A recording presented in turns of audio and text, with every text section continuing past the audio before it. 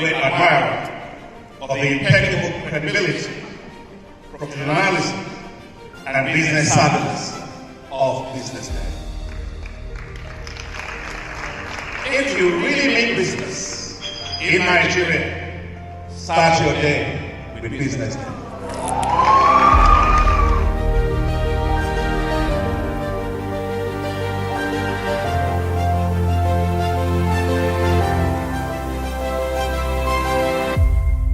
BusinessDay is West Africa's leading provider of business intelligence and information, delivering premium content across diversified media platforms, including online, mobile, and print. Since its inception in 2001 with a weekly newspaper production, BusinessDay has expanded its reach to provide exclusive content accessible through print, mobile, and online channels. Our premium offerings are further enriched with syndicated content from esteemed sources like the Financial Times, The Economist, and the Harvard Business Review. At BusinessDay, our mission is clear: to be the foremost provider of business and financial content, empowering readers to make informed decisions in Nigeria and Africa.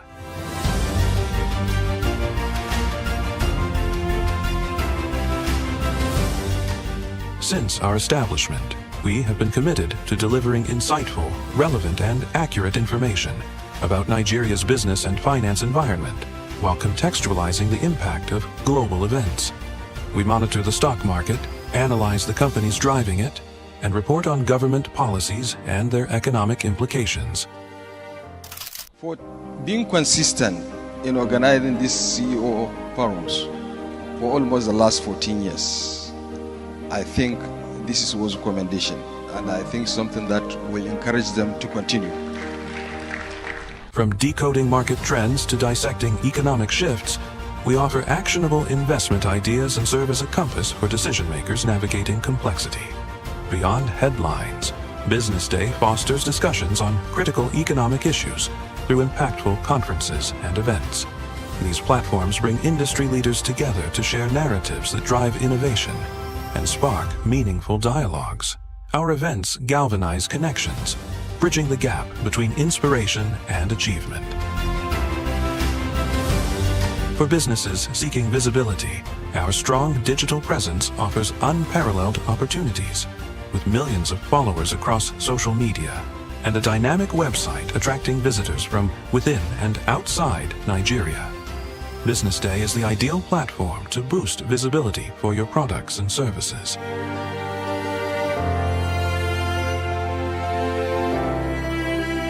If you're looking for in-depth analysis and expert opinions on Nigeria and Africa's business landscape, BusinessDay is your guide.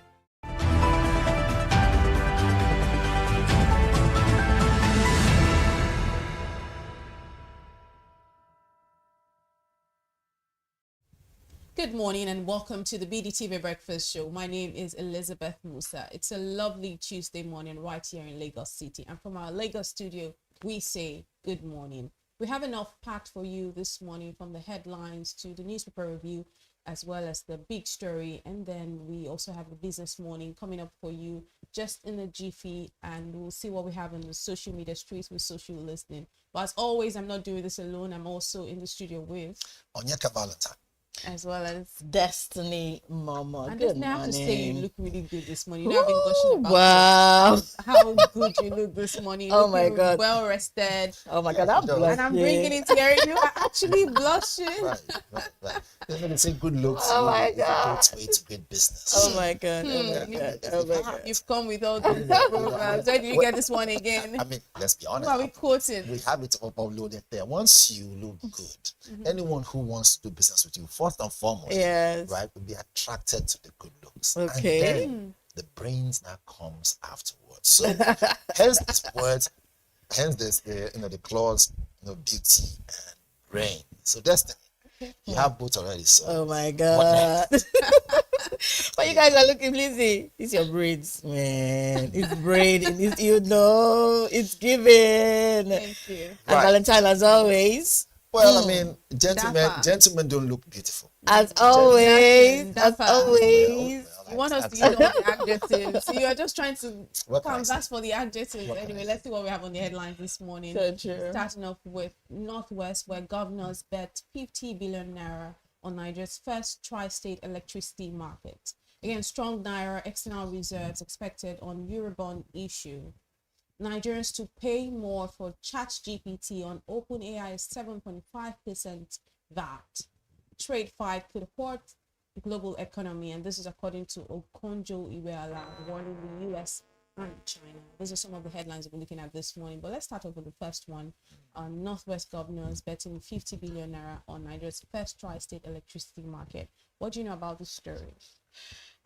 I just believe that what they're trying to do is just to boost power supply, industrial growth, making everything, happen for us, because we know what, electricity does for businesses, electricity does for everything. It just, even normally when, there is light, even children, a newborn baby knows and feels good about it. And so it's something that we should have had a long time ago. Now, if it's happening now, I want to give kudos, to the governors that are making this happen, to the federal government, as always. And I overheard something this morning when someone was speaking on the media about the war-torn nation, Gaza, right? That even as the war is on, there's still power supply. In some areas. And there's still water supply. Although Do you understand? We do not have any war ongoing in Nigeria. We should be privileged to have these things and not, celebrate them as we are doing when it happens like this. Well, it's good to see that we can have news in the media. There's actually good news. Actually, yes. I'm starting the day with it. Most definitely. Yeah. Judging the fact that where we are coming from and the years that we've experienced for those who were born in the 70s, right?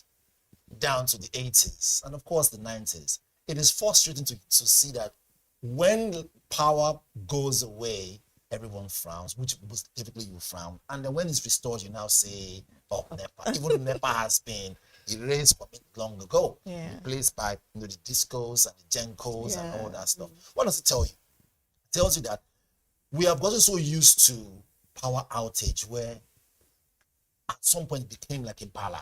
And such things shouldn't be heard of. But Nigerians were very, very, we're very strong people, very relentless in nature. So to hear news like this, it gives us that form of hope again. Is this actually renewed hope? This is the question now. And 50 billion naira is actually a lot. It could seem like a lot, but at the same time, it's not a lot. So I don't think 50 billion naira bet, I don't think it's too much. But anyway, let's move on now and talk about strong naira external reserve expected on Eurobond issue. That's another story that is also on our headlines this morning. We've been following the Eurobond issue and how the government is planning to not pay out of pocket, but also still borrow, to pay off this money. But now we're also seeing that now that with strong naira and external reserves, we're expecting it's looking positive. If you really ask me, when we talk about this Eurobond issue, that's also one story this morning. And Nigerians to pay more for ChatGPT on OpenAI 7.5% VAT. How do we pay more for Chat? I don't even pay for ChatGPT. I'll be honest with you. I don't do the paid version. So I'll tell you, whether or not we have to pay more for ChatGPT or whatever they call it, right? The bottom line is everything that is online, once you turn on your data and you use it, trust me, one way or the other, your networks are paying those people. But now, for us to pay more for it will simply mean, will the subscription change? If it's going to change, how does it benefit those who are not even that inclined to it? There are some people who have never used, the ChatGPT at all, right? I can go on and on. Those AI tools, yes, they have their, pros. You also have the cons too.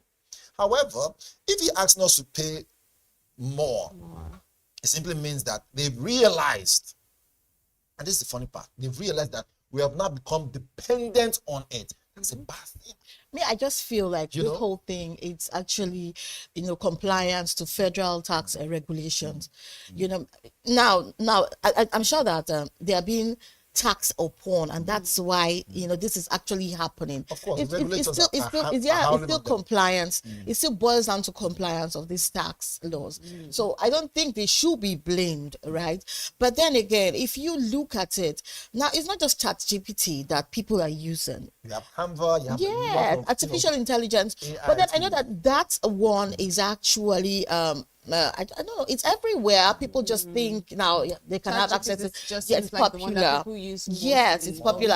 We have It's Gemini just like and it's just like when something comes first, you tend to start like for instance, I don't mean to call brands, but noodles, you know what everybody called noodles, they call it a particular brand because that is what, do you understand? So it doesn't mean that people do not use other forms of AI, right, outside of ChatGPT, but then this is just because of the tax regulation So by the again, federal government.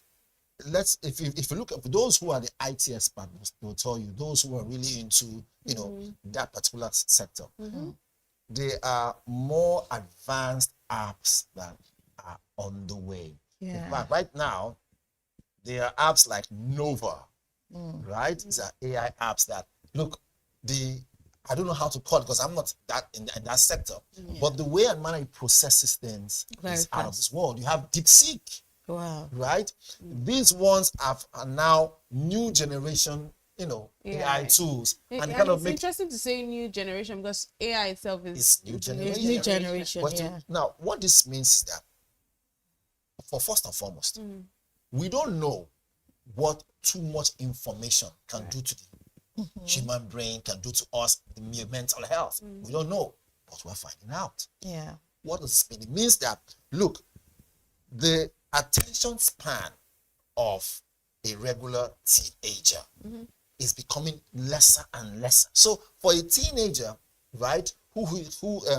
either the parents, the dad or the mom, gives that level to use Yeah. those apps, yeah. because they give you money, go and download or do whatever you want to do with it. They get the answers very quickly through those apps. Where is the attention span in class? Yeah. If the teacher is slowing down to give them that lecture, they're already ahead of the teacher already. Yes, exactly. But again, is it a good thing? Is it a bad thing? I think those within those sectors need to look into it, but that's separate. The good, Okay, go ahead. yeah. Go ahead. please. But so the good thing is that, yes, we are being told very soon that we have to pay more for those apps. It will mean two things. One is this going to be more business for Nigeria. How is it going to affect us business-wise? Would we make more money? I don't see how that's going to beneficial to us. I actually agree with what you've just said. But don't also forget that Nigerians have actually delved into the tech ecosystem, which has actually metamorphosed eyes. It has opened up a lot of avenues for a lot of business-minded youth. I was surprised to see that even in this AI, apart from ChatGPT and the rest of them that can, with speed and accuracy give you what you want, there are also avenues for all the artificial intelligence delving into different areas like even agriculture, that agribusiness. Yes, agribusiness give you solutions. It's actually very encouraging. But my question now is, how do we make our economy better through that? I think this is also just one of the government measures to increase non-oil revenue. We're talking about trying to get revenue through other, the other parts of the industry, generally from time immemorial, we've always been very used to getting our revenue from oil. So now we're moving very digital now. So it's only normal. It might be it might pinch us a bit, but they have to diversify, our revenue. So yes, that's also. But AI has really gone deep. So and then this whole ChatGPT 7.5% VAT. It just goes to show that these apps are really used. There's something Valentine said about. It's really used. Yes, there's something Valentine said about the attention span of children now. Not wanting to even pay attention in class because they know that with speed and accuracy they'll get answers they want. I don't think it's a bad thing because we in Nigeria, or should we say, or should I say we in Africa, we are too academic conscious. And because if you go abroad, Are we though? yes, we are. Because if you go abroad, Nigerians are more in the schools, or Africans are more in the schools. Now, the citizens are not so much in the schools. Why? Because the government pays them. Right. Now, it doesn't mean that they don't know what they need to know, the basics. They already know the basics. So I think children in Nigeria already know the basics too. You know, when we were in school, it was too tough. You know, I know one thing, we're actually really dependent on AI, and I think it's not good for while our AI cortex. is good, Yeah. it has its downside because we're very dependent. To be honest, I literally use ChatGPT as my Of therapist. course. So As my therapist. So I will tell you something now. Do you know what this does? If you need to meet a one-on-one, conversation with someone who's like I did say now, who's like you rightly said, who's a therapist, for instance, Yeah. you need that one-on-one conversation with the person. Yes, you get your answers, on ChatGPT. Yes, but ChatGPT, you can have one-on-one with ChatGPT. yes, you It tells can. me globally, But what do we want to take? Of guess course. But guess what? That I don't want to use the word intimacy, but that one-on-one conversation where you sit with a real human being, Yeah. what that does to your front cortex, this is size, it's part of the brain. That will take my gist. Again, That will carry my gist. but- And but- but- ChatGPT but is not taking my but gist the- anymore. but even that's because the person who needs to get, I don't want to go too far, but there's some people who are out there ready to hack things to get information out. They've not just seen you as a target yet. Take it from me. Those hackers out there, they are getting Yeah. more smarter. There's a place called the dark Yes. web. Are you aware? You don't find that on your normal Google Chrome or find out the Firefox. Exactly. There's a place called the dark web. The dark web is actually dark. And what it does is that it teaches you dark things. So the internet is very, very, very, very, very, very elusive. There are lots of things about it that, look, that's why I said what I said. I said, look, believe it or not, we don't know the repercussion of too much information, but we are finding out. Yeah, because Yeah, we're we're actually finding putting out a lot of our information out there. Information that, because ChatGPT is looking very harmless. You can just ask any question. And it's I taking don't know your yet. data. Secret. It's taking And your it's looking data. like, that's my data on the internet. But everything's So smart. we have to actually be careful. Everything smart is actually, taken from you as well. We actually- Our smart And- TVs and and there's- our and smart there's some- and everything. there's something we're not They're looking at you. They're seeing you, but you don't know. No. But And there's something we're but not seeing. that's why it's smart. Here's the interesting part. The interesting that? part is that what it has been designed to do is to take your information, take another person's information, mix it up together, and prepare answers on the go. Which is why growth, GROT, which is a bycut from what Elon Musk is doing, is very, very, very, very powerful. GROK actually. Okay, GROK, sorry, Yeah. growth, right? Is Growth, that yes. growth? Is it growth or growth? Growth. Okay, fine. So, I've never used it before, but I can tell you from the research, there's a lot that we're expecting. Anyway, However, we have to actually move on from this story and talk about something else with trade fights, which could hurt the global economy. I mean, we can't just realize one in the US and the China, Right. because really it's sad to say, but we are highly dependent on these people. So if they are going on this back and forth wars and whatnot, it will definitely impact and affect the global economy. So Well, she's well, warned about that. I want to agree with her, but not totally. Sometimes when there's disagreements erupt, when it happens, like this, we tend to now see the good side as well, because it helps us to also see how we Africans can actually do these things these people are doing, and also it also helps reduce price. It did reduce price, because when we didn't know that it was China that was doing some things, and then we thought that it was US that was doing it, the prices went up. But when the fight came, you realize that China actually brought down these prices and also made it clear that they are the ones that are actually making or producing these things. Do you understand? Sometimes when it happens like this, yes, it might go wrong in the other part, but the advantage of it is that the price comes down for some of us that are just in the know of it. What do you also see? Do you think that we'll get this foreign investment if there is these wars are going on, with these tariffs and whatnot from US, China? Do you think that we will Nigeria, have we have the investment? numbers. People Especially know Nigeria. we have the numbers, and Nigerians are actually dependent on things that people bring, but not as much as before, because I tend to realize that we're becoming more and more patriotic. We're becoming more and more very productive, with our hands, and we love the things that we have, grown from here. We like what we do. We like what we grow right now. That awareness, yes, the awareness just keeps coming, and then we just keep appreciating what we have, because we find out that the rest of the world actually appreciates what we have, right? And so I'm talking about okay, a little bit of diversification away from maybe normal trade, talking about what we have here, talking about food tourism, talking about other sectors of tourism, talking about every other thing. I just realized that we have started appreciating what we have. Somehow that consciousness has come to stay, and it's quite overwhelming.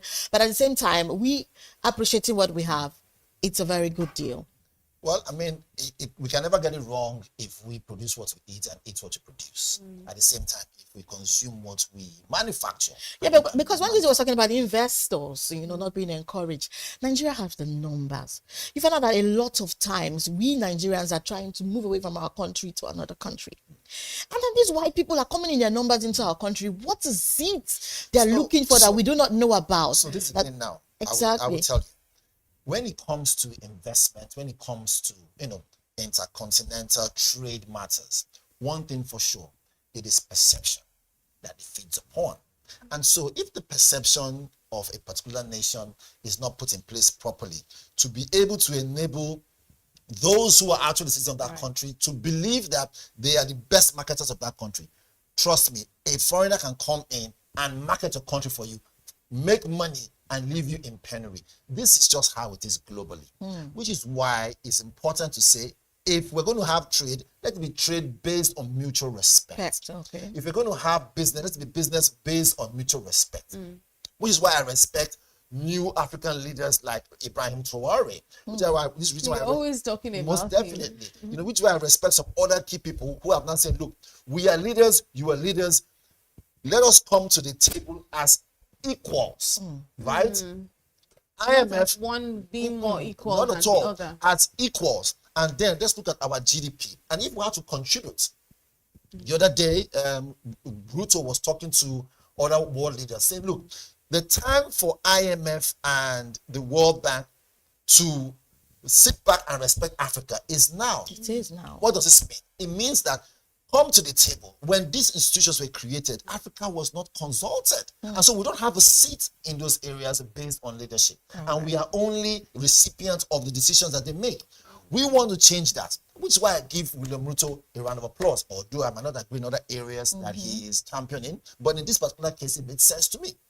Why am I talking about this? This trickles down to trade on what we're talking about based on what Kunji Willa said and other areas. Having said so, how does this affect different countries? I will tell you for a fact. The day we stop moving abroad, cap in hand, right?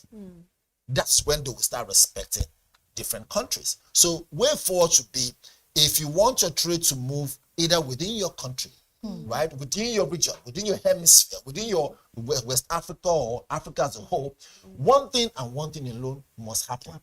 Approach the table as equals and be respected. All right, let's take a quick break right now and be back for the headlines in a bit, the newspaper headlines in a bit. We'll take a quick break.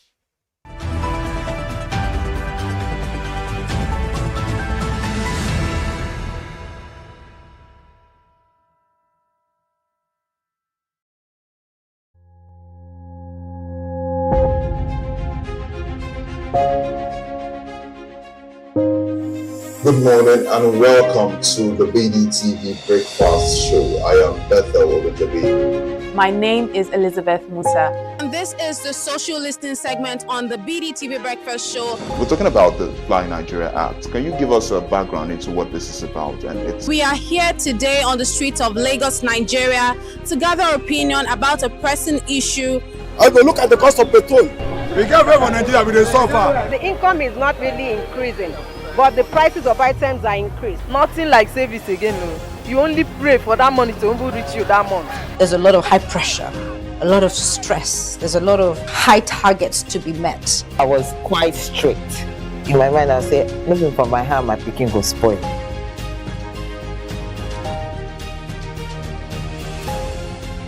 To allow all banks and all the players in the space. 15% inflation target achievable in 2025.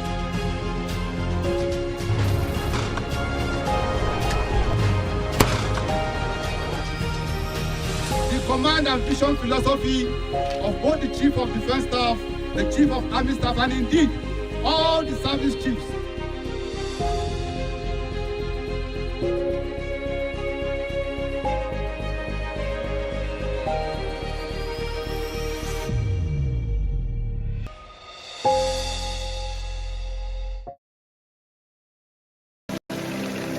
They say money never sleeps. Wake up to clarity, insights, and the stories driving business in Nigeria and beyond. From the heartbeat of small and medium enterprises to the pulse of national economic policy, this is where business meets perspective. With expert guests, real-time analysis, and stories that matter to you. We go beyond headlines to bring you the full picture. Join us every morning as we break down the numbers, decode the policies, and spotlight the people shaping our economy.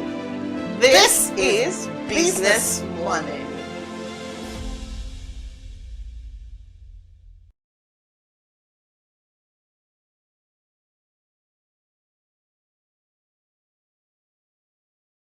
Welcome to the Triumph Against Odd podcast. Most people go through their lives without knowing what their superpower is, right? But if you're lucky enough and determined enough to find your superpower before you get to a certain stage of your life, you will be incredibly successful. Look, the first thing is you just decide not to look at the challenges, because if you do, it's going to end you. The closest thing I think is that I had a deeply military background, which is a bit of a never say die background. I saw an opportunity in non-interest banking, and I felt that the demand was there. There was pent-up demand for it. People were yearning for it, and I felt that if we did it properly, if we brought in professionalism into it, and if we brought in our experiences, our various experiences from various backgrounds into it, that it could succeed. Very few people do that because very few people explore their superpowers. They just explore bread and butter issues. I need to eat, and Yes, there will be challenges. This is a very difficult business environment. The government keeps working on how to make business easier. The first problem to overcome is really just starting, right? We thought about this idea for over 2 years before we even took the first step. You cannot ignore this country. No, and to be from here, I think is an incredible privilege. Nigeria will be ascendant in my lifetime.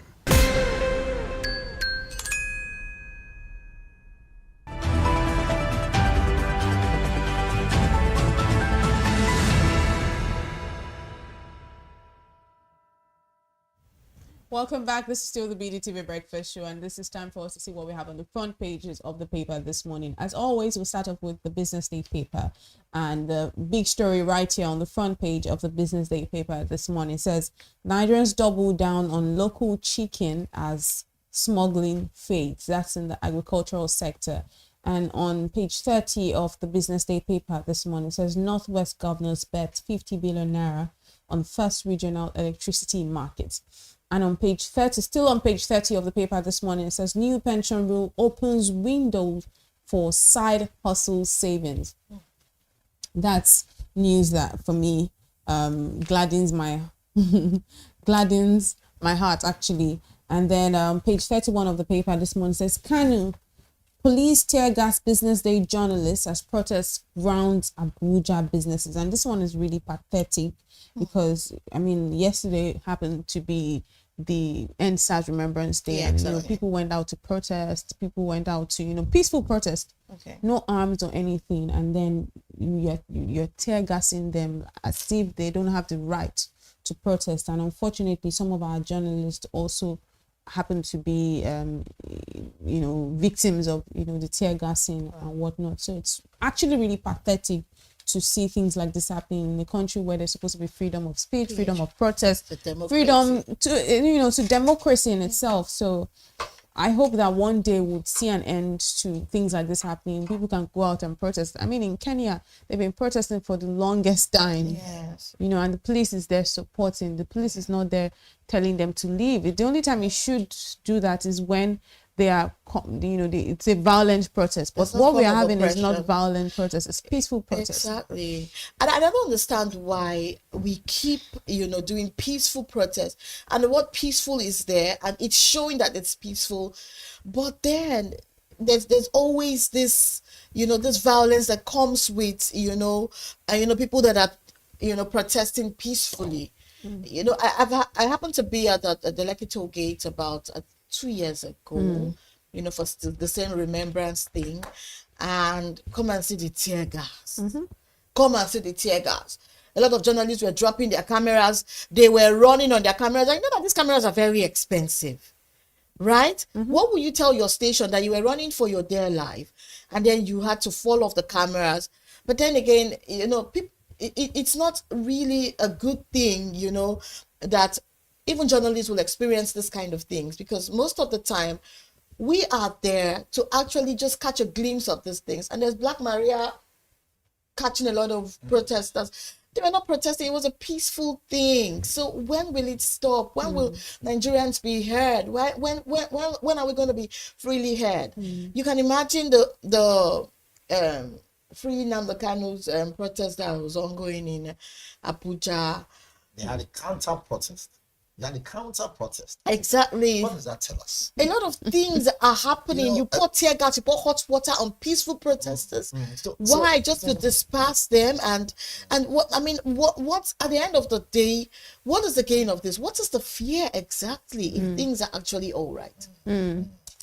Well, I mean that's Nigeria in action actually, and unfortunately we don't like to say that. No one likes to say that. If I might weigh into this, I mean, which one do I will start with? Do I start with the one of Nnamdi Kanu, or do I start with one of NSAS? They're all protests. I will tell you, truth be told, the way and manner our security forces have been trained to respond to planned protest. Again, I said planned, not unplanned or maybe the fact that they were not aware of this. Exactly. Once you send an awareness note to the police that you want to run protest, you want to have a protest, right? And it's going to be peaceful.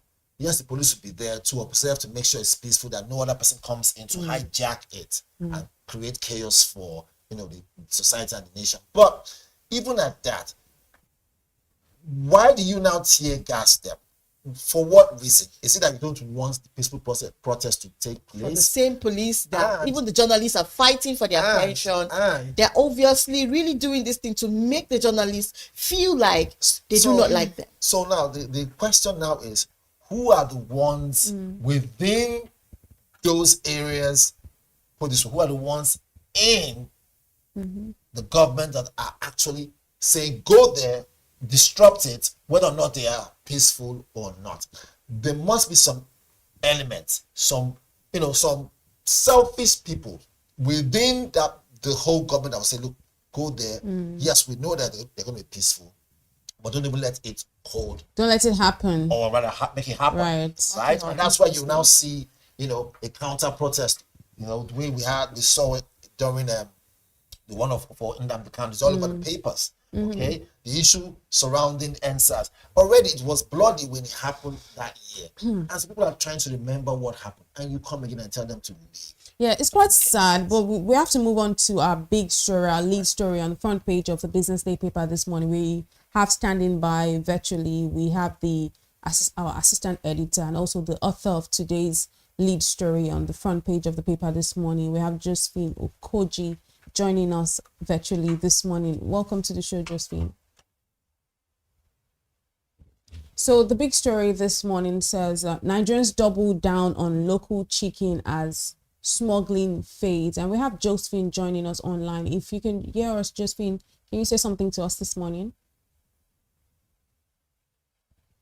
Thanks for having me here today. Right. Thank you so much, Josephine. Could you throw more light on this story that we have on the front page this morning? Just tell us more about what's all about. Okay, so it's a subsector in the poultry industry. You know, the poultry farmers have been through a lot, and there've been a lot of reports on how the cost of feeds have really squeezed that subsector in the agricultural space. But in the midst of all of this, there's still some positives from that sector. The people who are focused on processing the chicken meat we eat. So we went out to conduct a survey. We wanted to see, in terms of demand and supply, what is really happening in that market. A lot of Nigerians are now becoming health conscious. You know, they are now eating more of our locally produced chicken. You know, chicken has been a contraband item where you can't import it into the country. So it has always come into the country through the land borders. It has been smuggled over the years. And, you know, there's this story around that most of this smuggled chicken are being preserved with some chemicals that are harmful to our health.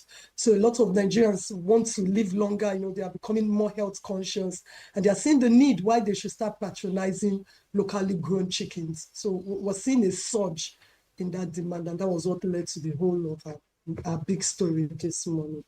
Right, so the story just tells how Nigerians are consuming more healthy chickens now. You know, people are shifting towards eating white meat, and chicken is one of those white meats that is very good for our body. And they don't just want to eat chicken now, they want to eat healthy chicken. So they're seeing the need why they must eat the ones that are not preserved with some chemicals. And hello, Josephine. Good to have you here join us on the breakfast show this morning. But if I may ask, if Nigerians now want to be eating healthy chicken, you know, live chicken, we all know that live chicken is tastier. You know, it's better when you're even happy eating it. You know, because of the taste and for the fact that you know, it reminds you of that Christmas. But it's not as fleshy though. No, it's not as fleshy. But the thing is, it's even more expensive. So are you saying that because Nigerians now will want to be eating, you know, the live chicken more, do you see the price coming down for this to be very possible? Because a lot of people do not eat it because of the price. It's not because of the fact that it's hard to come by. It's because of the price. These things keeps, you know, skyrocketing in price. What do you think about this? Okay, I'll just try to clarify something here. We're not talking about the live birds now. We're talking of the frozen chicken, the chicken that has been processed. Oh, wow. A lot of poultry farmers have made investments. They've moved beyond just raising birds for eggs. Now, we're seeing the likes of Nat Noodle, Ola Farms. They are now shifting towards processing meat. You know, before now, we import this frozen chicken from China, Asia. More, it comes from the Asian region. And this chicken, it has to go through the sea. You know, some of them spend maybe like 2, 3, 4 weeks before they get to Nigeria. They are being preserved in chemicals and all of that. But now we're having farmers who have invested now. They are processing live birds into chicken. When you go to ShopRite, you go to super malls, you see supermarkets, you see packaged chicken. They are Nigerians. They are being processed locally here. And they are cheaper. It will surprise you, because we also did a market survey. A kilo of Nigerian chicken is 5,000 naira. While a kilo of orobo, which is being smuggled into the country, is 5,200. So there's a 200 price differential. But now we're seeing Nigerians who are conscious. There's this deliberate drive now that I want to eat local processed chicken. And this is now a disincentive for smuggling, because smuggling was thriving before. every time you hear customs saying they catch 5 trucks that want to smuggle chicken and poultry and turkey into Nigeria because of the demand. But now we're seeing a shift. That demand is gradually shifting to the local players. A bit. And I for was us, a that's bit good shocked story to as a hear country. you So, say, Josephine, can you hear me? I was a bit shocked to hear you it's say also more smuggling. nutritious. Okay, Josephine, are you there? Josephine. Yes, I can hear you. Right. So you talked about smuggling, and I was a bit shocked when I heard you say smuggling, that all the frozen chicken we've been having from out of the country have been smuggled, because I honestly, this comes as a shock to me this morning, because every maybe 90% of the population, or maybe not 90% of the people who eat chicken mostly buy frozen chicken that is imported. So, and then I'm hearing that you talk about smuggling this morning. So I just needed to clarify, just so that I'm not, I don't have you wrongly. Please clarify that all of this frozen chicken that we've been eating, for the most part, have been smuggled. Is that what you're saying? Before now, majority of the chicken you go to buy in the market, all this horrible, they are being smuggled into our country. Right. They're being imported. They're imported chickens. Interesting. But now we're seeing farmers making investments. This whole drive, it didn't just start overnight. It started in 2018 when the government introduced the border closure policy. Nigerians were now forced to look inwards. So a lot of people made investments across the value chain, because there's a huge demand for chicken products in the country. People are shifting from eating beef, because like we all know, beef, medically, doctors will advise you to eat less of red meat. So there's this shift. Now, when they are making this shift also, they are being conscious, because we all know that this imported chicken, by the time they pass through the sea, they stay a longer time before they are being transported to Nigeria. So they are being preserved by some harmful chemicals. Wow. People want to eat food that are less chemical and all of that. So Nigerians are being conscious now, and they're saying, oh, why don't we eat the ones that are grown locally, that they don't have to preserve them for 2-3 weeks before we get to eat them? They're just at the back of my house. They are in nearby markets. And even the distribution network has been awesome. All right, Josephine, if you can hear me, so we hear you. You made a point, 2 major points. One, the fact that health-wise, it is more beneficial for Nigeria and Nigerians to be able to see that, look, we rather prefer to eat, or rather consume, less chemically induced chicken, which is great, knowing the fact that a lot of illnesses are out there and we don't really know what's causing them, which is great. Also, you also made another point regarding the fact that there's a cost variation. 2 major points, which I, kind of make a lot of sense. So the third one for me is more or less being objective. Don't you think that with this now, the fact that we're now doubling down on our local produce, it is, for me, the business angle, or rather the business opportunity there, simply means that we are now more dependent and more, focused on consuming our own. It's good business for us. So do you see it as better business for Nigeria now to consume what we eat and eat what we produce? What do you think? Yeah, it is. It is, because we have issues around FX. Now, those FX that would have been spent smuggling, because the truth is, it is still Nigerians that go to import this chicken to nearby countries, Benin, Togo, and the likes. And they need FX. So you see, the pressure for foreign currency will also subside. It will reduce. It will also create jobs. If you look at the poultry industry, it's one of the sector that accounts for large employment in terms of employing people in that sector. And like agriculture generally makes up over 50% of employment in Nigeria. So a lot of people will also get jobs. It creates the job opportunity for those that will be working across this value chain. It's not just for the farmers. For the distributors, because we have people that will distribute these chickens because it has to get to nearby markets. For the people selling, and also for our health, because when you are healthier, you can be more productive. But when one is sick, you become less productive. So it's a whole value chain, and so also the benefits are all encompassing. And it will also increase our GDP at the end of the day. So I think it, and there's also a window. It will surprise you that despite this shift, there's still a 65 million gap, 65 million births gap in terms of demand, because the last time that there was a survey that was conducted by the government in that space, Nigeria consumed over 200 million birds, and currently we're producing about 145 million birds of chicken. So there's still a gap. And this is an opportunity for those that will want to still invest in the value chain. You know, when you talk about poultry, now people like, oh, poultry farmers are dying because of the cost of feed. Yes, those are for those focused on eggs, laying boilers for eggs, laying layers for eggs in the egg value chain, those in the egg business. For those rearing boilers, you just rear it for 3 months and it can be slaughtered and processed. For those rearing broilers for meat, there's still an opportunity in that sector despite the high cost of feed, because the number of feed that a broiler bird eats is lesser than what a layer bird will eat.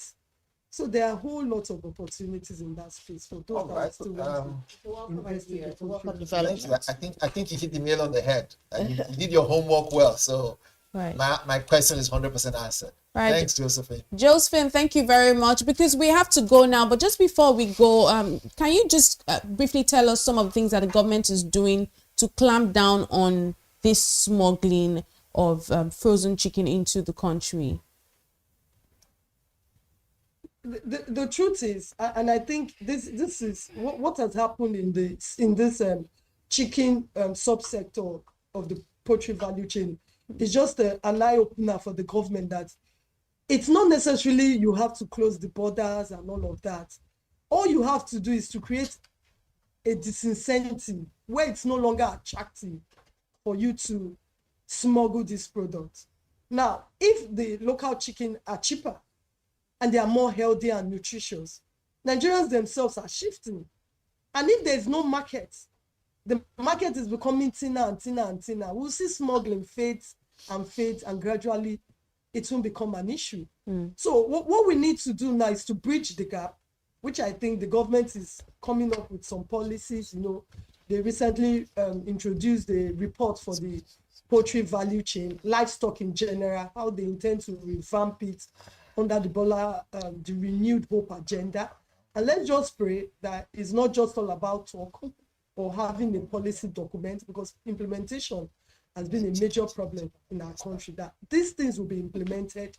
And if well implemented, I can assure you that we'll see in the next 5 years, Nigeria will be sufficient in terms of chicken and all of that. And there will be no need for smuggling.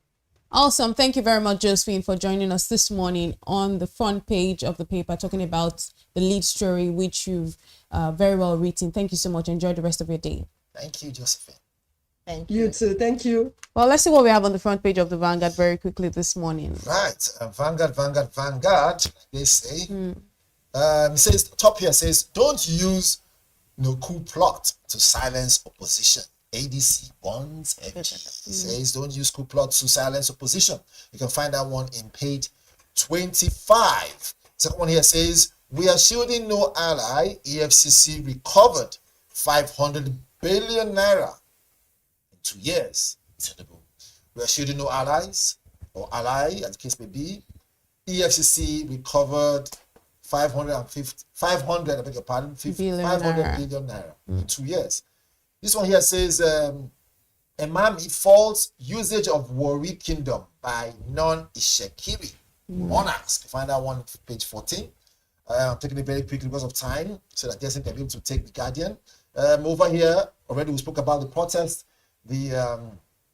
protest for Kanu's release, and then there was a counter-protest. It's strange to see a counter-protest when we're talking about. But again, it's a free country. I know the law provides for this to happen. So there we have it. So over in Abuja grounded as security men tear gas protesters. Sad. We spoke about that one already. They're very quick. Let me just run it through. Down here it says NLC gives FG 4 weeks to resolve education sector crisis. NLC, I beg your pardon, gives FG 4 weeks to resolve education sector crisis. Say no pay, no work as ASU, SANU, and NASU others unite for action. Oh, wow. Guardian? All right, here, very quickly on the Guardian newspaper. It says, free Nnamdi Kanu, chaos as police disperse Abuja protesters. Southeast shuts down for Kanu, and that's on page 6. And coming down says, NSAS police reforms linger as Nigerians demand justice 5 years after. And here says a teenager arrested for allegedly removing sister's eye for money ritual. Wow. And unions and NEMED workers now vow aviation sector shut down today over poor wages. On left side here it says that Nigeria under sustained attack from foreign propaganda, says federal government. Sustained momentum, Tinubu tells judges, as EFCC net 500 billion naira convicts 7,000, and that's on page 5. And here on the health sector says NAD strike looms as 30-day ultimatum to federal government enters final week. And the far left, down left, says Nigeria needs new constitution, not amendment. Olani Pekun tells NAS, and that's on page 3. And here it says, resolve disputes with ASU or face nationwide strike. NLC wants federal government. I think that's about that we have on the Guardian News. Quite interesting stories on the front pages of the paper this morning. I mean, talking about the protests, front page, Vanguard, Guardian, highlighting the same thing. Abuja grounded, people are stranded, workers stranded, police barricade roads, residents angry, chaos as police disperse Abuja protesters, Southeast shuts down for Kanu, just a lot of things happening, protest. Look, I don't even have any words to say, really, just looking at all of these things happening. Right, just to to throw one or two there. I keep on asking that question. When you move into a crowd and you want to tear gas people, are there some exceptions to say, okay, let's don't tear gas the press people, right? Because again, why am I saying this? Unfortunately, there are no exceptions, really. Just throw the tear gas into the crowd to disperse the crowd. But we see, I'm making a case now for those in the press. When you go out to get stories, remember, right? Get the story, don't be the story. Absolutely. That's a very good word. That's a very good word. Caution people, we should take very, very seriously. Our colleagues in the press, different press houses, because we hear every now and then journalists getting between crossfire and they die. We don't want to be hearing more of this. We don't want to hear our colleagues dying in the line of duty. It doesn't make any sense, right? Going to get those stories real time is tough work. On-field reporting is not easy. Absolutely. I've done it before. I know it's tough. Talking about this, still boils down to the fact that the late journalist that died last week from Arise, there are controversies around that. It was because of the story that she was putting up that happened to her. Underground stories here and there. Underground stories here and there. Messy. No. Underground stories here and there, but then we just need to be careful as we do the job. The job has to be done. The report has to come out there. There's no way we have to do it. We just have to bring the report out there. And police have to just be more mindful when they go out. People are protesting.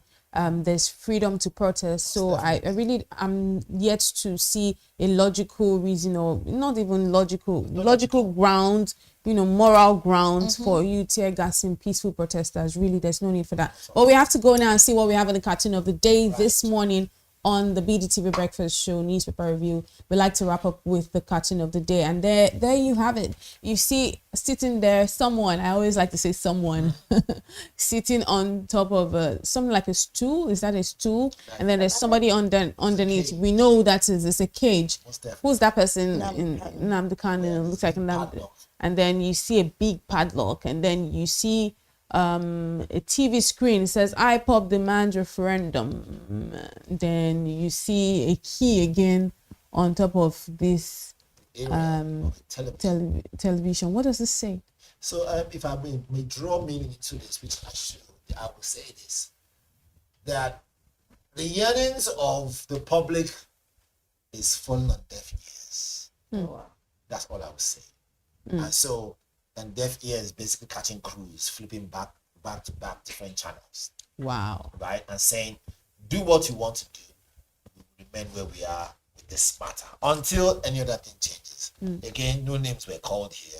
More importantly, we understand where it's hearing to. But, however, I believe that if not found guilty, right, or maybe if, whichever it is, let the court of law do their job, right? At the same time, let security personnel do their job. However, if you haven't found someone guilty, can the person also enjoy his or her freedom? If you found person guilty, can the person serve his time? Right. When there is lengthy years attached to a particular case, look, it becomes perpetual. Can we be able to say that our judiciary be more effective? I mean, this is a very direct thing. Exactly. I'm not canvassing for Nnamdi Kanu. Then I'm not even canvassing for the government. I'm saying let the rule of law take its course. Let the judiciary do their job and do it properly. This long hours and long years of conversation around this thing doesn't make any sense. If someone is charged for something, you present the fact, you present everything. Look, be quick enough with the case. If the man knows that's going to be, if the man's going to be guilty, he's going to be found guilty, sentence him and say this is what it is. If he's not, let him go. Yeah. You know, that's just how life is. So we are on the fence on this, saying, more importantly, our fingers are pointed directly to our judiciary, the arm of the judiciary, saying, do your job and do it quickly and don't stall. It's not good for Nigeria's image. Right, we have to leave here today on the newspaper review segment right here on the BDTV Breakfast Show. Up next is Business Morning with Destiny Momo. Do stay with us.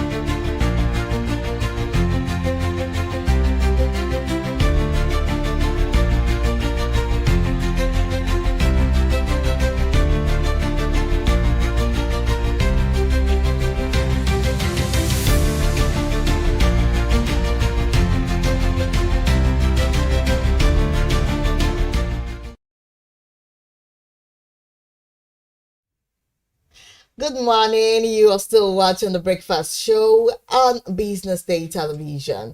This is Business Morning segment. I am Destiny Momo. And now let's bring to you the news in details. Nigeria's northwestern states of Kano, Katsina, and Jigawa have teamed up to create the country's first regional electricity market, pledging an initial 50 billion naira investment to boost power generation and expand access for millions of people across the region. The initiative, unveiled after a weekend summit in Marrakesh, Morocco, marks an unprecedented collaboration between subnational governments and private investors in Nigeria.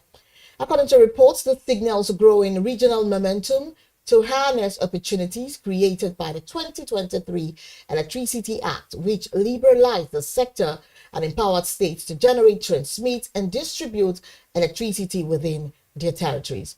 Under the agreement, the 3 states will acquire equity stakes in Future Energies Africa, the co-investor in Kano Electricity Distribution Company, in a move designed to align local political and economic interests with the utility's performance and long-term reform goals. And moving on, the already stabilizing naira is projected to strengthen further, while Nigeria's external reserves are expected to receive a significant boost following the federal government's planned issuance of $2.3 billion Eurobond towards the end of the year. Now, this move, according to the analysts and government officials, will enhance foreign exchange liquidity, reinforce investor confidence, and provide short-term fiscal relief, even as it raises concerns about the country's growing debt exposure. Year to date, the naira has appreciated by 4.5%, rising to 1,475.35 per dollar as of Friday, October 17, 2025, compared to 1,541.36 naira quoted at the beginning of the year at the Nigerian foreign exchange market. Nigeria's external reserves have also grown by $1.80 billion within the same period, representing a 4.4% increase to $42.68 billion on October 16, 2025, and from $40.88 billion recorded at the start of the year. And still on, OpenAI will start applying a 7.5% value-added tax to its paid services for users in Nigeria, starting from November 1, 2025. And this adjustment reportedly affects all paid subscriptions, including ChatGPT Plus and other billable OpenAI offerings. The company, in an email sent to users, revealed that the new charge complies with the Section 10 of the Value-Added Tax Act laws of the Federation of Nigeria 2004 as amended, and the FIRS Information Circular 2021 and 2019. And the firm urged customers to conclude a valid tax identification number in their account payment settings to facilitate proper tax documentation, reflecting Nigeria's intensified effort to regulate tax compliance among foreign digital service providers. And to end the news, the Director General of the World Trade Organization, Ngozi Okonjo-Iweala, has urged the United States and China to calm rising trade tensions, warning that the ongoing conflict between the two economic giants would seriously harm the global economy. Okonjo-Iweala revealed that if the trade dispute persists and both countries sever all economic ties, the world could lose up to 7% of its total economic output, explaining that such a breakdown would not only slow down growth in wealthy nations, but also hit developing countries the hardest, with some facing double-digit losses in income and welfare. According to her, the growing divide between the world's largest economies has already affected global trading flows, supply chains, and investment patterns. And now let's go on a quick break. When we are back, we will be discussing the Business Morning in full. Stay with us, don't go away.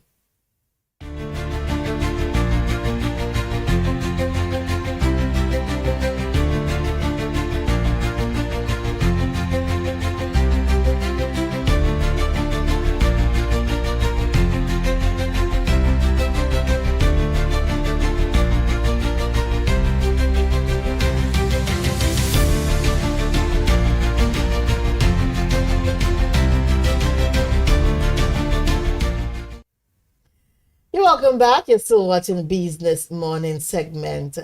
on the Breakfast Show. And now let's go straight to the first conversation for today. Talking about tech experts champions digital innovation for Africa's growth.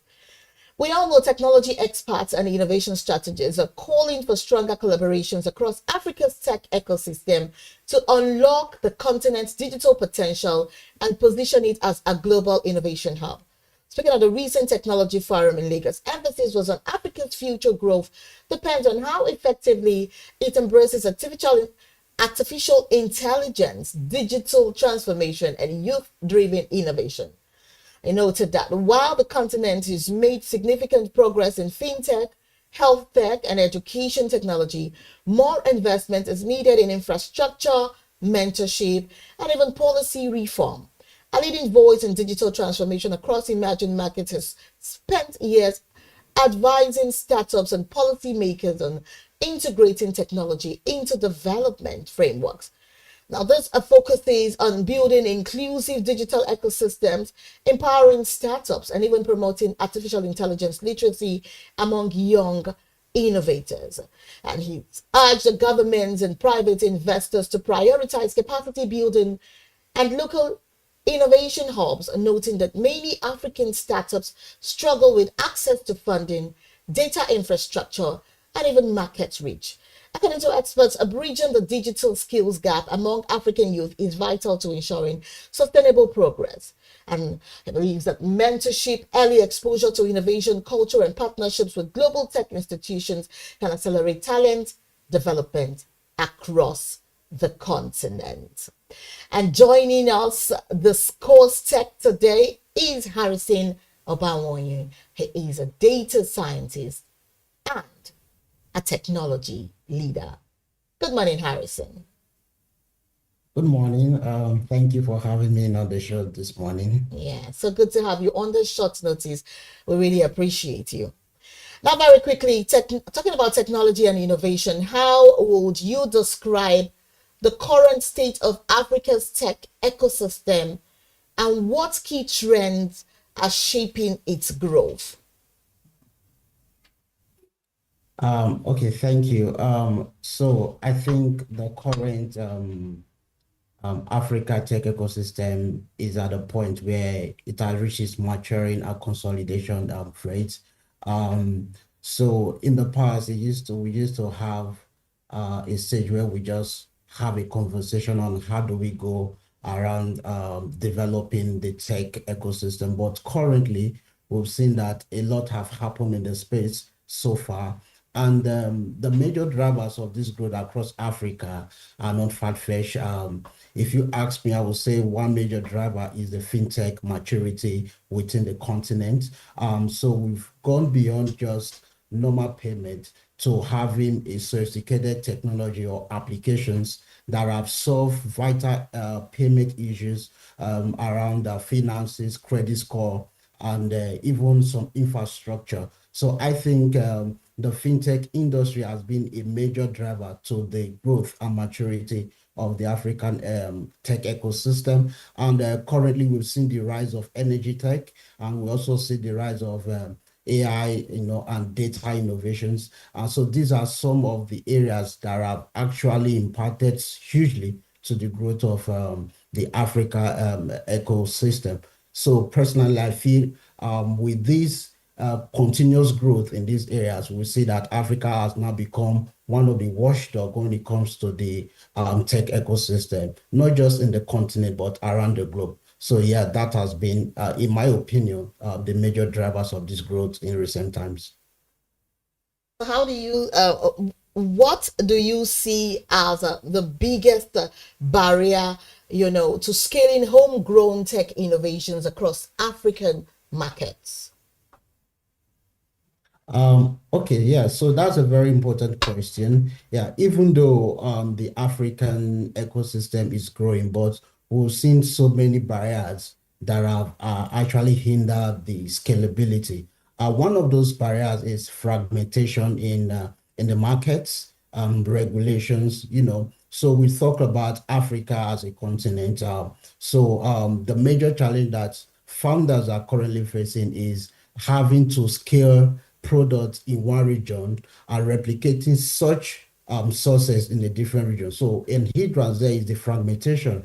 There are currently different rules, different data laws, different market regulations, different entering and exit point across the African continent. For example, a startup in Lagos, even if successful, when it goes to Cape Town, for example, or when it goes to Nairobi, it becomes difficult to really scale in those economies because there are fragmentations in the market. And the other major barriers is capital funding. And as you will have it, it has been a major challenge, even though recently in the last 2 years, there have been a global slowdown in capital investment in terms of venture capital, equity financing in this sector, but it has also hugely impact on entrepreneurs and even startups to really scale across different regions of Africa. And we've seen that there have not really been enough participation from the government. Rather, they have been like a gatekeeper, a watchdog, rather than participating fully in trying to make sure that there are, flexibility in how you do cross-border payment and cross-border growth. So personally, I feel these have been a major barriers to scalability across the continent. All right. You just, gave us an insight of scalability. Now, in your experience, what role does collaboration between tech hubs, universities, and even investors play in building successful startups? So yeah, it's a very important role that they play. So if they work in isolation, for example, there will be an hindrance to innovation. So when we talk about universities, tech hub and investors, I feel they need to collaborate more in order to bring about innovation in the continent. So you will think about it this way. The universities, they generate the ideas and the talents, right, at the level. And those talents are supposed to go into the market, like the tech hubs, to convert the ideas into prototypes and businesses. And investors, in the other hand, are to, invest in this talent, in these businesses. So if this is done practically well, it leads to a lot of benefits. For example, you can create employment pipelines. But what we have in Africa today is that this collaboration is really weak. You don't have a lot of universities directly collaborating with tech hubs, and investors, most of the investors we see are mostly short-term investors. But however, I think in recent years, last year and 2 years, we'll begin to see some university taking drastic steps to collaborating with innovators and tech hubs through internships and through, hackathons and some other, some other things they've recently developed. So personally, I feel there needs to be more collaboration between the three pipelines, and those collaborations can be of huge benefit to the African continent in terms of scalability, in terms of innovation, in terms of even the region's economic growth and employability. Yeah, thank you.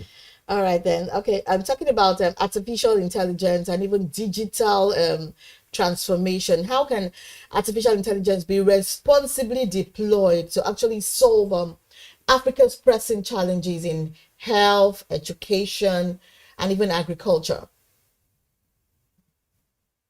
Okay, so that's a very important question.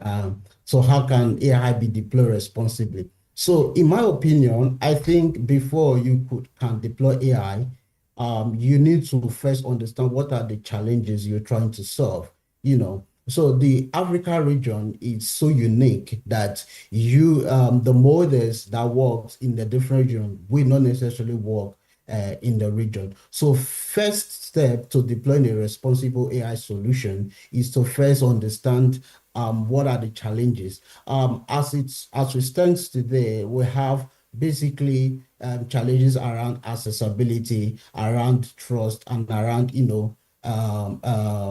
employability. So when you want to deploy AI, it should be around the people. So an AI that is trusted by the people will go far in terms of scaling, in terms of the solutions it tried to solve. So I think personally, for entrepreneurs or for people to deploy AI in responsibly in the African continent, it has to be around the people. And when you do that around the people, you need to be able to show credibility. You need to be able to put in place some structures like data protections laws, so that when it is rolled out to the market, the people receive it with trust and confidence that the AI are able to solve such solutions as it were. Yeah. Away from that question, I want to bring your attention to the fact that Nigerians now have to pay more for ChatGPT as OpenAI implements 7.5% VAT. What do you make of this, Harrison? So I think personally, it's not a new development. So before the implementation of the 7.5 VAT, when you check cross-border payment in terms of what Africans pay to use ChatGPT before now, what other regions pay, you see that it has been even more of a benefit within the Africa region. So with the introduction of the 7.5% VAT, I don't think there is going to be a huge negative impact in terms of how the product is used. But if you kind of look what the product is doing and the solutions ChatGPT is offering to the market, you see that the benefit and the return on I would call it investment, because of course you are paying to use the product, is going to far outweigh the cost. So personally, I feel that wouldn't create any tension or negative impact in that region. Me, for example, I use the product sometimes in research or in some what I do, but when I try to rate the two together, I feel it's just something that that will happen anyway, because it's a VAT that we go to the government at the end of the day. Thank you. Wow. Okay, then. So then, what ethical considerations should African developers and companies prioritize as they build AI-driven solutions? Yeah, just as I've earlier mentioned, we talk about ethical considerations. And first of all, before you even deploy AI solutions, you need to first consider what is the AI going to solve, because the question shouldn't be what AI is going to do, rather what AI should do.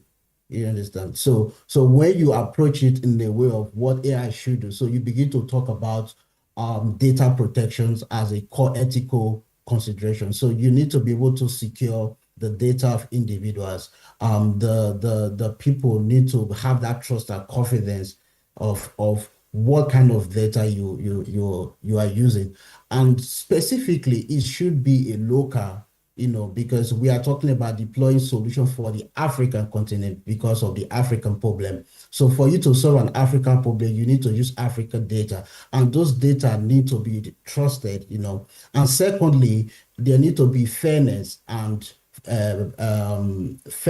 unbiasedness in terms of how you deploy these solutions.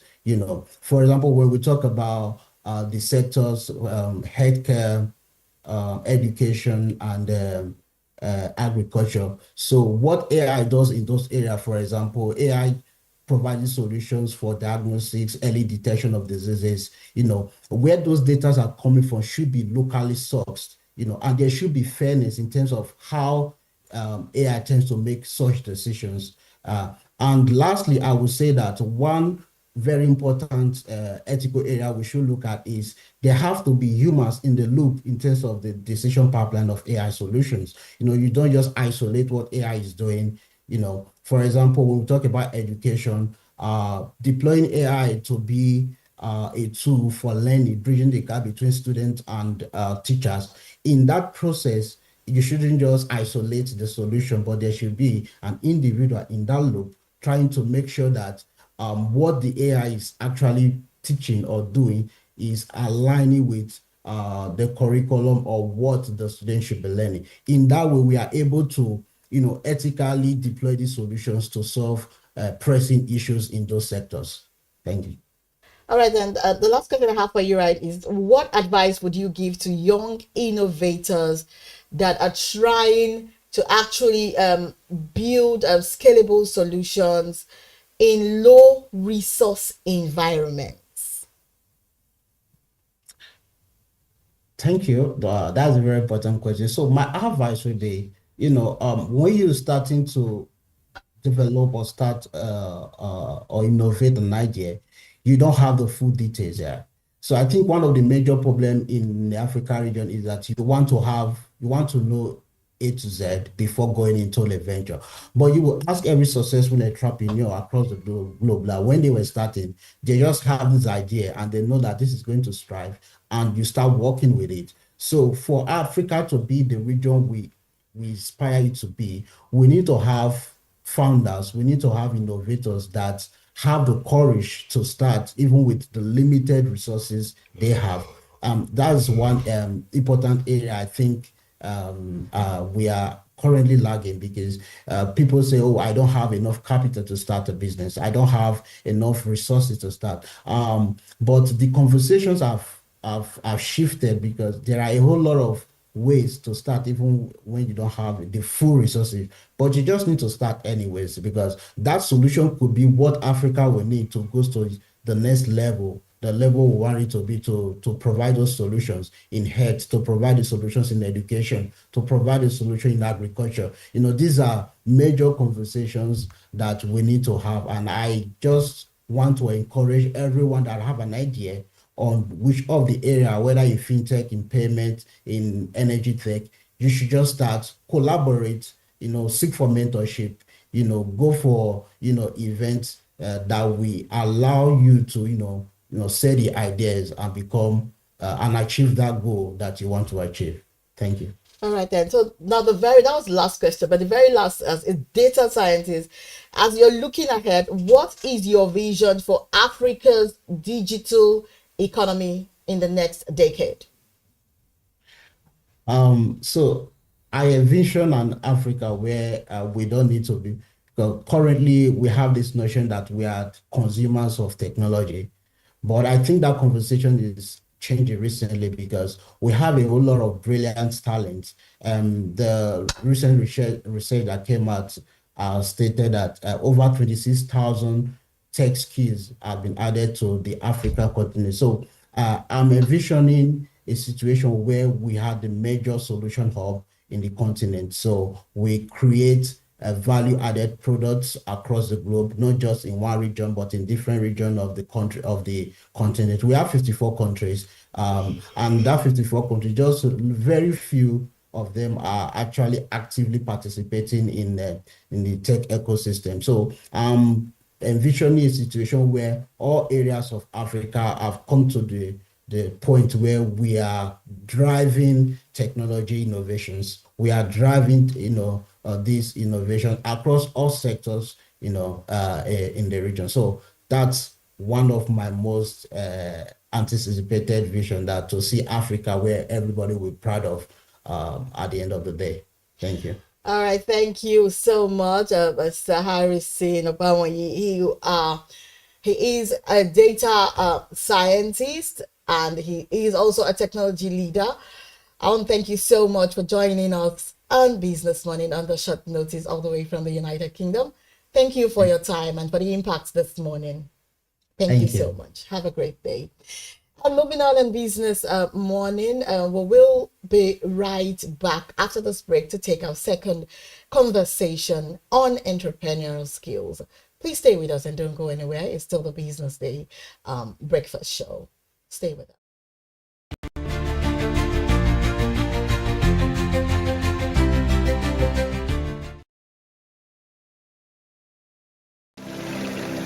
They say money never sleeps. Wake up to clarity, insights, and the stories driving business in Nigeria and beyond. From the heartbeat of small and medium enterprises to the pulse of national economic policy, this is where business meets perspective. With expert guests, real-time analysis, and stories that matter to you. We go beyond headlines to bring you the full picture. Join us every morning as we break down the numbers, decode the policies, and spotlight the people shaping our economy. This is Business Money.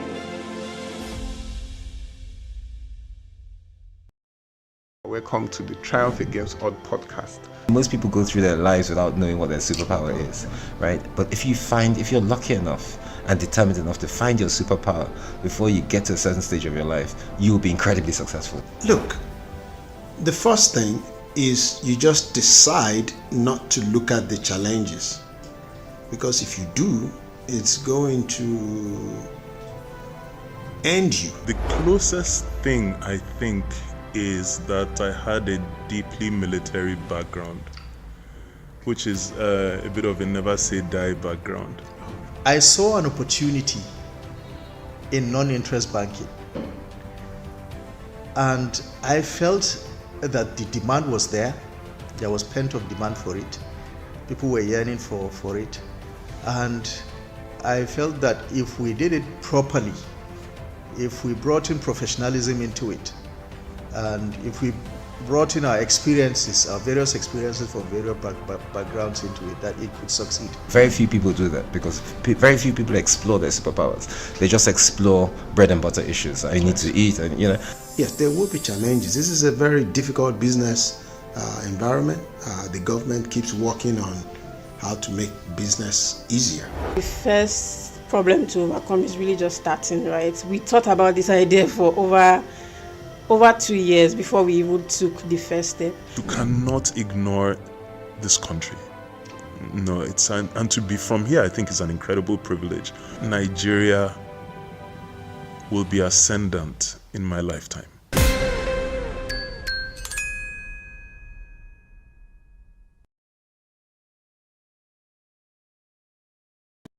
We are not just showing off businesses. We're telling the stories behind them. The hustle, the art, the orders, and the wins. Startup Spotlight, showing every Monday on Business Day television.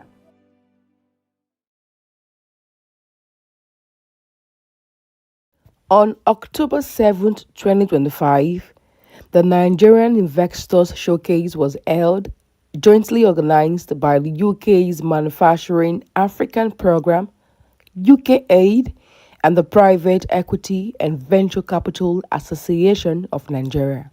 The event, themed Aligning Vision with Capital, gathered key players in Nigeria's manufacturing sector's investors, development partners, and industry leaders to explore investment opportunities and foster growth in the industry.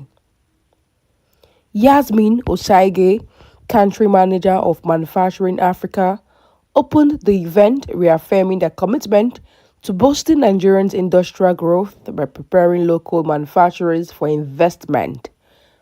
The opportunity of what lies ahead and the scale of the potential impact is huge. Africa currently contributes less than 2% of global manufacturing value add. We know that the continent's population is estimated to double by 2050, and we project that we'll require $400 billion worth of new manufacturing investment by 2030. That's why the Manufacturing Africa program remains firmly committed to increasing the number of financial close of the transactions that we've supported and working closely with investors in order to do so. 5 innovative Nigerian manufacturers pitched their businesses, including Sygen Pharmaceutical, which aim to reduce import dependence through local production. Sygen Managing Director Charles Oguwuyi shared their strategy to meet rising demand for locally made medicine and create jobs. A vibrant roundtable followed, led by Kemi Onobanjo of Manufacturing Africa, focusing on improving Nigerians' investment climate. Investors praised the continued support from Manufacturing Africa, UK Aid, and PEFCA in connecting the investment community and boosting competitiveness. The event wrapped up with networking, encouraging partnership, and David Meredith from McKinsey and Company closed by reinforcing commitment to Nigerian manufacturing growth through technical support and investment readiness programs. Initiatives like this are absolutely critical because this is the platform that brings visibility to the companies and also helps with pipeline development for the investors. There's cash looking for where to go, and there are companies looking for cash. But there are not many platforms like this, especially for the manufacturing sector, where you bring all of them together. This investor showcase is a fantastic idea, bringing ready companies, because investors are looking for companies that are ready to receive cash. These are companies that have received support and are ready and are actively fundraising, and bringing them into a room with other investors is a great way to not only get feedback about their business idea and how viable it is, but to actually really get connection for the funding that they need to grow, scale, and create more jobs and impact in Nigeria. So absolutely, we should do this every month, if you ask me, to make sure that companies that are ready to receive funding meet the investors that are ready to deploy funding. They've given us guidance all through the process and leading to this pitch. We've been able to grow in terms of how to present our company, and they've helped us put ourselves in a state where we are investable. And this opportunity today has given us a broader audience in which we are able to have vision. They're incredibly valuable. It's an opportunity for kind of local businesses from Nigeria to really kind of showcase the opportunities. And there are so many here, and bringing them together with kind of international investors and have that face-to-face contact. It's really valuable because it's an opportunity to really kind of bring to life their opportunities and also answer any questions. And I think that kind of, the face-to-face opportunities is just so important. The fact that Nigeria is heavily import dependent when it comes to drugs, right, which creates a major drug security risk. We are setting up a local manufacturing business here, right, and that focus is on helping local production of drugs here. By doing that, that means we have local employees here as well. So we have almost 400 employees in our factories. And then another key thing is that pharmaceutical manufacturing or pharmaceutical products are highly defensive. Whether you have money or not, if you fall sick, you have to spend money to get better. And so the growth potential is really there. That's for the pharma sector. For the agri-business sector, again, whether you have money or not, you have to eat. Right? Yes. So again, the growth is also there across all the verticals in the agri-business space, right from production, manufacturing, and then even exports. Right? We are seeing a lot of demand for locally produced and well packaged foods. I'd say that the manufacturing sector is interesting to investors for multiple reasons. One of which, and very importantly, it solves two critical problems. It meets consumer demands, and it also alleviates the FX volatility problem that we have because it depends less on imports.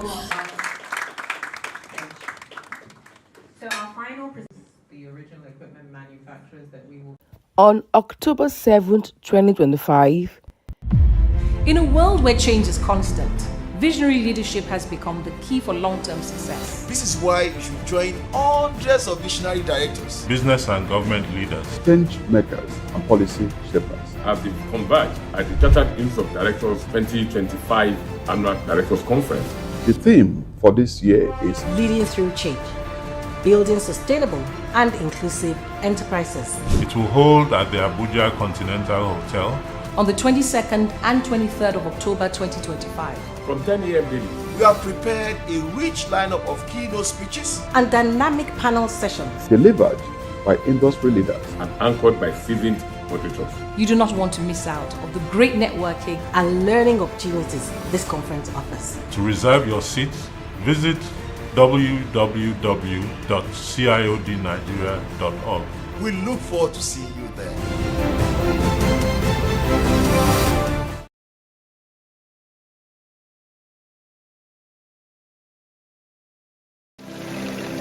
They say money never sleeps, Wake up to clarity, insights, and the stories driving business in Nigeria and beyond. From the heartbeat of small and medium enterprises to the pulse of national economic policy, this is where business meets perspective. With expert guests, real-time analysis, and stories that matter to you, we go beyond headlines to bring you the full picture. Join us every morning as we break down the numbers, decode the policies, and spotlight the people shaping our economy. This is Business Money.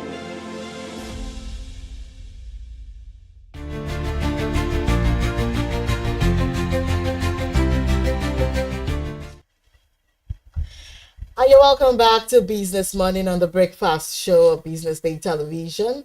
And right now, it's still Business Morning. Let's move to the second conversation for today, talking about entrepreneurship, driving Nigeria's economic future amid challenges and innovation. And as Nigerians work to diversify its economy beyond oil, entrepreneurship is emerging as one of the nation's strongest engines of growth and innovation, from tech hubs in Lagos and Abuja to agribusinesses in the north. A new generation of entrepreneurs is redefining how Nigerians create and sustain value. Experts say small and medium-sized enterprises, SMEs, now account for more than 80% of employment opportunities and nearly half of the country's GDP. Yet entrepreneurs still face major hurdles, including limited access to finance, inconsistent power supply, poor infrastructure, and multiple taxation. Government initiatives such as the Small and Medium Enterprises Development Agency of Nigeria, SMEDAN, and the Bank of Industry loan schemes and youth empowerment programs like N-Power have made progress, but many business owners say more structural support is needed.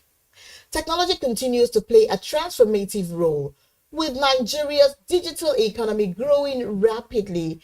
Fintech startups and e-commerce ventures are expanding access to capital, markets, and innovations.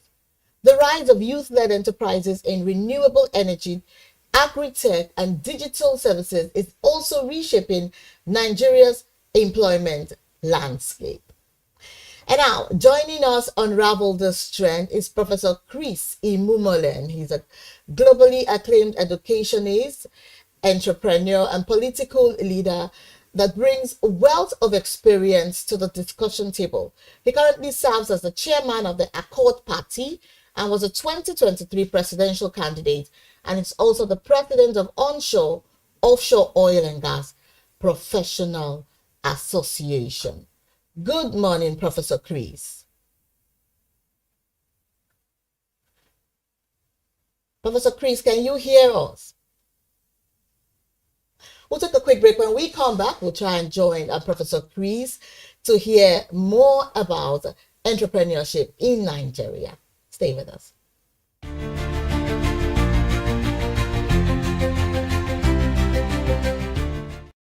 Welcome to the Triumph Against Odd podcast. Most people go through their lives without knowing what their superpower is, right? But if you're lucky enough and determined enough to find your superpower before you get to a certain stage of your life, you will be incredibly successful. Look, the first thing is you just decide not to look at the challenges, because if you do, it's going to end you. The closest thing I think is that I had a deeply military background, which is a bit of a never say die background. I saw an opportunity in non-interest banking, and I felt that the demand was there. There was pent-up demand for it.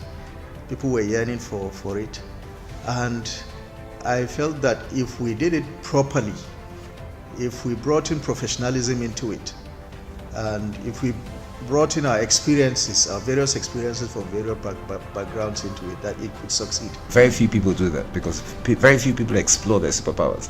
They just explore bread and butter issues. I need to eat, and Yes, there will be challenges. This is a very difficult business environment.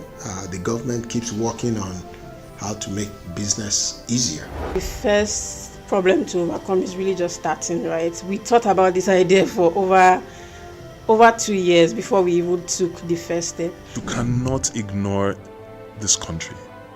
No, and to be from here, I think is an incredible privilege. Nigeria will be ascendant in my lifetime.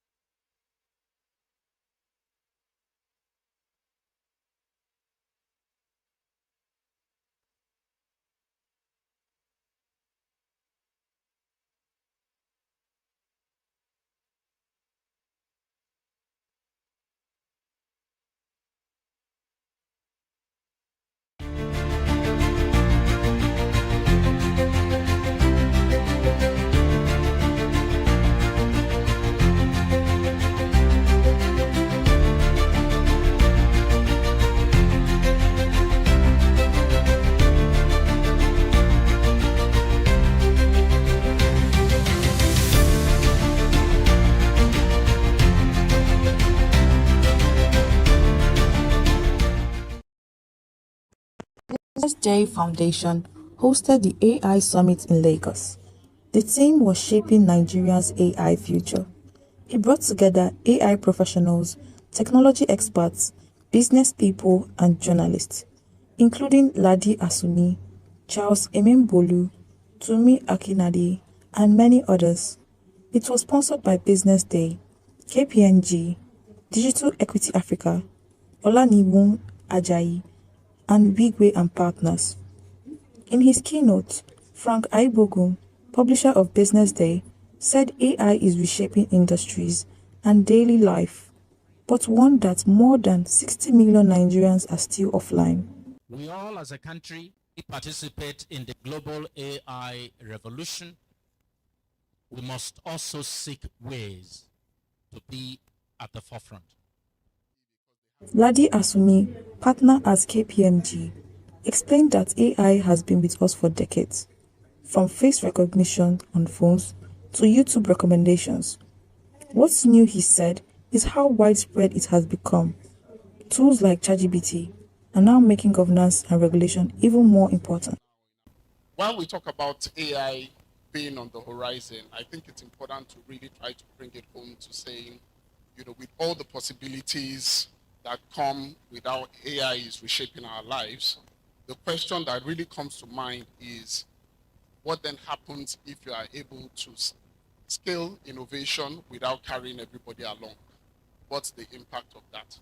Or how do you innovate at scale without really having any guardrails around governance, around inclusion, or without trust? The first panel focused on innovation, governance, and partnership. Emiadong Lawrence highlighted Nigeria's skill gap and said the country must train more developers if they want to compete globally. Tumi Akinade pointed to infrastructure as the backbone of AI growth, saying that without the right digital foundation, progress will be limited. Lisbeth Laini raised the issue of data, noting that Nigeria lacks quality data sets and still doesn't have a full legal work frame to regulate AI. Justina Oha emphasized preparing the next generation, calling for early AI education so that young people can lead innovation in the future. Charles Emembolu spoke on AI's risks and opportunities for Nigeria, warning that without local data and investment, the country could fall behind in shaping its own future. In a fire chat, Dr. Yetunde Anibaba explained that inclusion and human rights must be central in AI adaptation. She stressed that solutions could reflect the real needs of people across Nigeria, not just urban centers. The second panel looked at AI and the media. Fuad Lawal and other speakers said that AI is already changing journalism, speeding up workflows, reshaping audience engagement, and raising questions about what the role of a journalist will be in the future. For AI to really thrive in any economy, the data foundation becomes very critical. In addition to the data foundation is also the need for the infrastructure. We all know that AI, processing of data for AI is very resource intensive, it's technology intensive. Now, the three things that the regulator or government can really focus on, one is around our frameworks for open data. What's the framework within which organizations, government entities can safely share and collaborate on data assets to enable the development of AI that is suitable for the Nigerian or the African context.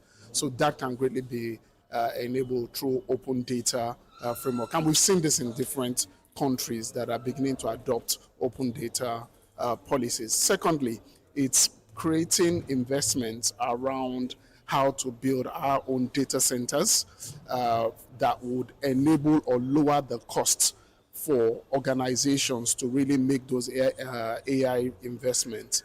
If every organization has to invest in their own data processing infrastructure, it's going to be very expensive. The big organizations will be able to do it, but then when we talk about inclusive AI, what happens to the smaller organizations that also want to build AI? There needs to be access to shared infrastructure. And then the third thing that the government policy should be focused on, of course, is building the right skills. And as I said during my presentation, we're already seeing deliberate government efforts around building a talent pool that is able to help catalyze Nigeria's AI development through the minister's 3MTT program aimed at building 3 million technical talents for Nigeria. Artificial intelligence is here to stay. It's mainstream. It has to be approached with caution, but it also has to be approached deliberately. And that's part of why we're here as partners with BusinessDay. We already have data protection acts, right?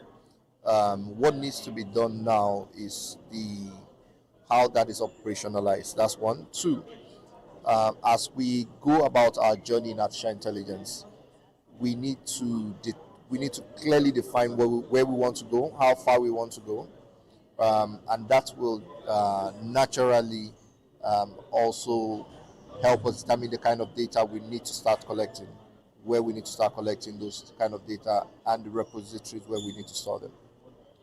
I mean, we partner with organizations as KPMGs, organizations that share similar values with us, and we are at the forefront of artificial intelligence and operationalizing it within Nigeria and Africa as a whole. We see that BusinessDay is also quite passionate about this, so this is one common ground and very clear reason why the partnership is important. I would summarize it in one word, and that's transformation, right? It will transform and revolutionize how we go about doing business, how we solve problems. Of course, there's work to be done, significant amount of work to be done, but in the next 5 years, things would have been significantly transformed. Policies are very critical and important. The laws, the acts, and all the things around that are critical. But I think that what we lack the most from government, it's not just the policy development, it's the implementation, the funding, and that honesty of purpose to move those policy conversations from stages, from documents, to the streets and the communities of Nigeria. Today we have quite a lot of policy. We have the digital literacy for all, both locally developed and international ones. We have the talent development project. We have the ones for infrastructure that can support artificial intelligence. But the ability to move that from conversations to impact to the average Nigerian, to different communities, to the academic circles, to even the government itself, and then the private sector organizations is what is most required at this point. Today's event is very significant. There can never be too much conversations around AI, and my major takeaway is the fact that there are different, that AI first of all has a sovereign aspect to it, and that as a country we need to look at it beyond a digital or technology tool and look at it from also a sustainability point of view and our ability to continue to further our national interest by adopting AI for the different sectors of the economy. The summit closed with one clear message: Nigeria must not only adapt AI, but also lead in shaping how it serves people, businesses, and communities. This is Ifunaya Indigwe, reporting for Business Day Television.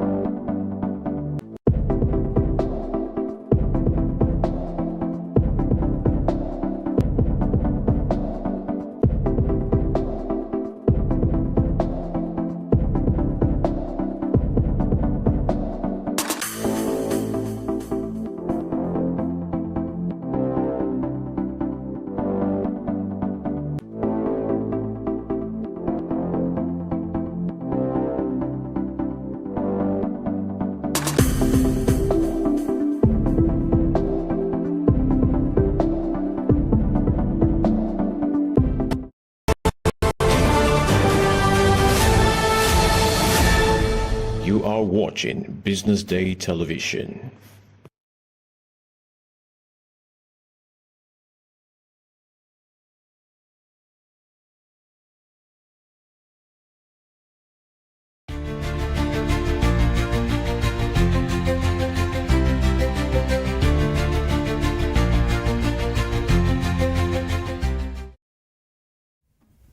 Good morning and welcome to the big story right here on the BDTV Breakfast Show. My name is Elizabeth Musa. Across Nigeria, digital finance is booming. People are tapping, transferring, and saving online like never before. But here's the catch. While the numbers look great, many users still hesitate to fully trust these platforms. The big question now is, how do we bridge that gap between innovation and confidence? To unpack this morning, I'm joined by someone who knows the space inside out. His name is Oreva Ogene Ben Urupete, Product Marketing Manager at Switch by Sterling. Oreva, great to have you on the show this morning. Thank you so much. Happy to be here. All right, let's start with the big picture this morning. Fintech adoption in Nigeria has exploded, but trust still seems to lag behind. Why do you think that this is happening? I think time, first of all, if we really look back at how much fintech has grown in Nigeria in the last couple of years, has been a really fast growth. I mean, 10 years ago, most of these companies did not even exist.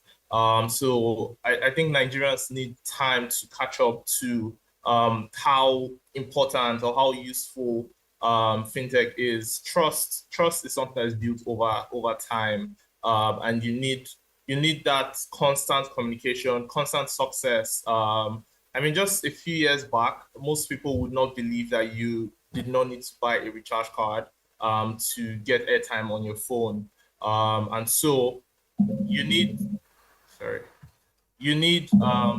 time, you need trust, and how that trust is developed is when people can bank on fintechs to always deliver, when they use their fintechs and there's always, oh, I want to send money, I can always send money, and that's one of the things that could change. Another thing is for most people, fintechs have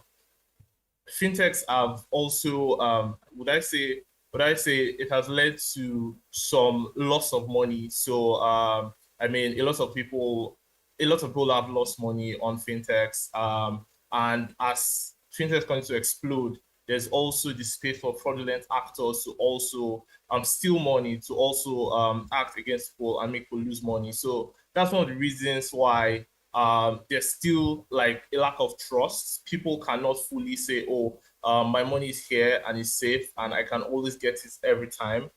There's still some drawback. There's still some holding back in trusting fintechs.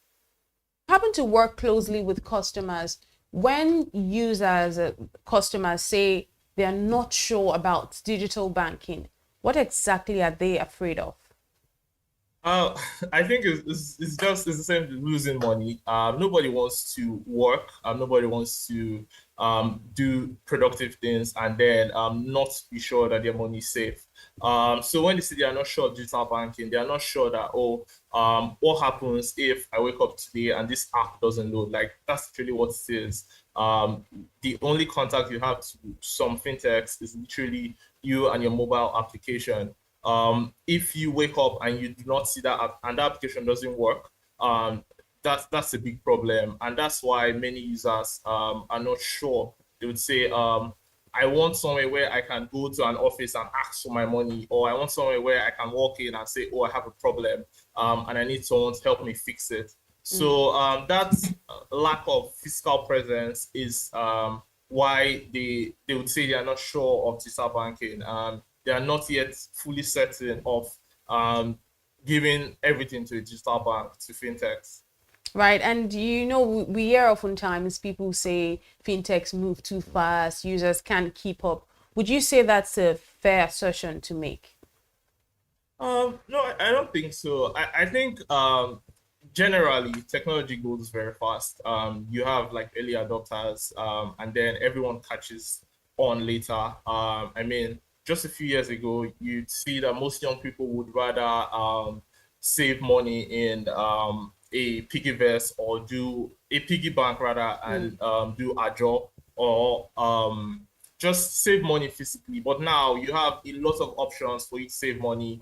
You have a lot of options for you to invest without necessarily having having so much money.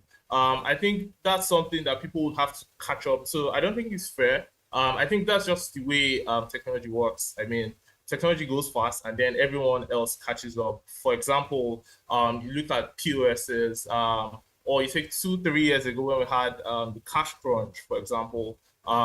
If without that digital technology, those fintechs to move money fast, they would be there would have been a way more serious problem than what we had at the time. So I think technology always goes fast, and people would always catch up. So users would definitely catch up, they'll keep up. Mm-hmm. And how do we then get to balance the need for innovation with the need for reassurance, especially when money, we know, is such an emotional topic? How do we balance the need for innovation and reassurance in itself? Yeah, I mean, money is very sensitive. Everyone has an attachment to their money, which is fair. And I think one thing fintechs can do, one thing digital technology companies can do is while we're trying to advance our technology, we should also care about security. For example, Sterling has something called like a panic password, where if you are in an emergency situation, you can type your password backwards, and only 10% of your balance reflects. So those things, those key steps are important.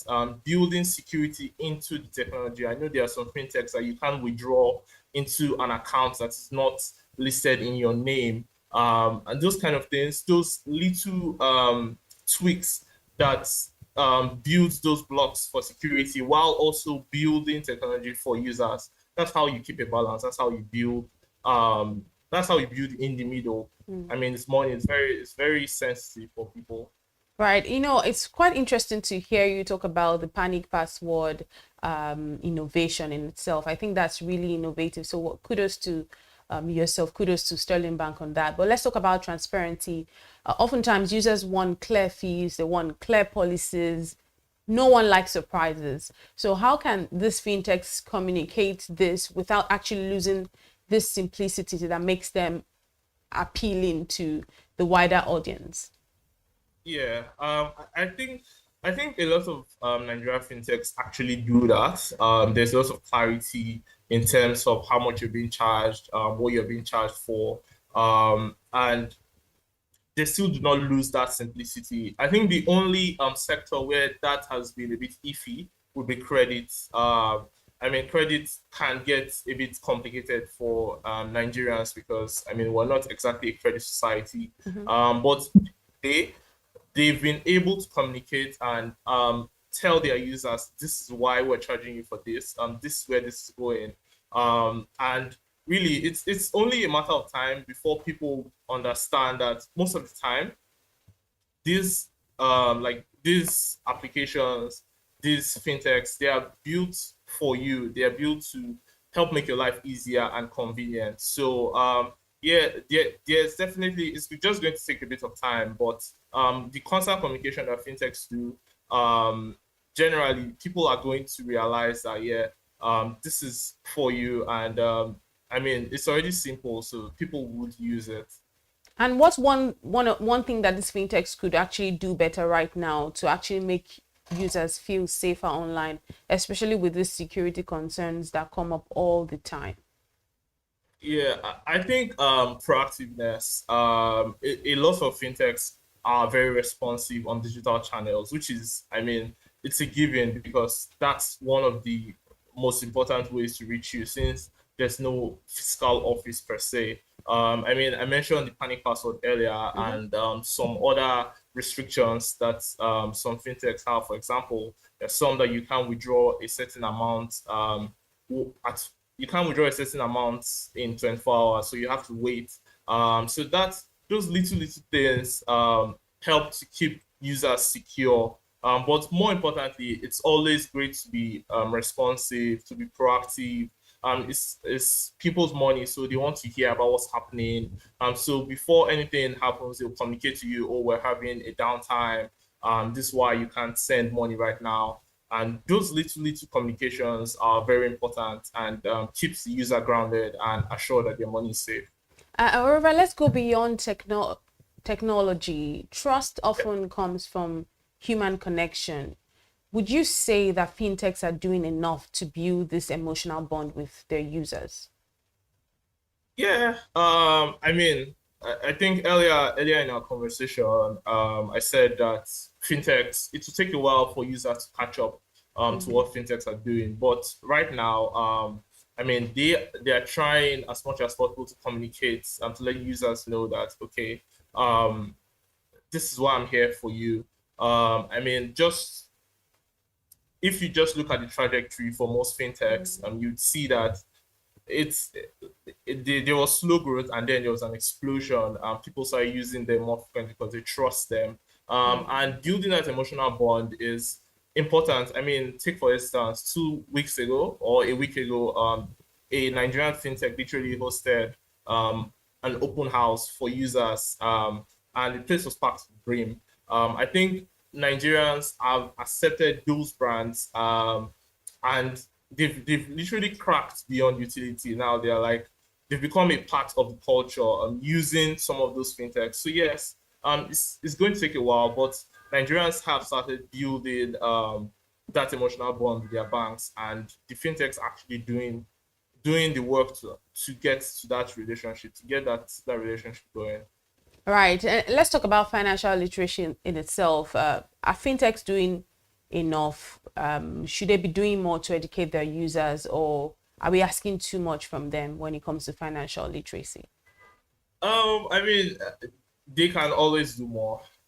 It's people's money, so they can always do more. But they are doing a good job. I mean, teaching people about money, investing, credit, how to level up their finances. So I mean, they're trying to catch people at different stages of their would I say net worth. So they are doing a good job of educating, but there's also so much more that could be done. Like there are so many users out there that are not exactly financial literate, and reaching those people would be important in getting the growth that they seek, the growth that they need. So yes, they are doing okay, but there's still so much more that can be done. And no, that's not asking too much from them. I mean, they want the users, they want people to transact, so they have to give them a reason to. Right. And just before I let you go, Oreva, the space keeps evolving. What would you say will matter the most in the long run? Is it speed? Is it convenience? Or is it trust? I think for banking, trust is important. Trust is the key. If I don't trust you, I can't give you my money. If I don't trust you, I would not believe that when I come back in a week or 2 years, that money is there. So trust is the key. The other things would come after, but trust is the first thing. And if I can trust you, speed will be second fiddle, because I want my money to be safe first before it transacts fast. So yeah, trust is the most important thing. All right, thank you very much for joining the big story this morning today. Oreva Ogene Ben Oripete, Product Marketing Manager, so much for Switch having me. by Sterling. Thank you so much for joining us. Oh, this has been the big story right here on the BDTV Breakfast Show. Up next is social listening. Do stay with us.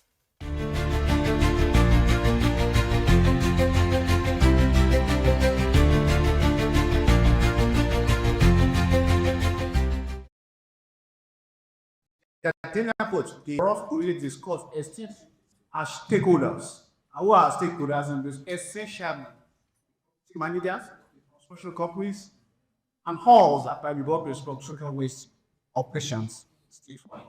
On the 26th of August 2025, the Lagos Waste Management Authority, in collaboration with Waste Care, held a stakeholders forum on construction, demolition, and disaster waste management with the theme Building Responsibly and Driving Efficiency.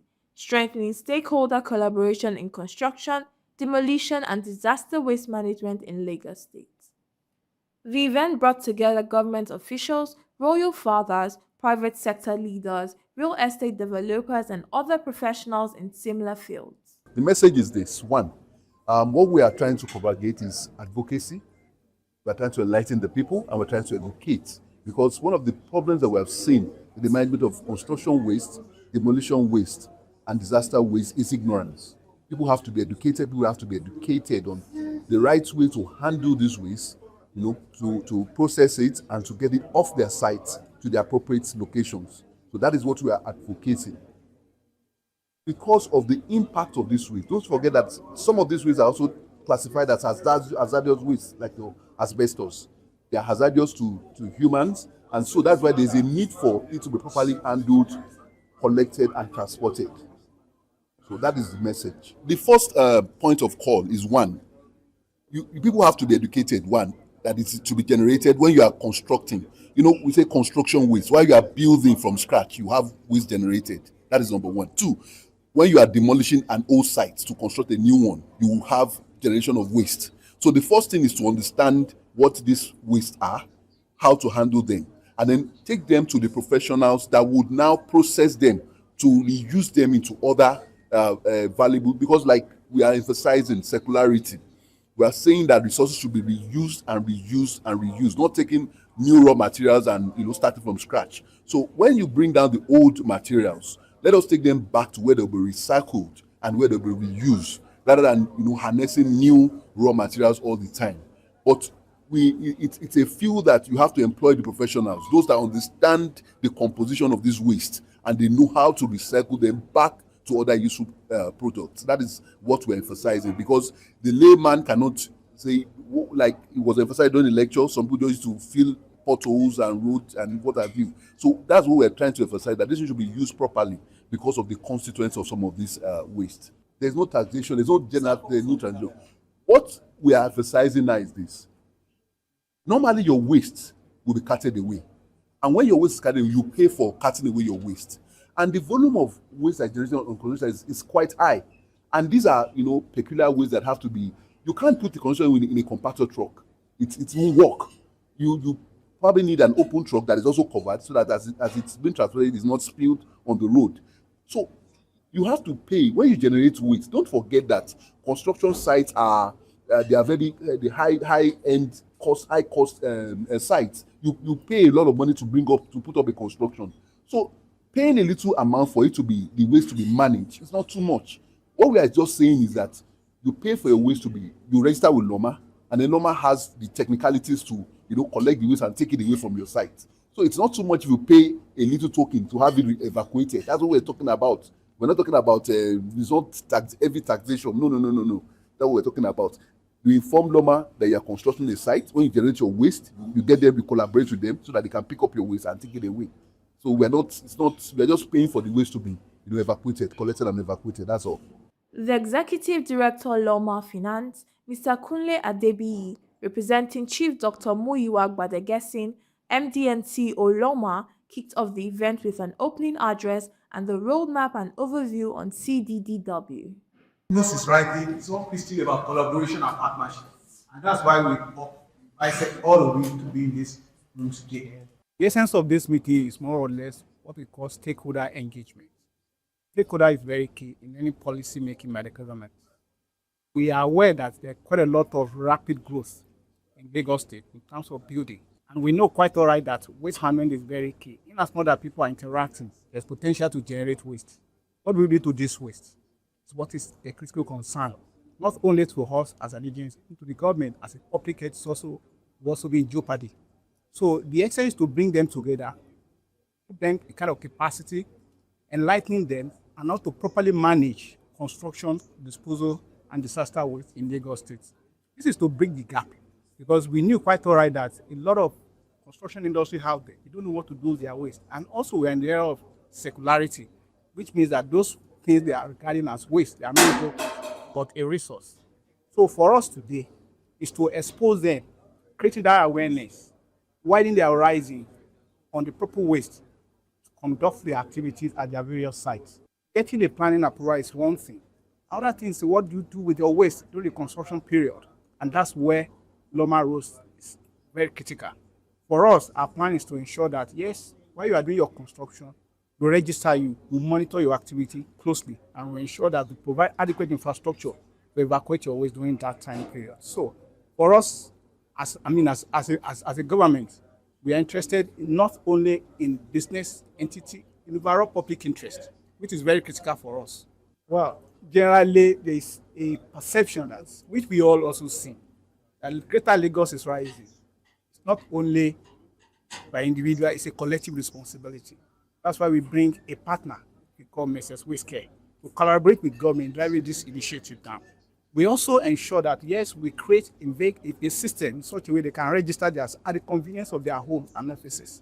You don't need to come to Loma. You just go to loma.com, register the kind of waste you want to evacuate, and ensure that proper management plan is put in place for you at your construction site. It's we are deliberate about it, and we ensure that we put everything possible to make sure it's convenient for them to operate. So we don't need to be everywhere. The system is there, and it's auto drive. There is no doubt. In as much as solid waste, we have that capacity. Aside from all other waste which we are also managing, the construction industry is big and large. I agree with you. But for us, it's also a key component of the waste which must be disposed properly and safely, because these wastes are hazardous. For example, asbestos, it can affect human health. And also the so-called rubbles and all that, they have secondary use. We are all driving towards circularity. It means all this with the resource for another usage can be also repurposed. So the capacity why there is no doubt. And that's why we are very keen in ensuring we do a lot of stakeholder engagement. Stakeholder is very key because people are out there. They don't know what they do with this waste. So I don't have any challenges in ensuring that, yes, we put a proper perspective to it and ensure that people do the right thing in the right environment, not to really safeguard their personal interest, for overall general interest of the public. The guest speaker at the event, engineer Tijani Ajibola, the CEO of Aqua Green Consulting and Construction Company Limited, urged on strengthening compliance in construction and demolition waste management and the need for its utilization. We continue to extract the so-called natural resources. And I'm happy to tell you that concrete is the second most widely used materials after water. So the lecture started with the overview of where we were in the past.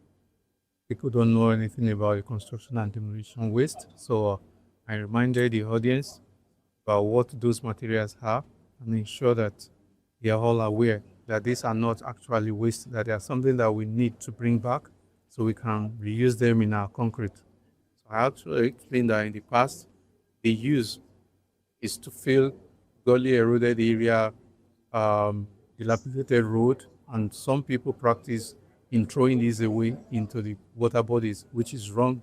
So I actually tell people, I told them that we can make use of this material, use as scape, we can use them for structural concrete, and we can actually use them for traffic bollards. So there's a lot of things that we can make use of this material. The fact that they call it recycled doesn't make it inferior. It's all about ensuring that the natural resources that are not infinite are left for the generations to come while we're still making sure that we achieve our own objective. You know, when you look at it critically, majority of people might want to do something and the capacity might not be there. And the essence of government is to ensure that the policy that they have in place for the common people is executed. And when you see people that are trying to make sure that they partner with government, that government comes to their aid, the incentive could be in form of any field. A brilliant panelist session with seasoned speakers was held, centering on driving in the urban waste system. Well, what basically we intend to achieve is to an understanding that waste disposal for the construction industry and demolition and disaster waste management, that we have the sole responsibility of evacuating waste that is originated from that source. Right now, we are the ones collaborating with Loma actually to ensure that this is done. In future, there might be some modifications to the way it's done. But right now, we are the partners of Loma to ensure that this is done. All developers, private individuals, corporate individuals, ensure that all construction waste is properly disposed of, and not just by anybody, because I think there's a tendency for a lot of people just to either sell it on or just to ensure that it's not properly carted away. So we have that responsibility of ensuring that it is done properly. Hazardous material is also separated, and also to ensure that the sites are safe. Intending developers would need to register. Anyone in the construction site will need to register on that site, and obviously give us details of their property or their building or whatever they're trying to put together, the details, and that would inform us as to what kind of waste they're going to generate, and also that we can also make plans for that waste to be properly evacuated. We have a database. It will register all data sites, and everybody will be registered. It's massive. We know that Lagos is a large construction site, basically. All the corridors are a lot of construction going on, as it's a growing city. So construction waste that not properly disposed of it becomes a menace. And also, it's part of a circular economy. Nothing is waste. Everything is a resource. So what is waste to one is a resource to another. So we just have to ensure that it's properly disposed of or moved on to the next place where it becomes a resource. So far, we've had a lot of collaboration from Loma. If you were listening to the panelists inside, we're having discussion about the bifurcation between water services and solid waste and all that. Lagos State Drainage Services, Ministry of Environment. And we've been collaborating with most agencies. We are, the last mile users. We had to collaborate with agencies to improve the environment, a lot of degradation. Because of that, we've had to do a lot of interface with agencies. If you're listening to the panelists inside, there's a disconnect between registering and then accumulation of data, determine what kind of waste you're going to be managing. Anybody can register their site. And the man is building 10 stories. Kind of waste management for that kind of project is different from when you're registering to build a single duplex dwelling home. Do you understand? Yeah. But these are the disconnections, I think, stakeholding and things like this, sure, over time and all that. But it's not unionized when you say all the developers. I think a lot of developers adhere, right? But the problems are bigger than just developers not being able to do a lot. There's shortfalls in capacity, both on the government side and the panelists have brought to the fore some very important points, including how to use the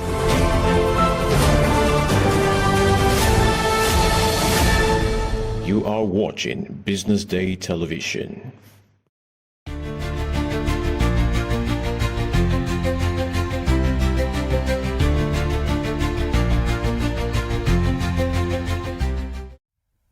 This is still the BDTV Breakfast Show, and this is Social Listening. This is where we check out some of the stories making the rounds on social media. My name is Elizabeth Musa, and I'm joined this morning by Valentine. Onyeka. Right, let's get started. Lagos State is taking waste management to a new level. The government has revived its Cash for Trash initiative, which is a program that pays residents who bring in recyclable waste.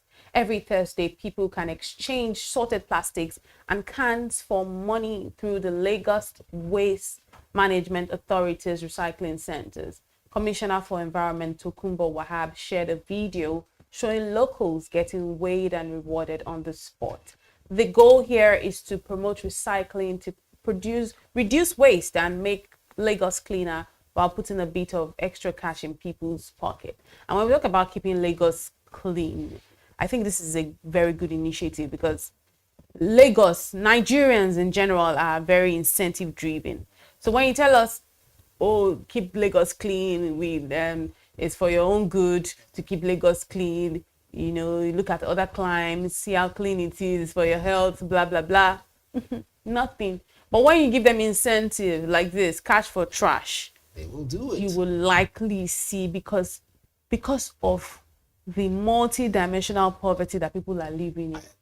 When you say cash for trash or cash for food for trash or food for, food for trash or something, just something, then we will see we will see that people would be more cooperative. So I think this is a very good step in the right direction, and we will likely see that there's more development.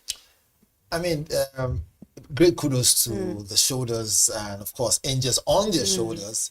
Talking about Loma and Lagos State government doing something that is quite commendable for. And as much as I always like to come with my objectivity on the table, this time around I will come with accolades and I will come with strides and more flowers for them. It's good to see this because if you look at Lagos State with its rising population and the way people keep flowing into Lagos, you begin to wonder, is Lagos the promised land? You begin to wonder, is it that there's no other state that's working at the way Lagos is working? I mean, Lagos has now become the envy of other states. Almost Financial of all eyes. Most definitely. It is now the leading key to other keys that do require greasing. Lagos is the pivotal point of commerce and business.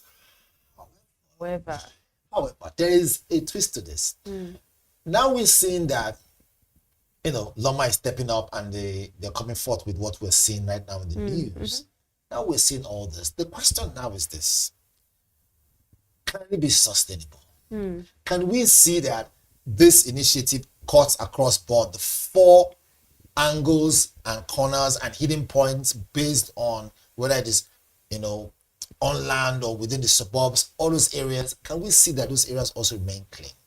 Can we see that this idea of waste management turning waste to profitable way of making money, as case may be, can we see that it's actually keeping the environment clean and people are making money?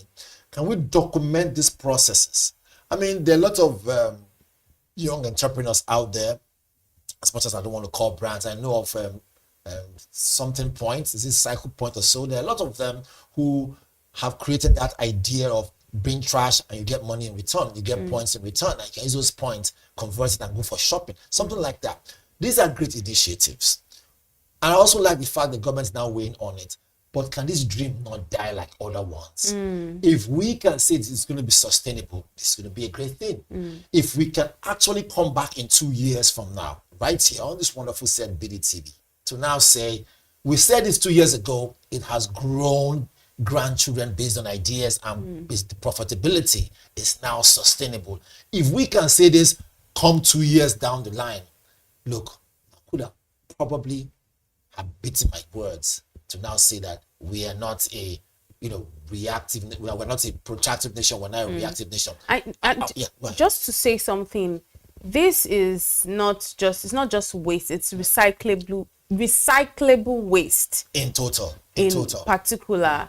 And while some people will say, okay, what of other waste? I think it's a first step, recyclable waste, because we know that at least we're promoting a cleaner environment. We're promoting reuse. We're also reducing waste. Many times you see that things that even clog our drainage systems are this recyclable waste, bottles, plastic bags and the like. So yes, it's definitely a better way. Take away packs. In fact, I was just going to mention it before you took it out of my mouth. I agree with you 100%. And the sweetest part of everything is this, or rather more the interesting part, is that we can now say, if this is frowned upon based on littering the area with all those takeaway packs and disposable packs, it's frowned upon, and we'll replace it with something that is actually good for the environment. 2 things. 1, we're doing the environment good. We're making sure our drainage don't get blocked, which is great. But if at all we cannot mitigate these things, and we now say, cash, bring trash, get cash, or we create a some kind of dual beneficial thing, and waste is gathered out of those sewage waterways or gutters, and things are flowing properly. I tell you, what does this mean for business? It means, apart from the fact that we are gainfully having young people who are idle employed, it's what we call a PSP. Those who are into gathering of plastics, bottles, and all those things, and they send it to those who have to recycle. There's an industry for that. right? And whenever I hear me say the word industry, my ear just lights up because I know an idea is coming my way. So there's an industry for that recyclable, Waste. waste. Right. That's one. Now there is some business created around that enables everyone who is involved in it to make money, and of course trickles down to our economy. So our economy will grow, give and take, and it's a win-win situation. Why? I will tell you. Apart from the fact that the economy will grow, businesses will be created, businesses will be supported, right? At that low level, even to the point of even the high level, we realize that the environment also will remain clean. So it's a win-win situation. It's like you saying you're having your cake, you're eating your cake, and you're having it at the same time. Right. Let's see some of the reactions on social media and see if we have more Nigerians who are pro this cash for trash, or we might even get some people who will be against it. You never can tell. I'll be shocked. King Pop, I'll actually be shocked. Mickey22NG says, I think it's a good idea. Also, the government should look for a way to stop people from pissing on the gutters, especially in public places and residential places. I'm telling you, I agree with this. So that one is a very big issue. Open defecation and open urinating, and it is so anti-tourism that it beats the ear. You're even talking about tourism. Let's talk about health. Let's talk about cleanliness. If I went too far. Talking about tourism is too far. I went too basic far. Stuff. Health alone. Health, cleanliness, bacteria. It is an eyesore seeing a grown man standing in front of the road, or this is even the worst part, which I've witnessed, and I wonder, I hate to say it, but acting with animals. How do you're in traffic, and then you come down from your car, and then you simply, as a grown man, right, you bring out your private part and begin to pee in the middle of the road. Who does that?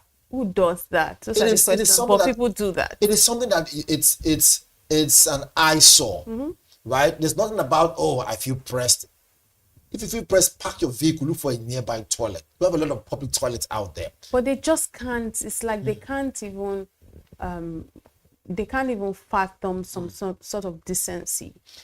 Again, that's the thing now. So it's the mindset now, because I don't understand if you have people Nigerians who travel abroad and they conform, they do the right thing, right? Or you feel pressed, you hold it until you get to a point where you can really ease yourself as a gentleman. It's even worse now. I see some ladies actually doing it too on our streets, but I'll get to that. Yeah. So you see people follow properly, do the right thing abroad. Those same people will come to Nigeria, right? Nigerians.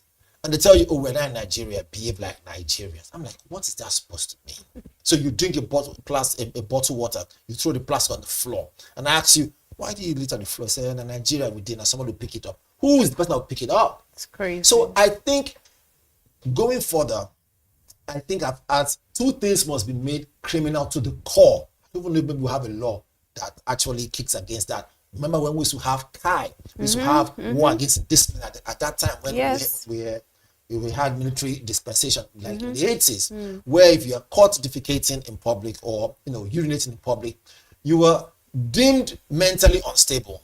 Absolutely. You know, let's see some of the more reactions to this conversation online. See if just see the diverse opinions of more people online. CO Kayode, that's a very long. Kadonye 65015 says, now that's a smart move. Turning trash into cash is how you get people to actually care about recycling. Lagos might finally be onto something practical here. I agree. Do we have more reactions? The Capricorn says a step in the right direction. The next thing your ministry should look into is installing permanent waste bins by the roadside, like we see in other countries, and orientate Nigerians why waste shouldn't be dropped on the floor casually. These same bins that some people will take to their homes. Do we have more reactions to this conversation? You know, I've seen how sometimes they put this waste bins and then it looks so good, so new, and then some people take these bins to their houses. But I mean, why would you do that if you don't have criminal tendency mindset? Why would you take government property, public property to your home? Just to show you some level of, poverty.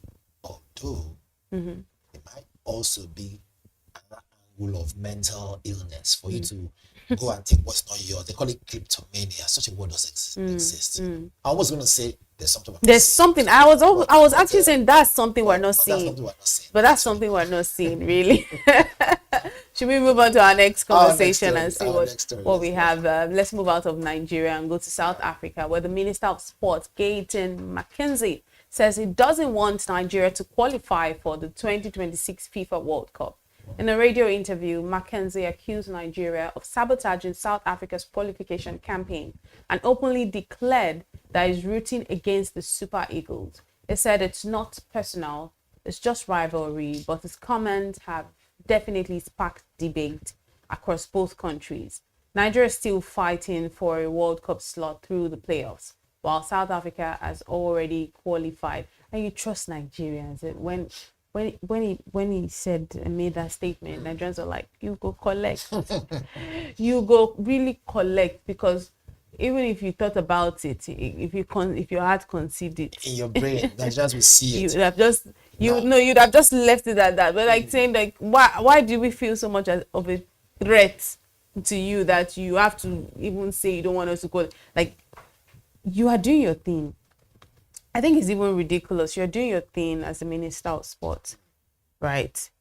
If you're doing your thing, your team is tight. Right. Focus on getting your team tight. Focus on, why are you looking out for another person not qualifying? Do you see that person so much as a competition that you're even going out to voice it that you don't want them to qualify? It's just ridiculous. First and foremost, from the angle in which he spoke, it's very clear that, look, the man is an insecure man.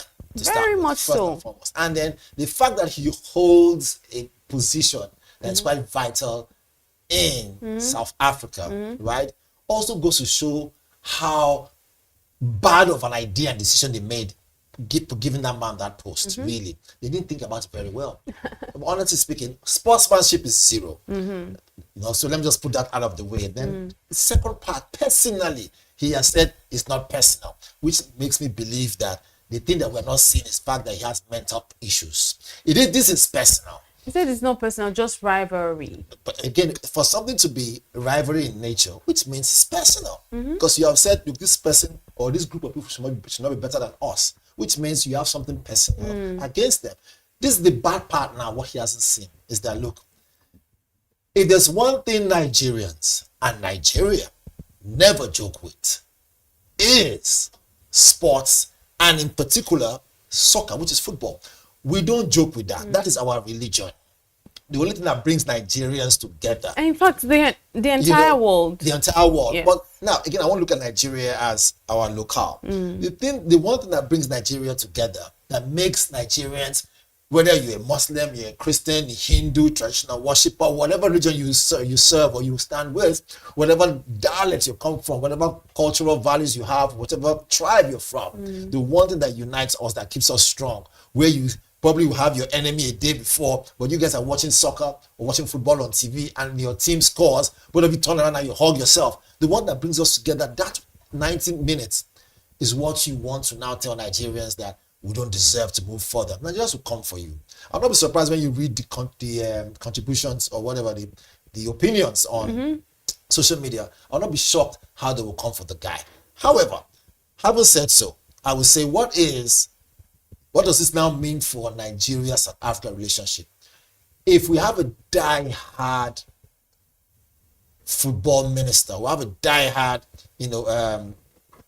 call it as you may, maybe our diplomat, right, the ambassador, if he's a die-hard football fan, he will go personal on this. Why? Look, I said before, some things help to take away blood pressure. Even though football obviously can, heighten your blood pressure, but some certain things gives you joy. And if you are a die-hard football fan and you love this nation so much, you're a patriotic Nigerian, or maybe of any other country, you're patriotic, your patriotism is out of this world, no matter where you're from.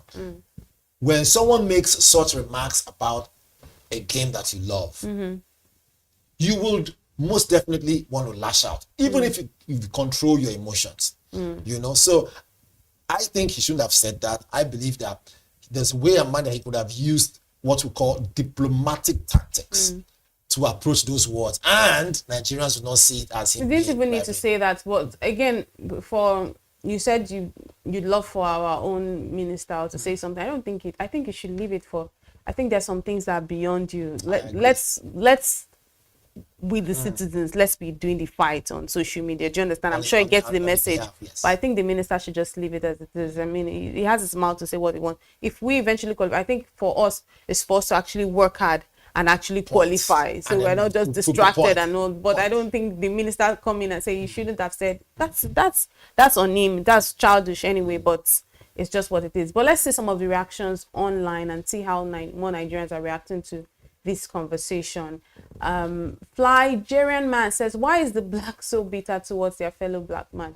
You can clearly tell this goes beyond football for this man. I really don't understand all this unnecessary hate between SA in Nigeria. But I think we have a good, SA Nigeria conversations like this.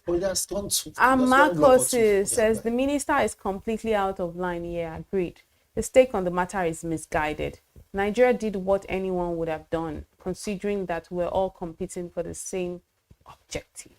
Agreed. Goddard Ngobeni says, I respect the minister's point of view. Nigeria don't like South Africa, and they always undermine us, even during the time when we had our golden generation, which was 1996 to 2002. They never saw us as a football nation. The fact that we qualified ahead of them makes it more sweet. I have nothing to say. Putko says, I'm with the minister. Obviously, that's also a South African speaking. Says these Jollofians must not qualify, period. Wow. Also, nobody did anybody favors here. Nigeria was pushing with the people that we lose. See, English. The English is, I don't know. Nigeria were pushing with the people that we lose against Rwanda so they can have a chance. Do you understand what it means?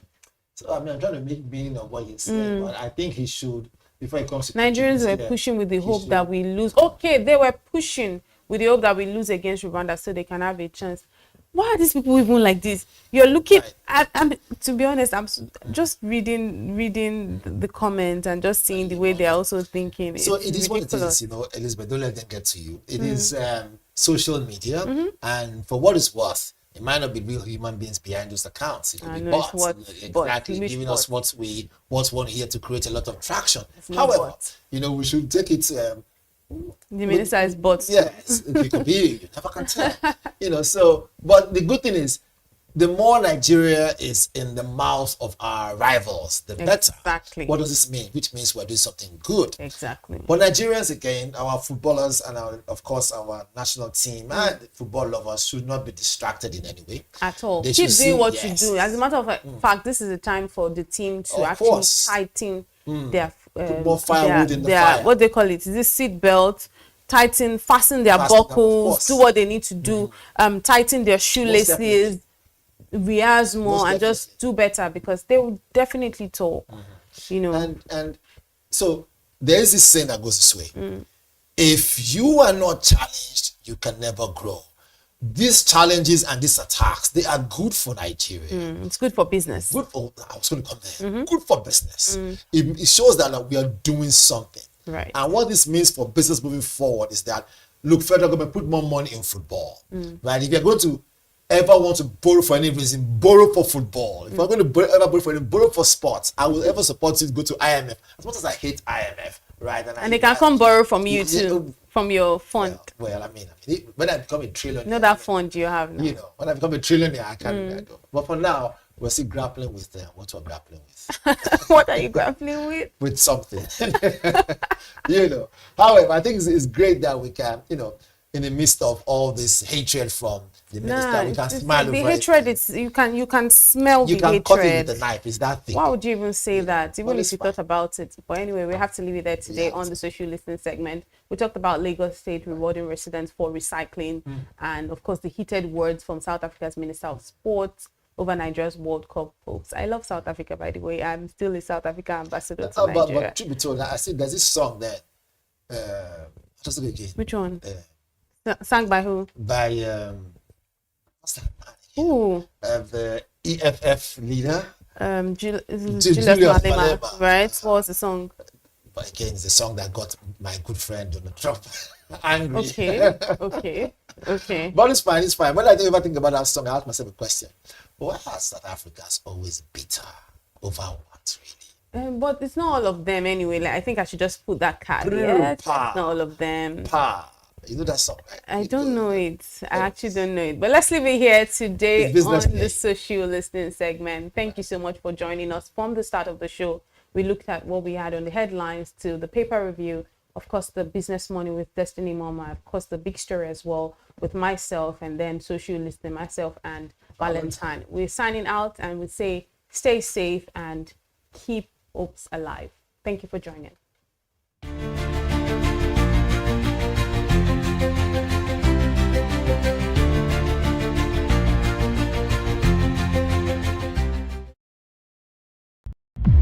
In a world where change is constant, visionary leadership has become the key for long-term success. This is why you should join hundreds of visionary directors, business and government leaders, change makers, and policy shapers have been converged at the Chartered Institute of Directors 2025 Annual Directors Conference.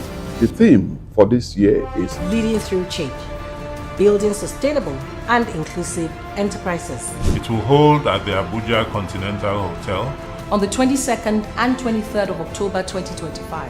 From 10 a.m. daily, we have prepared a rich lineup of keynote speeches and dynamic panel sessions delivered by industry leaders and anchored by seasoned moderators. You do not want to miss out on the great networking and learning opportunities this conference offers. To reserve your seats, visit www.ciodnigeria.org. We look forward to seeing you there.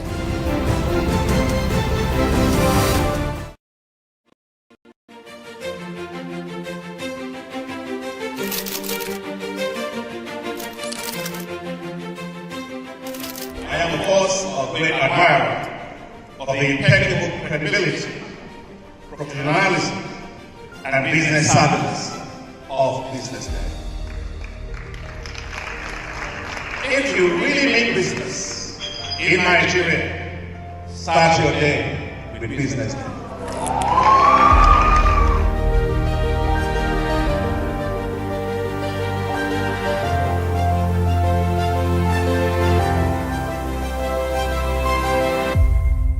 BusinessDay is West Africa's leading provider of business intelligence and information, delivering premium content across diversified media platforms, including online, mobile, and print. Since its inception in 2001 with a weekly newspaper production, BusinessDay has expanded its reach to provide exclusive content accessible through print, mobile, and online channels. Our premium offerings are further enriched with syndicated content from esteemed sources like the Financial Times, The Economist, and the Harvard Business Review. At BusinessDay, our mission is clear: to be the foremost provider of business and financial content, empowering readers to make informed decisions in Nigeria and Africa.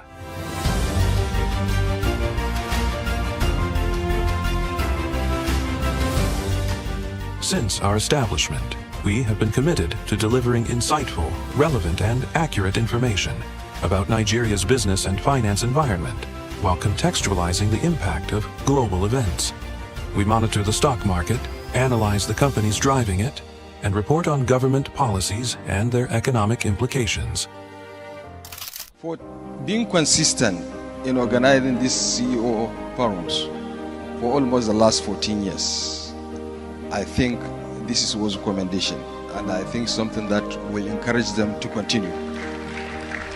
From decoding market trends to dissecting economic shifts, we offer actionable investment ideas and serve as a compass for decision makers navigating complexity. Beyond headlines, BusinessDay fosters discussions on critical economic issues through impactful conferences and events.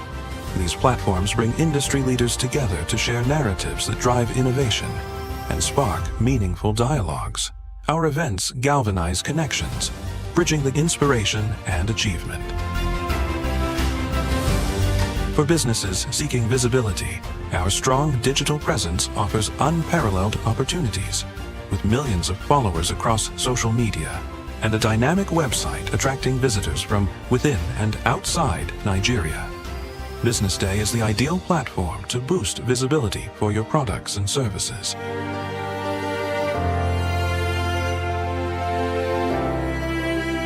If you're looking for in-depth analysis and expert opinions on Nigeria and Africa's business landscape, Business Day is your guide.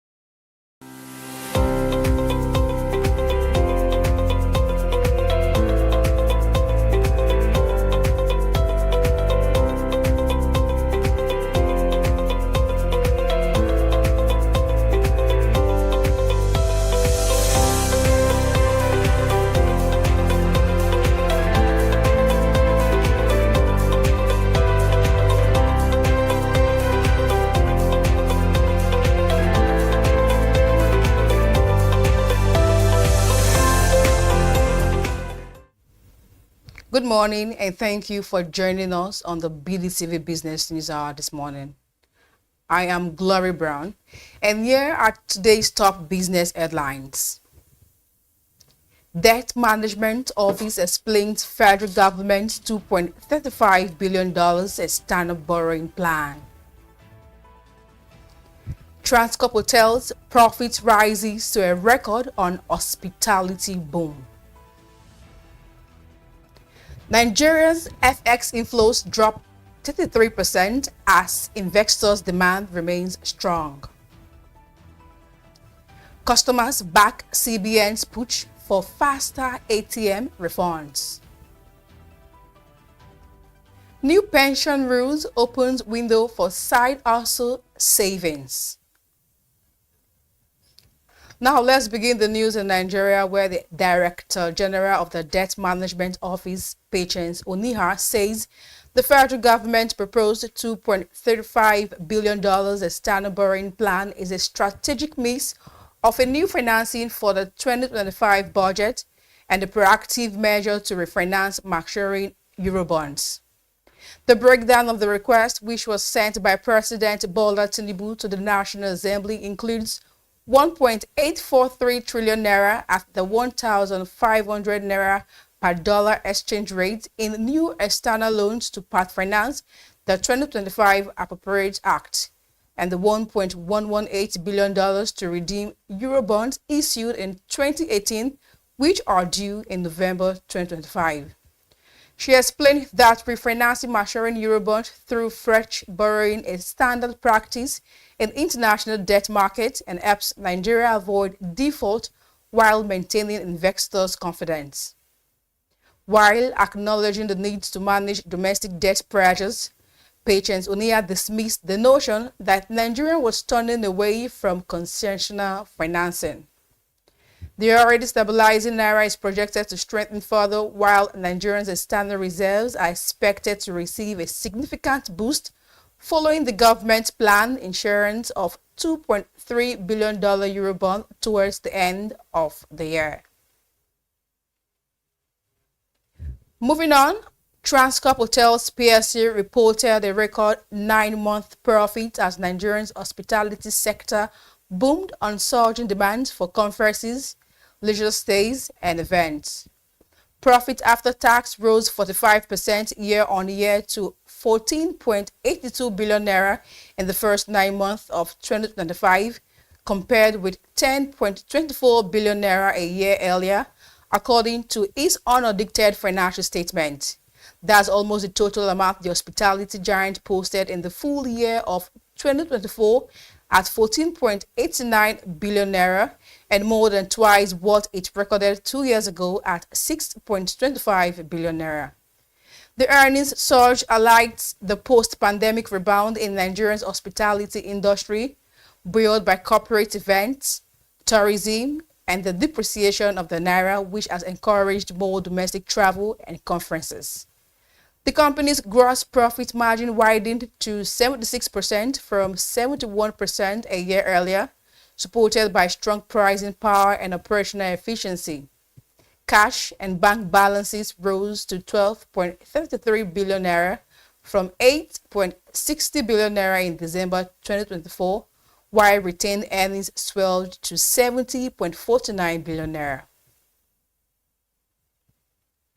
Still on, foreign exchange inflows into Nigeria's office market declined by about 33 week-on-week to $1.1 billion, according to a new market update released by the Coronation Merchant Bank Limited.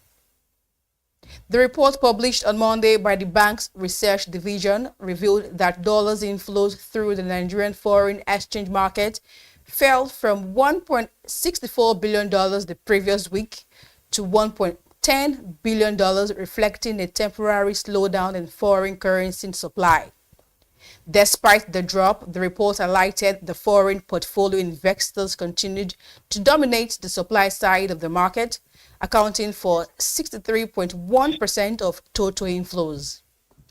Exporters contributed 15.3%, non-bank corporates 12.2%, the CBN 1.3%, while other sources made up 8.1%. However, foreign direct investment saw a dramatic decline, falling to just $0.20 million compared to $122.2 million recorded the previous week.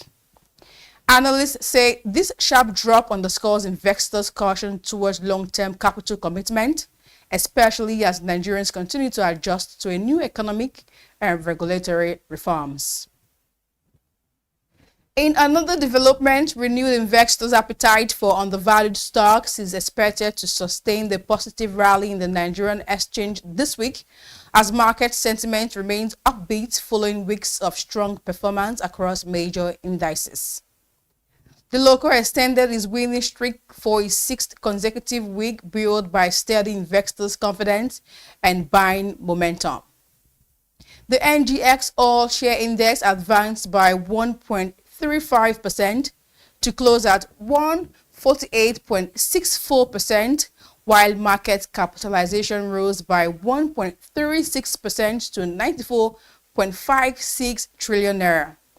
These gains pushed the year-to-date return to 44.74%, reflecting the cumulative value appreciation across several listed companies on the exchange.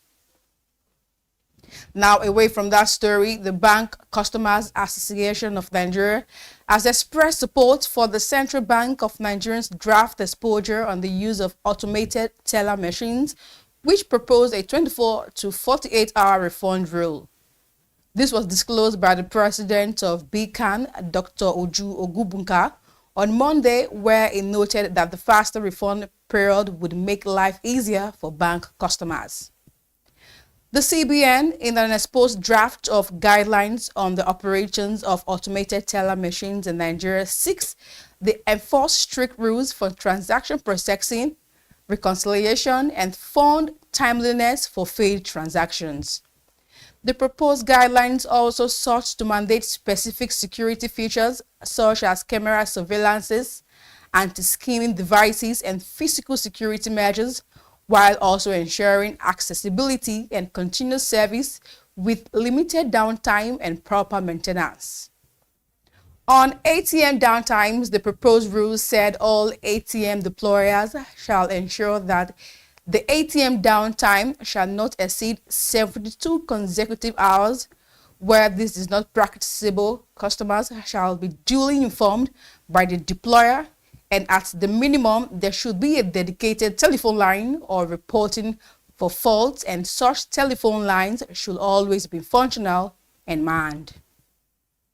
Meanwhile, power generation companies have said that discussions with the federal government on the 4 trillion power sector legacy debt are still ongoing.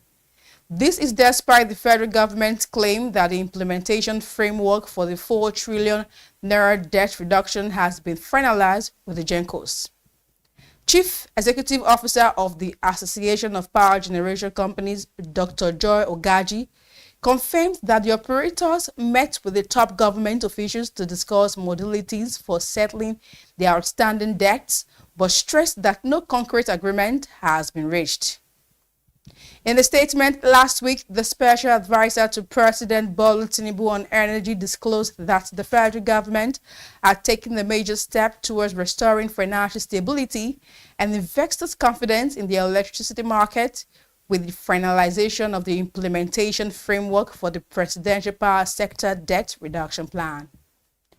The Minister of Power, Adebayo Adelabu, had earlier announced that the federal government has approved a 4 trillion naira bond for the defrayment of the legacy debt. But the GENCO said they were not carried along by the federal government or the Nigerian Bulk Electricity Trading Company. To end the business news hour, Nigerians in both formal and informal sectors of the economy can now make pension savings from their side hustles through the new window allowed by the National Pension Commission. The opportunity is coming from the relaunch of the micro-pension plan into an expanded scheme called the Personal Pension Plan, which seeks to democratize retirement planning across all demographic levels of the population. PENCOM recently issued a guideline on personal pension plan as framework for extending pension coverage to self-employed persons, including workers in the informal sector who are not mandatorily covered under the contributory pension scheme. The guidelines also cover employees in the formal sector who are mandatorily covered under the CPS, but who may wish to make additional flexible contributions outside the mandatory scheme. According to Omolola, Director General of the PENCOM, individuals can now contribute directly to their retirement savings account without going through an employer, she said, noting that the program is intended to boost participation among Nigerians, particularly people in the informal sector, where there are over 70 million uncovered workers. The PPP also allows contributors to access up to 50% of their contributions just 3 months after opening the account. So with every contribution, 50% is accessible, while the other 50% is reserved strictly for retirement. Before we wrap up the business news hour this morning, we are joined by Modestus and Yesuringi, head of BusinessDay Insurance and Pension Desk, to shed more light on the new pension rule that opened a window for side hustle savings. Modestly, you're welcome to the Business News Hour. Thank you very much, Elizabeth. Good morning. Can you briefly explain what this new pension rule is all about and why it was introduced? All right, thank you very much. Before this time, what we've had was the micro pension plan, MPP, which targeted the people in the informal sector. But following reports from participants and trying to broaden the scope of the scheme, the National Pension Commission decided to relaunch the micro pension plan, now called the personal pension plan. About a month ago, that guideline was released, and discussions around it are pointing to the fact that this is what has long been expected. One is the fact that the personal pension plan now not only involve those in the informal sector, is going to incorporate those who are even employed, who are working under the normal contributory pension scheme, but want to save some money from their side hustle. So the personal pension plan, as it is today, has brought to end the voluntary contribution that used to be where only your employer can, make savings for you through your ROSA from your employment. So today, the personal pension plan today has incorporated in it the voluntary contribution. And what that means is that even those who are in formal employment like me and you can still contribute through the personal pension plan. The PFS now will create a platform through which people can contribute. There's no structured payment pattern. You can contribute whatever you want to contribute on daily basis, monthly basis, weekly basis, any amount. If you decide to, if you earn extra from your side hustle, as it were, 100,000 today, you can put it into your personal pension plan. If you make 10 naira tomorrow, you can put it inside your personal pension plan. And this gives you opportunity to save for your retirement and also enable you have access to a secured fund that you can access at any given time, at least up to 50%. So this is a very big development for the pension industry and a very great opportunity for Nigerians, because it's intended to make sure that all Nigerians, irrespective of their mode of employment, can be able to save for retirement. Like the Director General of the National Pension Commission said, it is intended to democratize pension plan in Nigeria so that whether you are in a formal employment or an informal employment, you can be able to save for tomorrow. Saving for tomorrow is a perfect way for us to save for the future as well. And regarding this pension plan, are there potential challenges or risks that contributors should be aware of as they explore this new pension window? Yes, what is very critical and which the public should be aware is the fact that the contributory pension scheme as it is today has never experienced any kind of mismanagement. As of today, the pension assets under management is standing at almost 26 trillion, with 11,000 Nigerians already keyed into the system. So what this has done is to tell you that if you save under the same CPS, contributory pension scheme, regulated by the National Pension Commission, your money is safe. There's no risk attached because at the moment, nobody can access your fund. Each individual participant in the scheme have an ROSA called Retirement Savings Account, where their money is domiciled and it is secured with the group called the Pension Fund Custodians, which are not the PFAs that are managing this fund today. So that money is safe and intact, and only you, the individual that has that ROSA account, can access the fund in your own ROSA account, and is only at the point of retirement, and that is when it's approved by the National Pension Commission. So no person can access your money. So there's no risk to worry about. The money under the contributory pension scheme is 100% secure. As of today, this is about over 21 years since this scheme came on board, since the enactment of the Act in 2004. And I can confirm to you that no form of embezzlement has happened to anybody's pension fund. Thank you, Modestus, for your confirmation and also for sharing your perspective on the new pension rule that opens a window for side also savings. Thank you so much. Thank you, Elizabeth. Thank you for bringing me on board. And that's all on the BDTV Business News Hour. My name is Glory Brown. Thank you for watching. Stay tuned for more updates shaping business across Africa and beyond.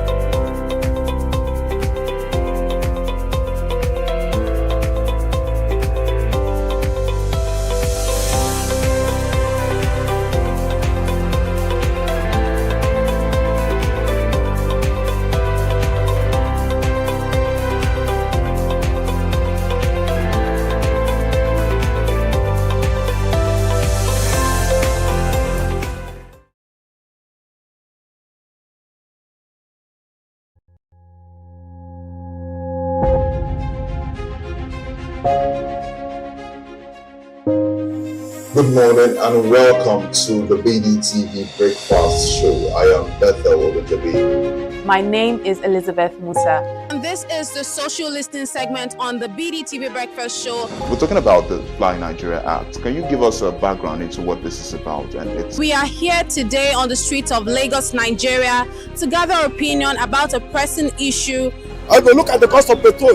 We get away from Nigeria with the suffer. The income is not really increasing, but the prices of items are increased. Nothing like service again. No. You only pray for that money to reach you that month. There's a lot of high pressure, a lot of stress. There's a lot of high targets to be met. I was quite strict. In my mind, I said, looking for my hand, my picking go spoil.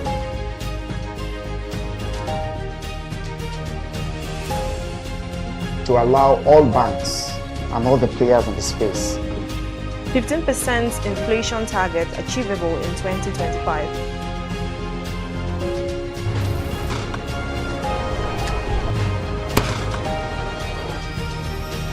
The command and vision philosophy of both the Chief of Defense Staff, the Chief of Army Staff, and indeed all the service chiefs.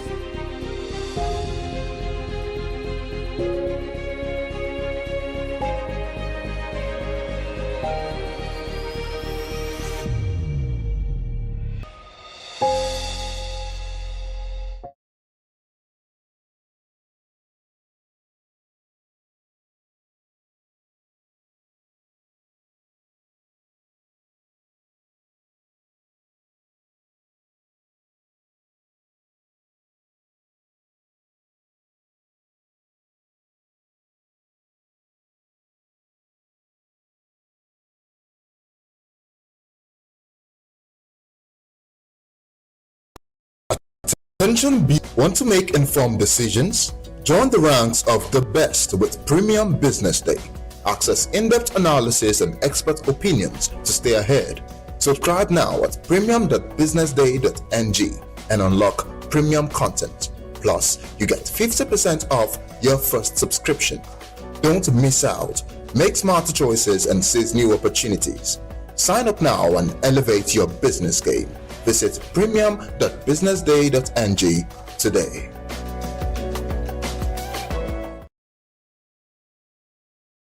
The Africa Energy Conference 2025 was an all-packed event that brought together industry's leader, academia, policymakers, government and civic society representatives. The gathering furthered the discussions on renewable energy investment, collaborations and sustainable policy advancement. The conference themed Powering Nigeria, Advancing Inclusive Energy Security for Sustainable Growth was held at the Lagos Business School. The keynote address was delivered by Engineer Tony Atta, the Managing Director, Renaissance Africa Energy Limited. He described Africa's energy landscape as a critical frontier for energy development and transformation. He also emphasized on the importance of inclusive and sustainable solutions through industrialization and development.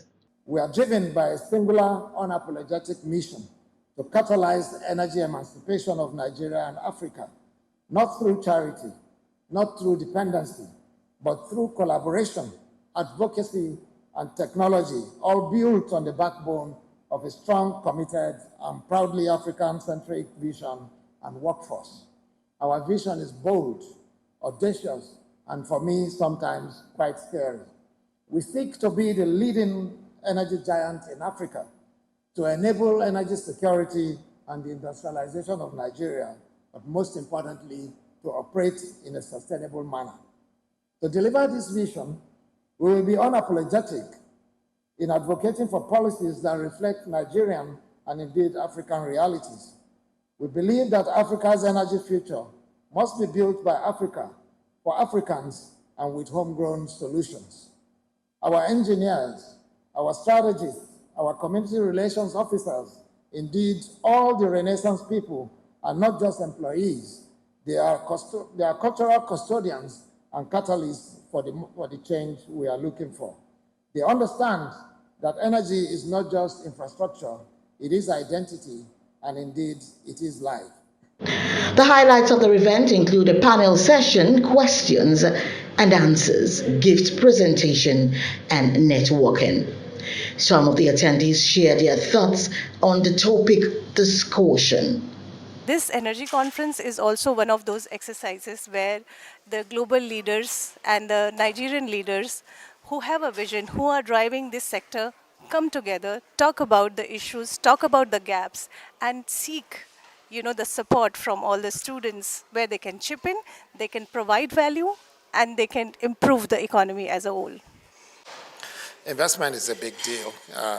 You cannot achieve anything without investment, which is why when the whole advent of energy security was forward relative to energy transition, the debate was always there to say, we as Africans, we as Nigerians are not even having the energy, and somebody says they want to transition away from it. So it begs the question, can you transition from energy when you do not have the energy? Today in Africa, over 50% of people do not have access to direct electricity. In Nigeria, is about 40%. And in the paper that I presented, that's over 80 million people. Think about what 80 million people can do to be a force for positive good, just for making energy available to them. But everything has to be underpinned by investment. The infrastructure has to be built. Most of the infrastructure base that we have today are things that were built over 20, 30 years ago. It needs a refresh. Actually, it needs a renaissance, a new beginning, even at infrastructure level. And first is policy. Second is we're putting in place the right institution. And thirdly is partnering with the private sector people to solve the challenges we see all over the city. And the third part is the government is intervening in specific areas where, for one reason or another, maybe the discos are not able to match up with the expectation of the citizenry. We are intervening here and there.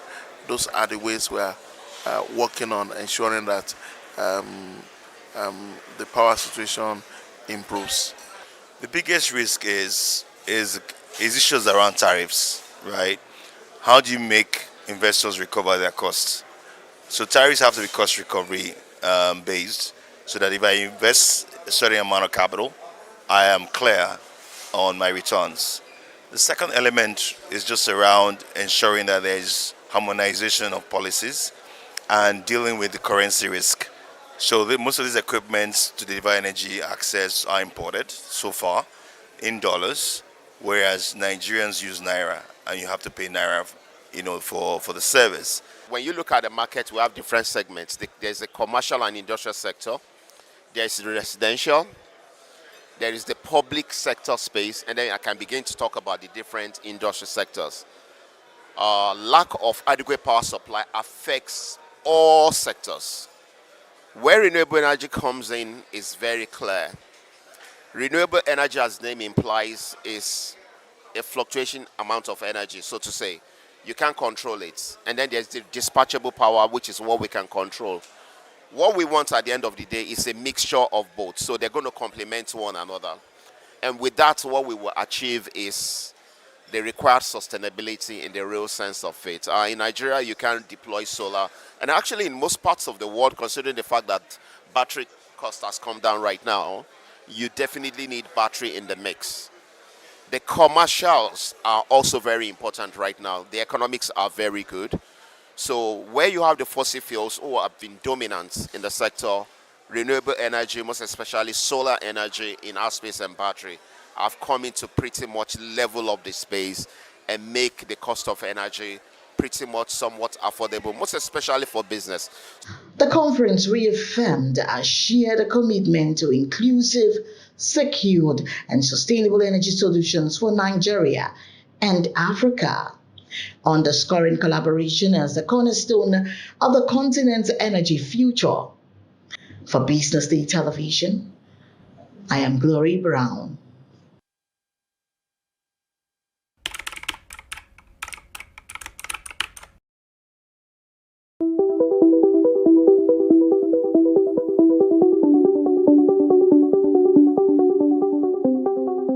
Nigeria it might sound paradoxical when you say that Nigeria is seeking to avoid conflicts, yet it is conflict prone, and everywhere you look there are some kinds of destabilization, unrest, either in a very subtle way or in an overt way. And this article particularly looks at politics and our attempts to try and avoid conflict and have a rancor-free political atmosphere, but we've not been able to manage that at all. Because the more you refuse to acknowledge the fact that conflict is a very strong part of politics, you will probably be applying the wrong solution to a present problem.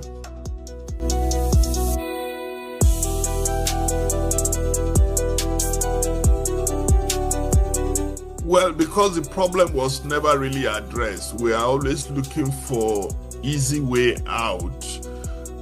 We've identified a problem.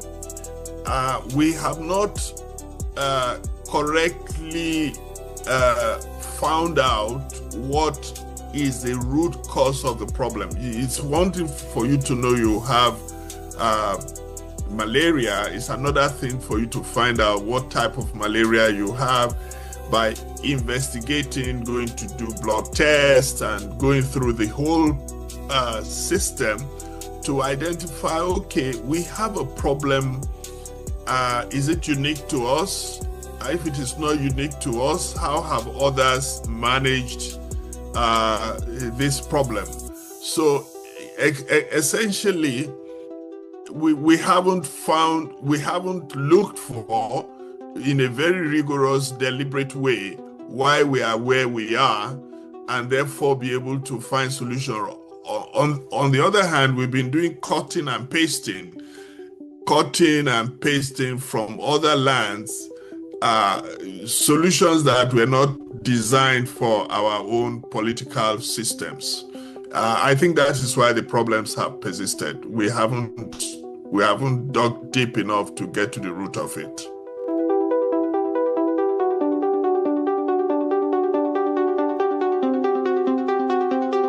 Again, is the same answer I would give you in the sense that we are more comfortable with quick and easy solutions. Ethnicity can be a plus because we are a diverse group of people, and each group has its own whatever it is that is strong, unique, that group is bringing to the table.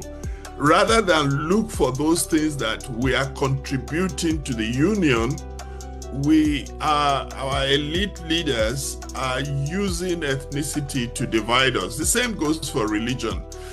Religion is a value-based system, and we could easily have looked for the values in all the religions and use those values to build a nation.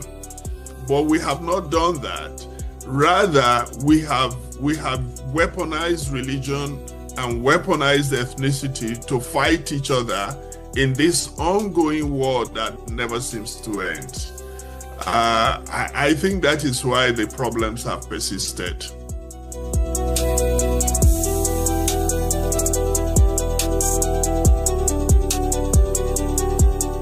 Well, if you have thrown everything into winning, it's like the American football, what they call football, the American football, where your goal is to get the ball to the other side at all costs.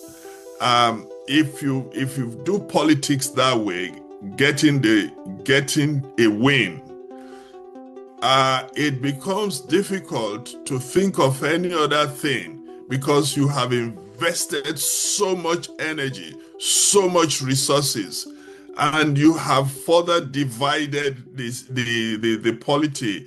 Those who are for me and those who are against me are very clear, and therefore so it's a perpetuation of that mentality that politics is war. You know, the opposition is the enemy.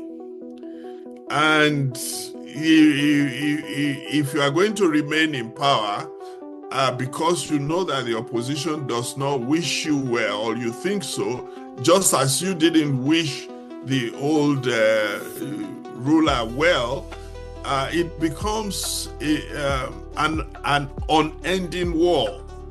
You know, everybody is fighting.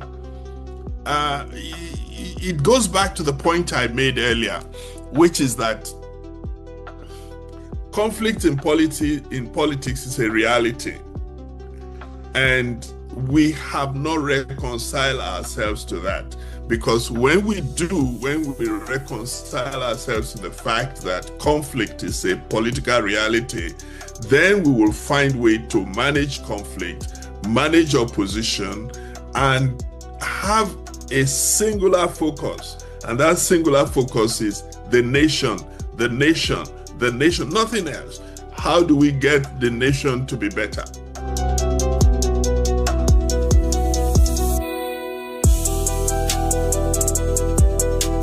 First of all, is for politicians to agree that we are all rooting for the same cause.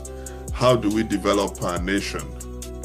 And to reconcile ourselves to the fact that conflict is a reality in politics, and be willing to hear unpleasant truths when people are telling us unpleasant truths.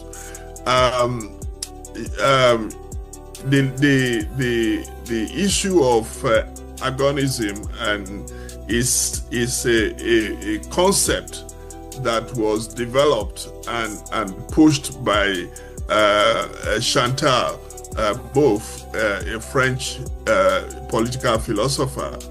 And she's saying that, look, treat politics like a game and don't treat your opponent as a permanent enemy, but as an opponent that you are involved in a game of, call it football, call it tennis with, and be willing to shake hands and talk like civilized people after the context and not be permanent enemies. That is the whole concept. And how do we do it? First of all is by really interrogating this concept by Chantal Mouffe and agreeing that yes, this is something that is worth doing. Let's bury our hatchets. Let's look for how can we use our differences to make the nation great. It's not something that we can jump into and say, yes, let's go and do it. No, it's something for us to say, is she right? Let's sit down and talk about it. Let's examine all the sides. Let's find out how we can work with other groups that don't necessarily see eye to eye with us. There was, I think it was Abraham Lincoln that brought into his cabinet all the people who opposed him, people he ran against. The former Liberian president, the lady, also did something like that, where you bring your opponents into the cabinet and get them to work with you for the development of the nation.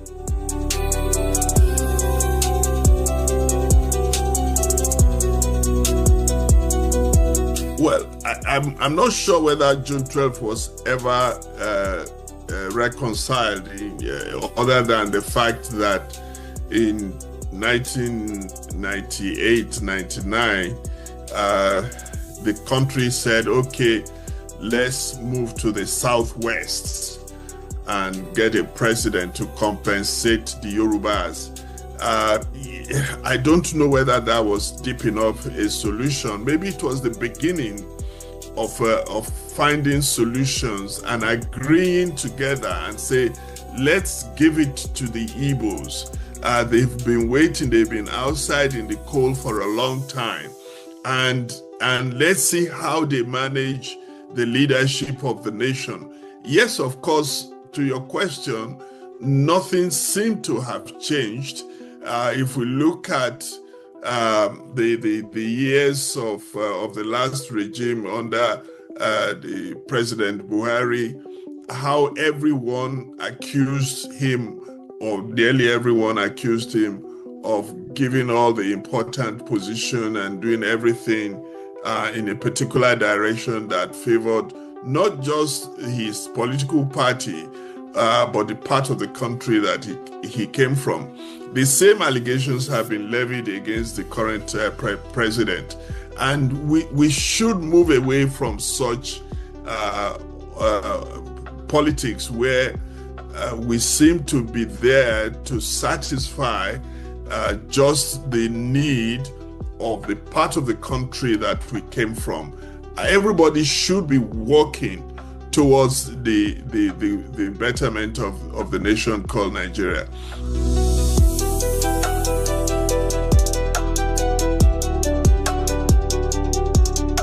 Most of what we have done, which is what we did with the presidential system, we went to America and borrowed the presidential system without tweaking it, except in places where it favors some of us, where it makes us more powerful, as we are experiencing, as America themselves are now experiencing. What has happened is that most of the time when we borrow, so going to Switzerland or Sweden or the Scandinavian countries, it's itself not going to solve our problem until we take what they have, look at it, examine it, and say, how can we make this work for us because of our culture, because of our language differences, because of our climate even, you know. So we must domesticate anything we bring in from abroad. If we don't domesticate it, we will always continue to have a schizophrenic attitude to politics and life, where we are neither Scandinavian and we're neither Scandinavian, we're at the same time we're not Africans, you know, because we have concocted a hybrid between what we borrowed and what we truly are, and it doesn't allow us to function well in either space. So yes, we can go across the world. There's a lot. Look at the Chinese. The Chinese borrowed versions of capitalism, but they remain true to their communism. You know, they've been able to prove that it is possible to have two ideologies work together because they accepted that, yes, we are communist, but there's something good that the capitalists are doing and we like it. And they took it and they modified it and it suited them, and they're up and running. The Japanese did the same thing. They did not let go of their culture, but they took everything they could find from the West, and they made it completely Japanese. So people now go to Japan to learn the same principles that they themselves had learned from the West. So the world is always borrowing and tweaking and adapting and making them work for them. Africans, unfortunately, we basically borrow, and now people say that Africans have what they call pseudo-democracy, or some people call it electoral democracy, where you just basically keep the authoritarian in check, and you go to the polls, give the impression that you are democratic, and then come back and you are back in your natural element. Yes, there's a lot to borrow. There is a lot that we can learn from, but there's a lot of work that we must do with whatever we borrow to make it authentically ours.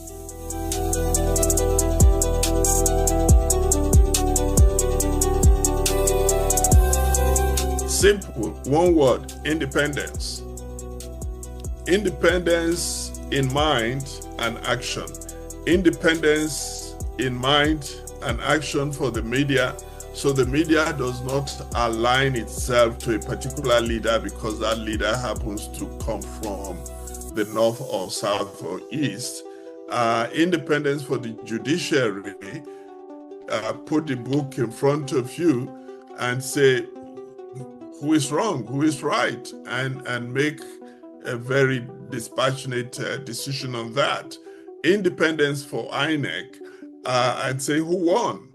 Independence, the courage to make decisions that benefit the country, not decisions that benefit particular groups of people or those in power at the moment. Independence.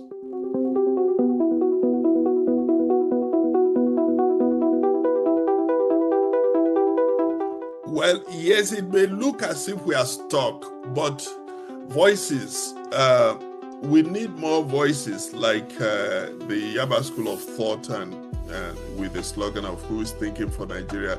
We need more people to call attention that nations are built by ideas. Nations are built on ideas. Nations are not built on cut and paste solutions borrowed from other lands that have not been examined or tested. So we need to begin this dialogue. It may look a longer, some people are calling for revolution, do this, do that.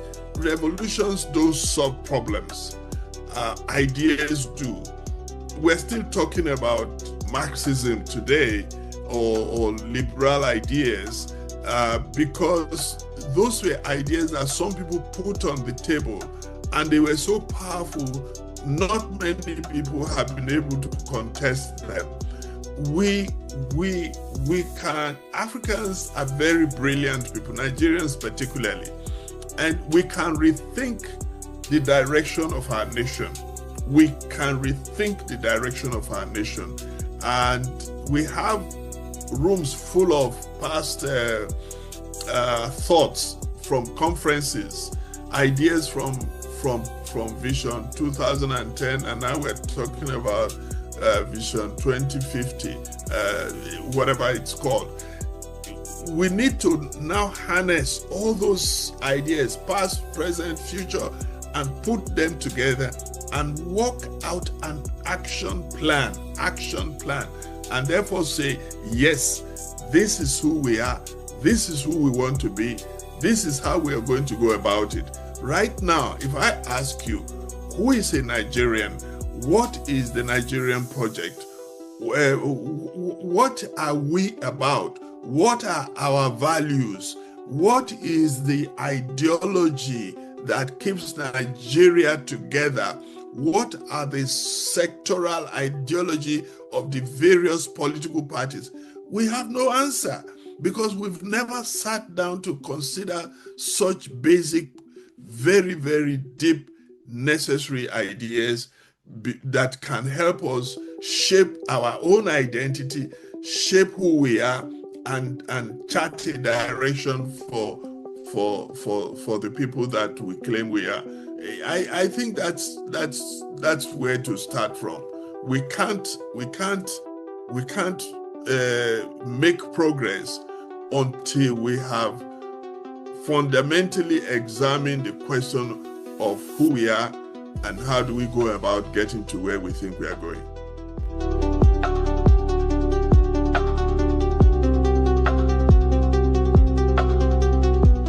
The Yorubas have a proverb. They said,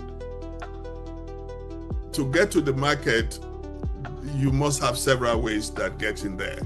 So it cannot be one idea.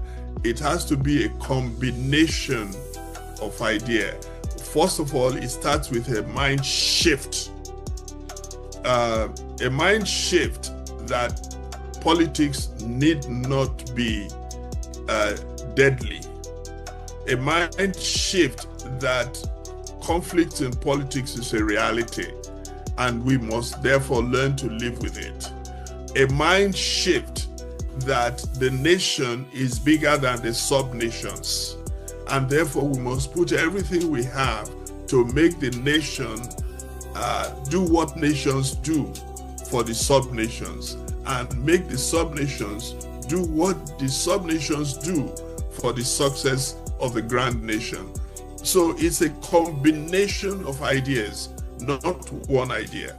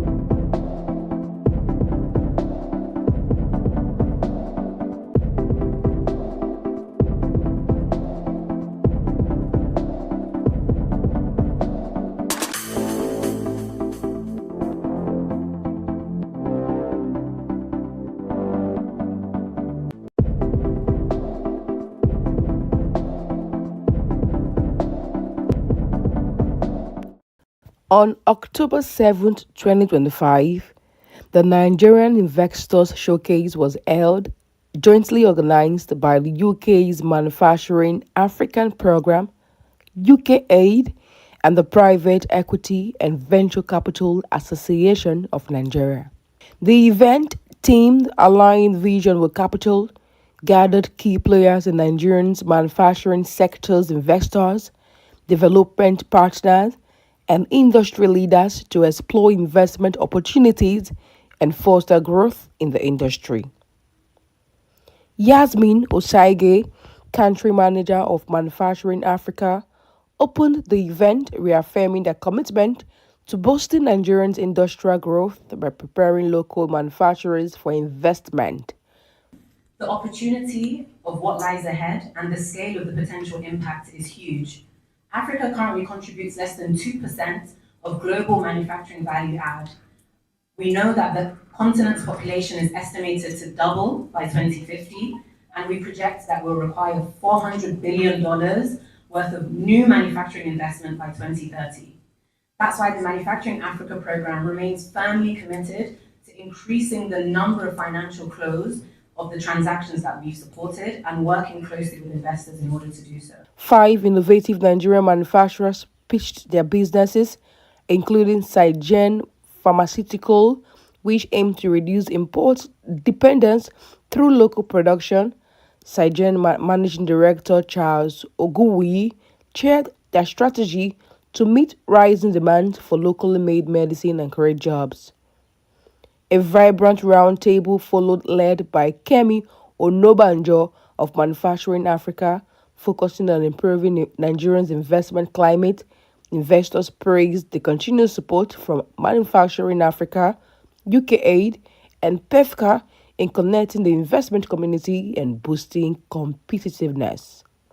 The event wrapped up with networking, encouraging partnership, and David Meredith from McKinsey and Company closed by reinforcing commitment to Nigerian manufacturing growth through technical support and investment readiness programs. Initiatives like this are absolutely critical because this is the platform that brings visibility to the companies and also helps with pipeline development for the investors. There's cash looking for where to go, and there are companies looking for cash. But there are not many platforms like this, especially for the manufacturing sector, where you bring all of them together. This investor showcase is a fantastic idea, bringing ready companies, because investors are looking for companies that are ready to receive cash. These are companies that have received support and are ready and are actively fundraising, and bringing them into a room with other investors is a great way to not only get feedback about their business idea and how viable it is, but to actually really get connection for the funding that they need to grow, scale, and create more jobs and impact in Nigeria. So absolutely, we should do this every month, if you ask me, to make sure that companies that are ready to receive funding meet the investors that are ready to deploy funding. They've given us guidance all through the process and leading to this pitch. We've been able to grow in terms of how to present our company, and they've helped us put ourselves in a state where we are investable. And this opportunity today has given us a broader audience in which we are able to have vision. They're incredibly valuable. It's an opportunity for kind of local businesses from Nigeria to really kind of showcase the opportunities, and there are so many here, and bringing them together with kind of international investors and have that face-to-face contact. It's really valuable because it's an opportunity to really kind of bring to life their opportunities and also answer any questions. And I think that kind of, the face-to-face opportunities is just so important. The fact that Nigeria is heavily import dependent when it comes to drugs, right, which creates a major drug security risk. We are setting up a local manufacturing business here, right, and that focus is on helping local production of drugs here. By doing that, that means we have local employees here as well. So we have almost 400 employees in our factories. And then another key thing is that pharmaceutical manufacturing or pharmaceutical products are highly defensive. Whether you have money or not, if you fall sick, you have to spend money to get better.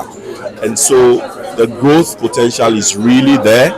That's for the pharma sector. For the agri-business sector, again, whether you have money or not, you have to eat. Right? Yes. So again, the growth is also there across all the verticals in the agribusiness space, right from production, manufacturing, and then even exports. Right? We are seeing a lot of demand for locally produced and well packaged foods. I'd say that the manufacturing sector is interesting to investors for multiple reasons. One of which, and very importantly, it solves two critical problems. It meets consumer demands, and it also alleviates the FX volatility problem that we have because it depends less on imports.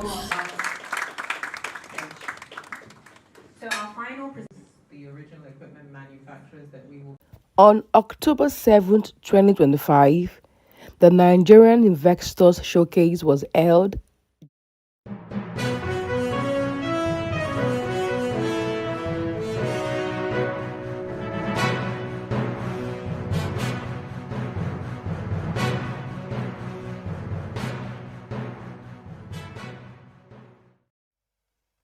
Good afternoon and welcome to the BDTV News at Noon. I am Glory Brown. Thank you for joining us this afternoon. Now the headlines. Petrol tops Nigerians' imports with 613.6 million liters in 1 year. Nigerians' T-bills bond yields fall across maturities. PTI unveils plan for flexible modular refinery. Europe moves to end Russian energy dependence by 2028.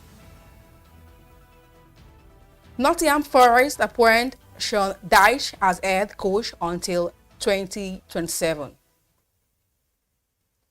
Now let's begin the news in Nigeria, where the country has consumed a total of 613.62 million liters of premium motor spirit for transportation, power generation, and other domestic uses between October 2024 and October 10, 2025.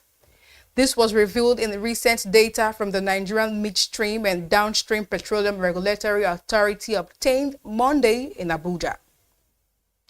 According to reports, imported petrol still accounted for a larger share of country's total fuel supply during the period under review, despite the ramp-up in operations at the Dangote Petroleum Refinery and other local plants. Out of the total 613.62 million liters of petroleum consumed between October 2024 and October 10, 2025, the NMDPRA data revealed that 236.08 million liters were supplied by domestic refineries, while 377.54 million liters came through imports. Moving on, Nigerian Treasury bills edged lower across all maturities at the close of trading on the FMDQ Securities Exchange on Monday, October 20, 2025, reflecting sustained demand for short-term government instruments amid tight system liquidity. According to reports, average NTB yields dropped by an average of 3 basis points across all maturities. The 6th November 2025 B closed at 16.60%, down from 16.63% previously, while the 4 December 2025 paper eased to 17.54% from 17.57%.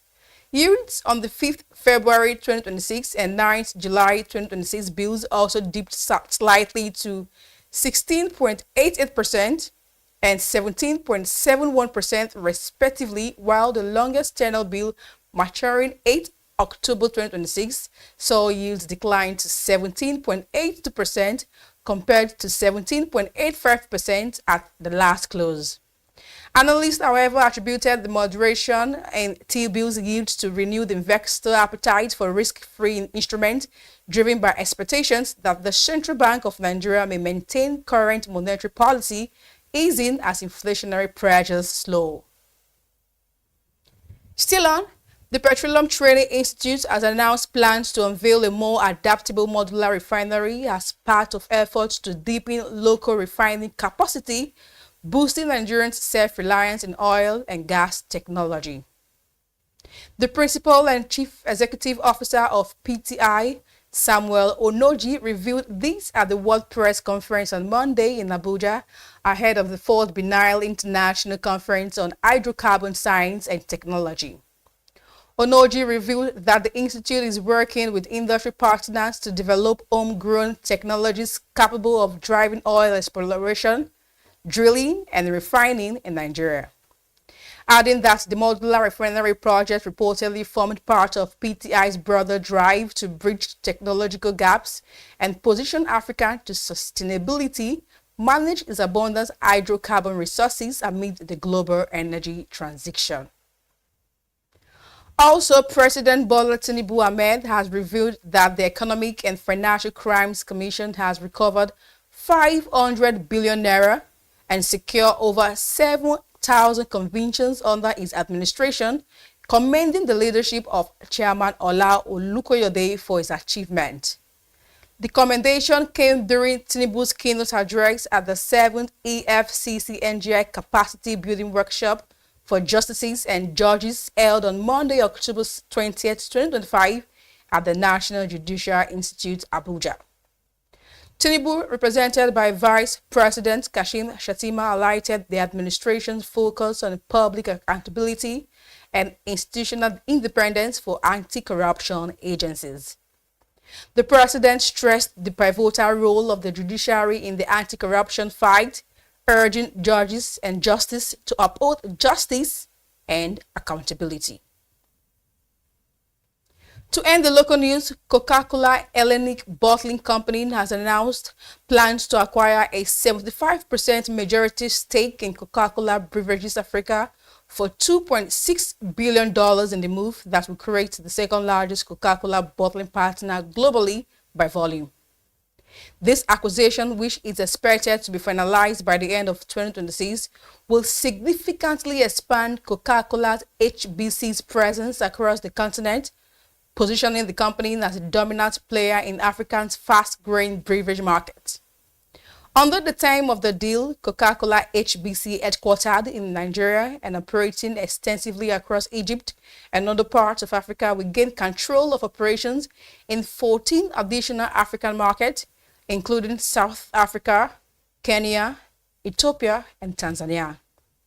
According to the company, this expansion will see Coca-Cola HBC covering about 2/3 of the total Coca-Cola system volume in Africa and serving over half of the continent's population.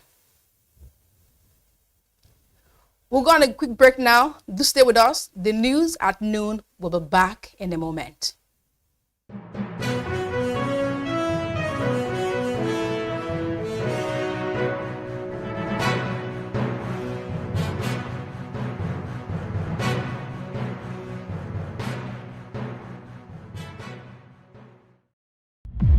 In a world where change is constant, visionary leadership has become the key for long-term success. This is why you should join hundreds of visionary directors, business and government leaders, change makers, and policy shapers have been converged at the Chartered Institute of Directors 2025 Annual Directors Conference.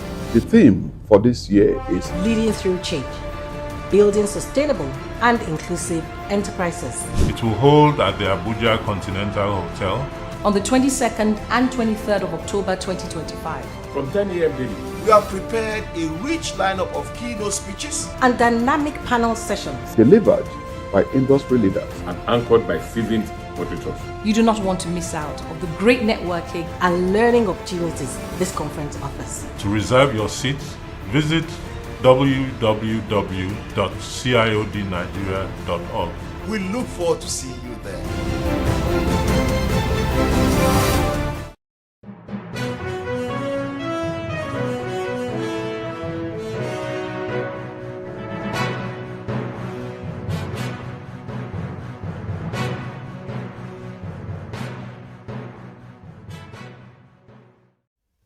Welcome back.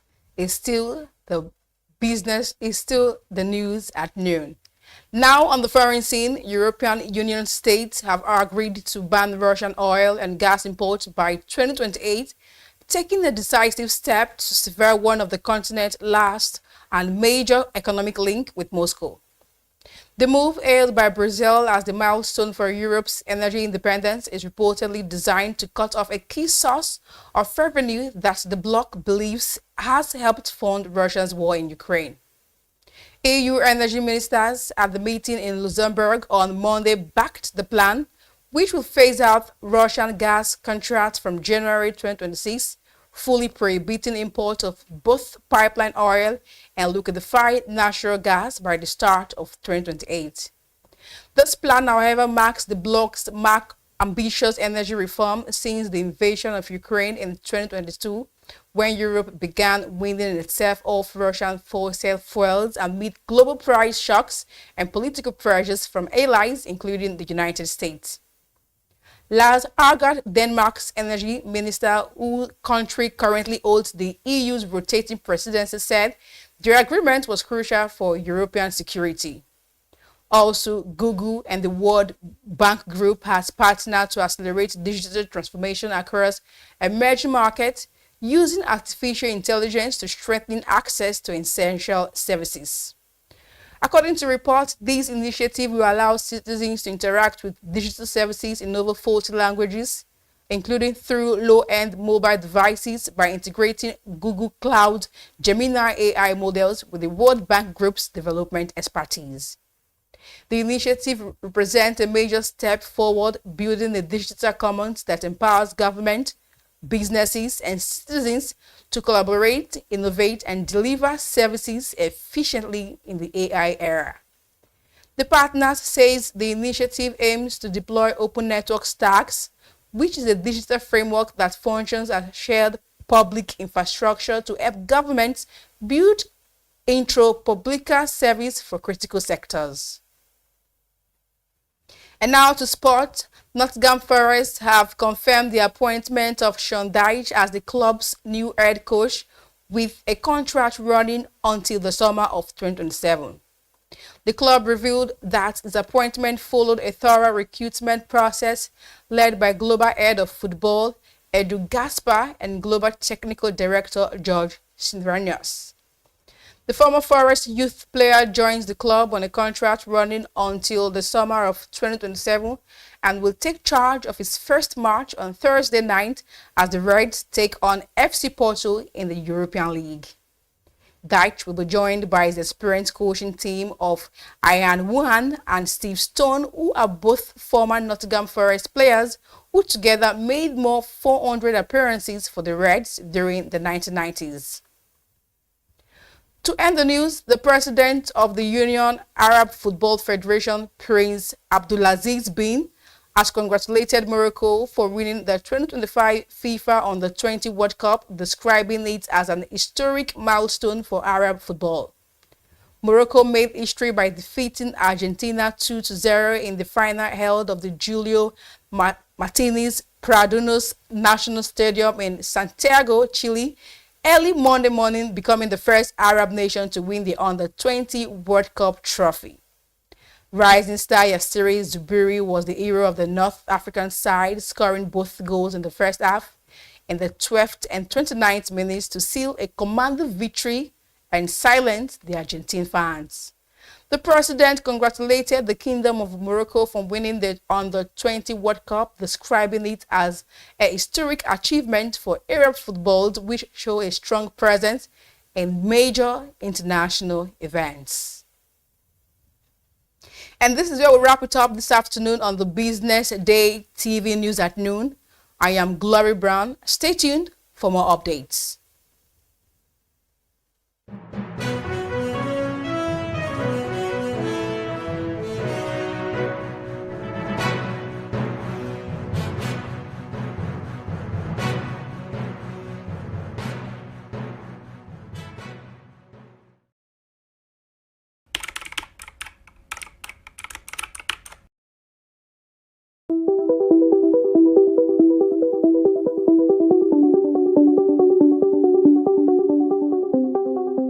Nigeria is it might sound paradoxical when you say that Nigeria is seeking to avoid conflicts, yet it is conflict prone, and everywhere you look there are some kinds of destabilization, unrest, either in a very subtle way or in an overt way.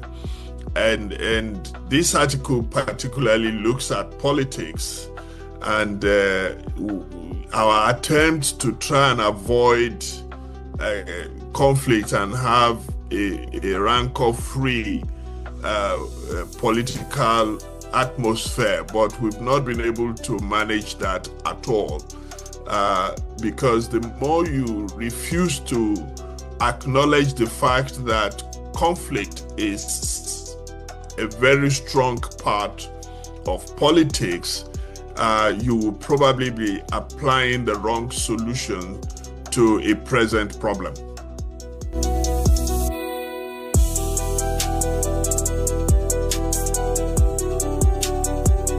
Well, because the problem was never really addressed, we are always looking for easy way out.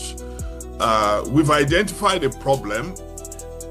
We have not correctly found out what is the root cause of the problem. It's one thing for you to know you have malaria. It's another thing for you to find out what type of malaria you have by investigating, going to do blood tests and going through the whole system to identify, okay, we have a problem. Is it unique to us? If it is not unique to us, how have others managed this problem? So essentially, we haven't looked for, in a very rigorous, deliberate way, why we are where we are, and therefore be able to find solutions. On the other hand, we've been doing cutting and pasting from other lands, solutions that were not designed for our own political systems. I think that is why the problems have persisted. We haven't dug deep enough to get to the root of it.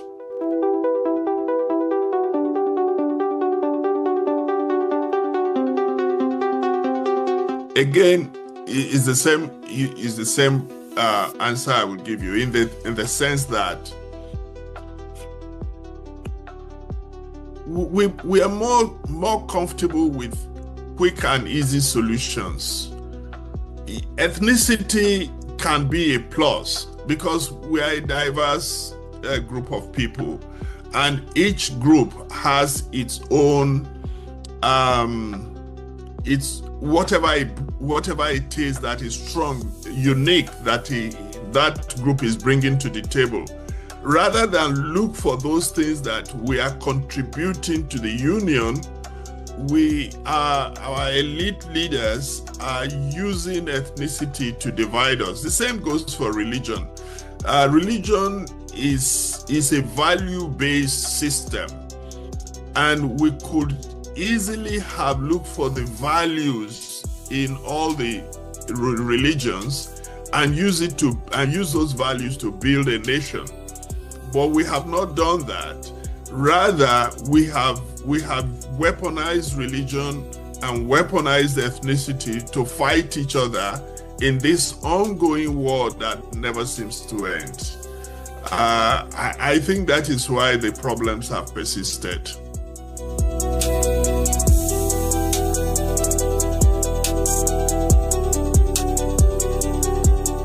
Well, if you have thrown everything into winning, it's like the American football, what they call football, the American football, where your goal is to get the ball to the other side at all costs. If you do politics that way, getting a win, it becomes difficult to think of any other thing because you have invested so much energy, so much resources, and you have further divided the polity. Those who are for me and those who are against me are very clear. And therefore, so it's a perpetuation of that mentality that politics is war. You know, the opposition is the enemy. And if you are going to remain in power, because you know that the opposition does not wish you well, or you think so, just as you didn't wish the old ruler well, it becomes an unending war. You know, everybody is fighting. It goes back to the point I made earlier, which is that conflict in politics is a reality, and we have not reconciled ourselves to that. Because when we reconcile ourselves to the fact that conflict is a political reality, then we will find way to manage conflict, manage opposition, and have a singular focus. And that singular focus is the nation, the nation, the nation, nothing else. How do we get the nation to be better?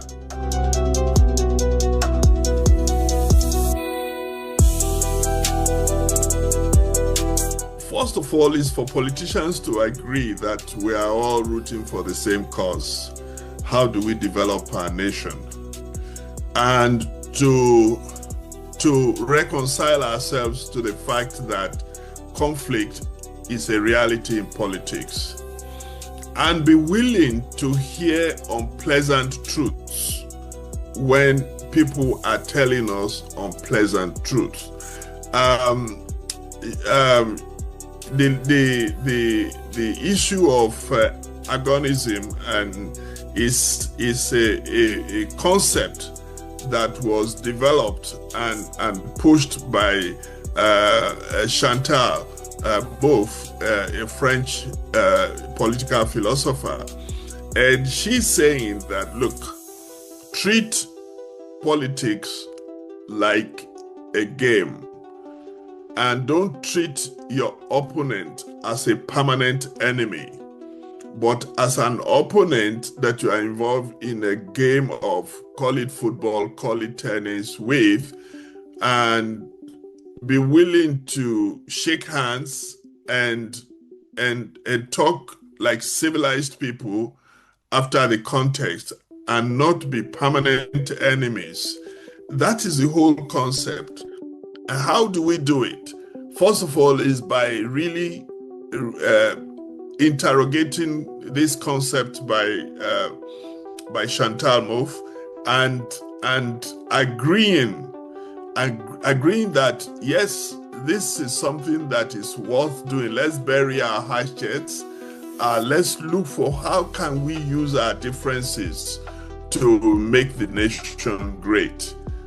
It's not something that we can jump into and say, yes, let's go and do it. No, it's something for us to say, is she right? Let's sit down and talk about it. Let's examine all the sides. Let's find out how we can work with other groups that don't necessarily see eye to eye with us. There was, I think it was Abraham Lincoln that brought into his cabinet all the people who opposed him, people he ran against. The former Liberian president, the lady, also did something like that, where you bring your opponents into the cabinet and get them to work with you for the development of the nation.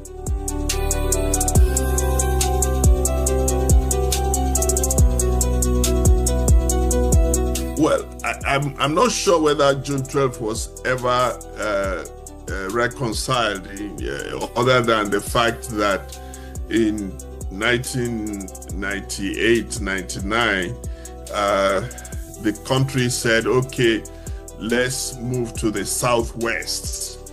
and get a president to compensate the Yorubas. I don't know whether that was deep enough a solution. Maybe it was the beginning of finding solutions and agreeing together and say, let's give it to the Igbos. They've been waiting, they've been outside in the cold for a long time. And let's see how they manage the leadership of the nation.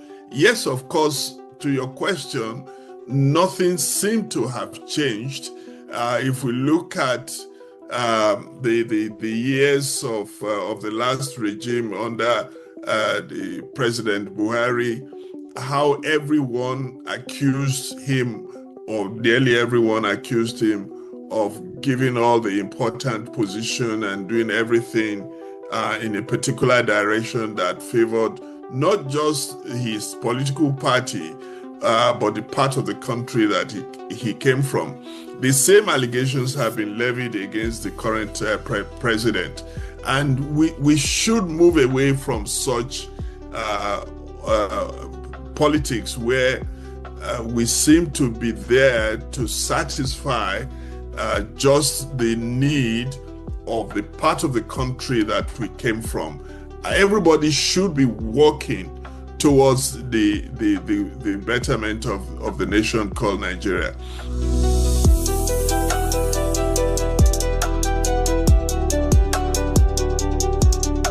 Most of what we have done, which is what we did with the presidential system, we went to America and borrowed the presidential system without tweaking it, except in places where it favors some of us, where it makes us more powerful, as we are experiencing, as America themselves are now experiencing. What has happened is that most of the time when we borrow, so going to Switzerland or Sweden or the Scandinavian countries, it's itself not going to solve our problem until we take what they have, look at it, examine it, and say, how can we make this work for us because of our culture, because of our language differences, because of our climate even, you know. So we must domesticate anything we bring in from abroad. If we don't domesticate it, we will always continue to have a schizophrenic attitude to politics and life, where we are neither Scandinavian and we're neither Scandinavian, we are at the same time we're not Africans, you know, because we have concocted a hybrid between what we borrowed and what we truly are, and it doesn't allow us to function well in either space. So yes, we can go across the world. There's a lot. Look at the Chinese. The Chinese borrowed versions of capitalism, but they remain true to their communism. You know, they've been able to prove that it is possible to have two ideologies work together because they accepted that, yes, we are communist, but there's something good that the capitalists are doing and we like it. And they took it and they modified it and it suited them, and they're up and running. The Japanese did the same thing. They did not let go of their culture, but they took everything they could find from the West, and they made it completely Japanese. So people now go to Japan to learn the same principles that they themselves had learned from the West. So the world is always borrowing and tweaking and adapting and making them work for them. Africans, unfortunately, we basically borrow, and now people say that Africans have what they call pseudo-democracy, or some people call it electoral democracy, where you just basically keep the authoritarian in check and you go to the polls, give the impression that you are democratic, and then come back and you are back in your natural element. Yes, there's a lot to borrow. There is a lot that we can learn from, but there's a lot of work that we must do with whatever we borrow to make it authentically ours.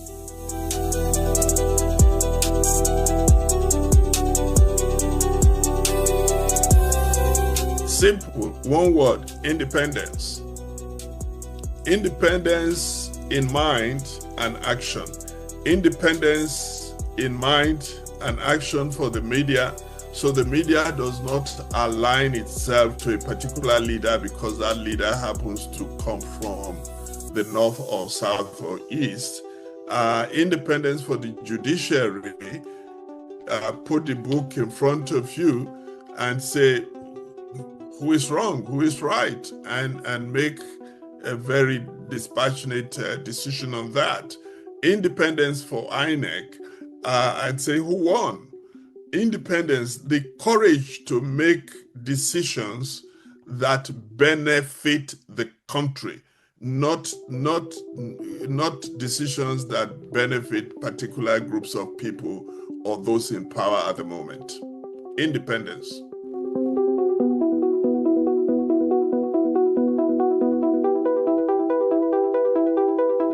Well, yes, it may look as if we are stuck, but voices, we need more voices, like the Yaba School of Thought and with the slogan of "Who is thinking for Nigeria?" We need more people to call attention that nations are built by ideas. Nations are built on.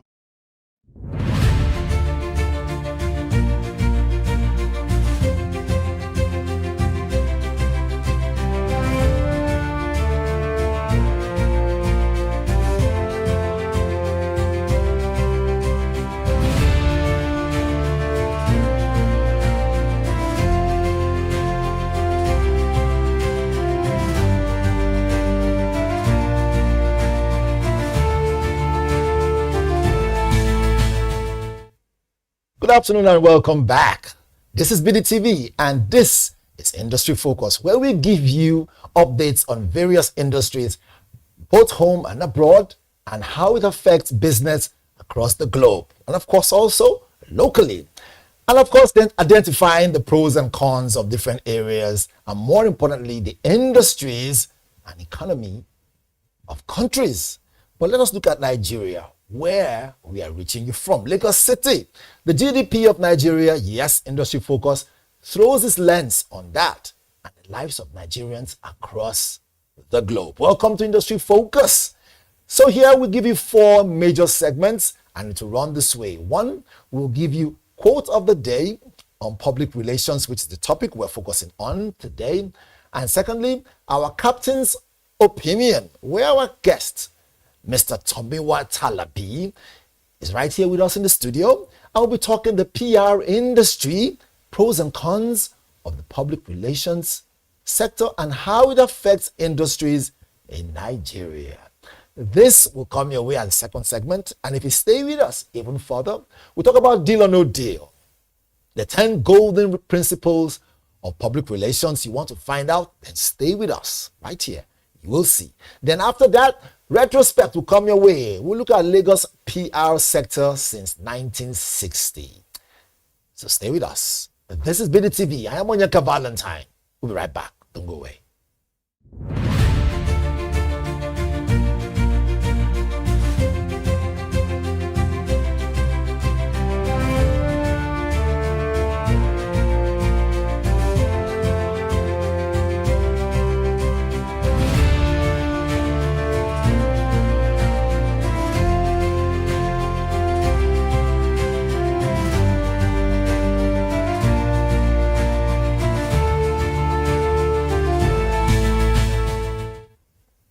Welcome back to the show, Industry Focus it is. Let's jump straight up to our quote of the day.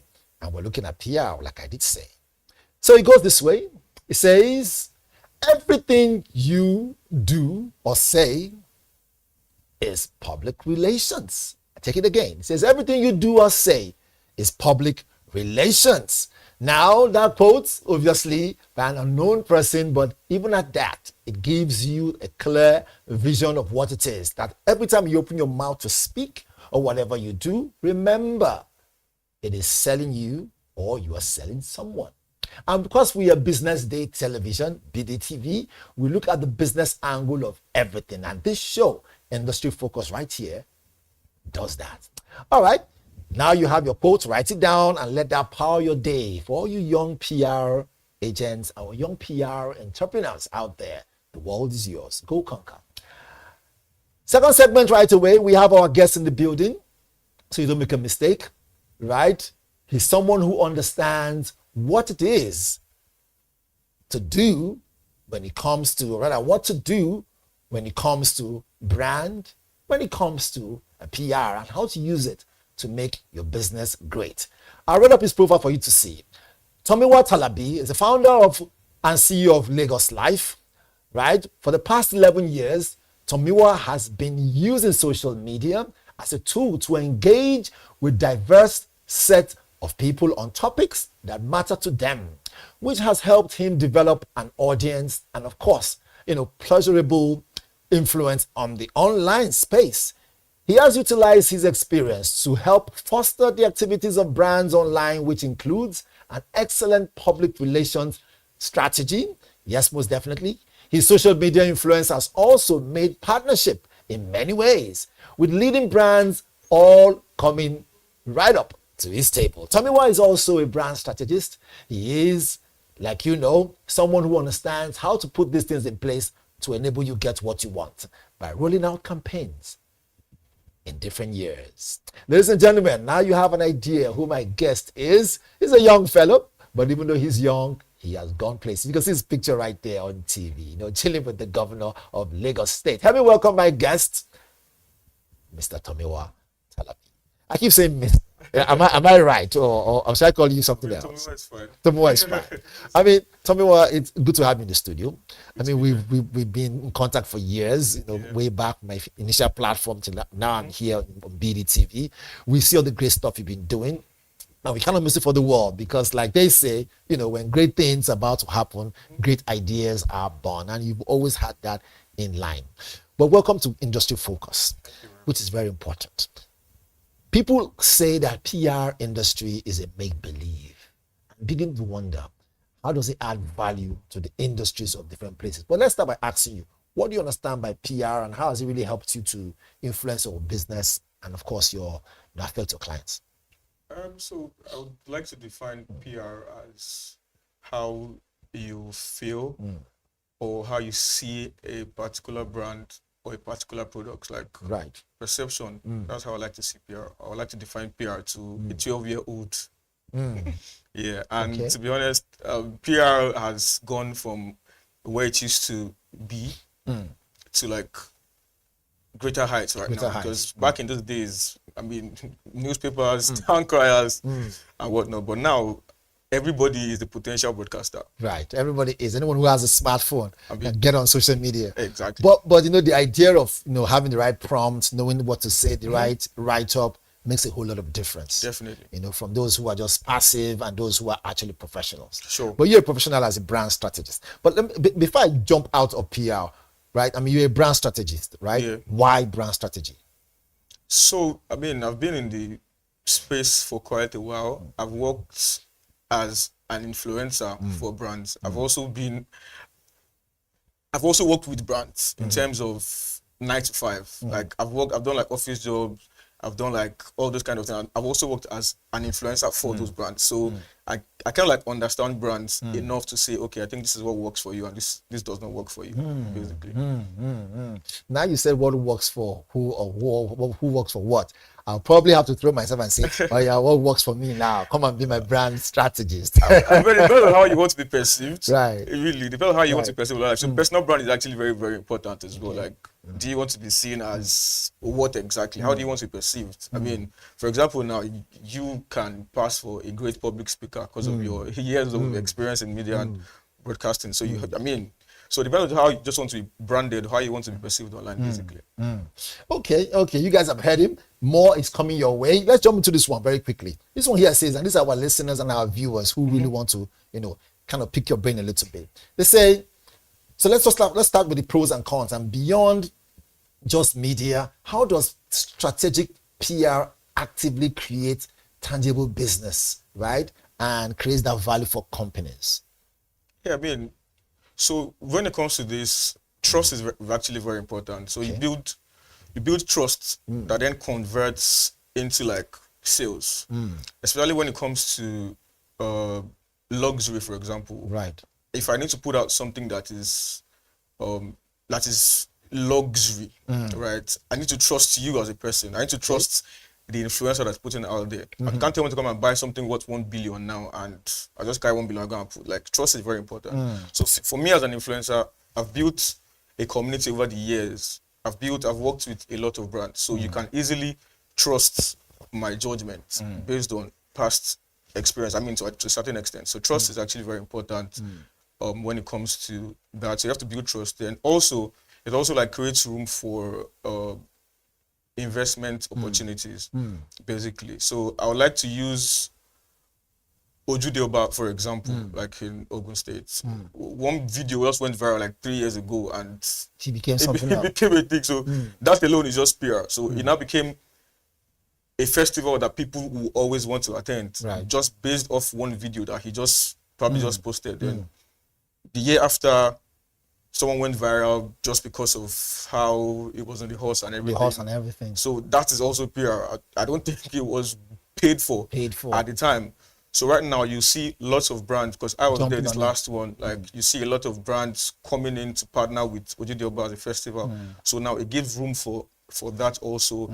I mean, it also opens like the market for investment opportunities. For example, if you know that Ojude is coming next year, you know that, okay, Ijebu-Ode in Ogun State is that place where people will be so time because of, like, I went there this year, all the hotels were booked. Wow. I had to book my hotel in another town. So wait a minute now, because you're entering a different angle, which is important now. Yeah. How PR can help boost businesses and even affect hotels. Yeah.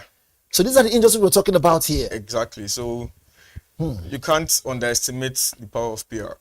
You can't underestimate the power of PR. We see those pictures on our screen right there. See people having some PR meetings, trying to, navigate through marketing and idea. But do you see PR the sister to, or is it the sister to marketing the sister to PR, or is it the brother to PR? Do they work hand in hand? I would like to think they work hand in hand. I would like to think they work hand in hand, because PR is basically how, like I said initially, like how you want people to see or feel a particular product or a particular service. Exactly. So I mean, advertising can fall under definitely going to fall under PR. So influencer marketing is under PR. Okay. I'm sure out of home advertisement is also part of PR. Part of PR. So I think they are both intertwined. Okay, both intertwined. Very quickly, I will jump to our third question because of time. Now, PR and Lagos. Of recent, we know that the governor invited you guys to come to his office to come talk about how you can make Lagos better. We have those pictures and we have those videos of seeing you and the governor and other entertainers there. It's important to know, in the past, could it have been possible to see that those who are brand strategists and PR strategists also can be invited by the governor and say, let us see how we can make Lagos better? So what changed? That's actually a very good question. So, for example, I started as a blogger, right, when I was in Ilag. And was it at that time the governor didn't notice?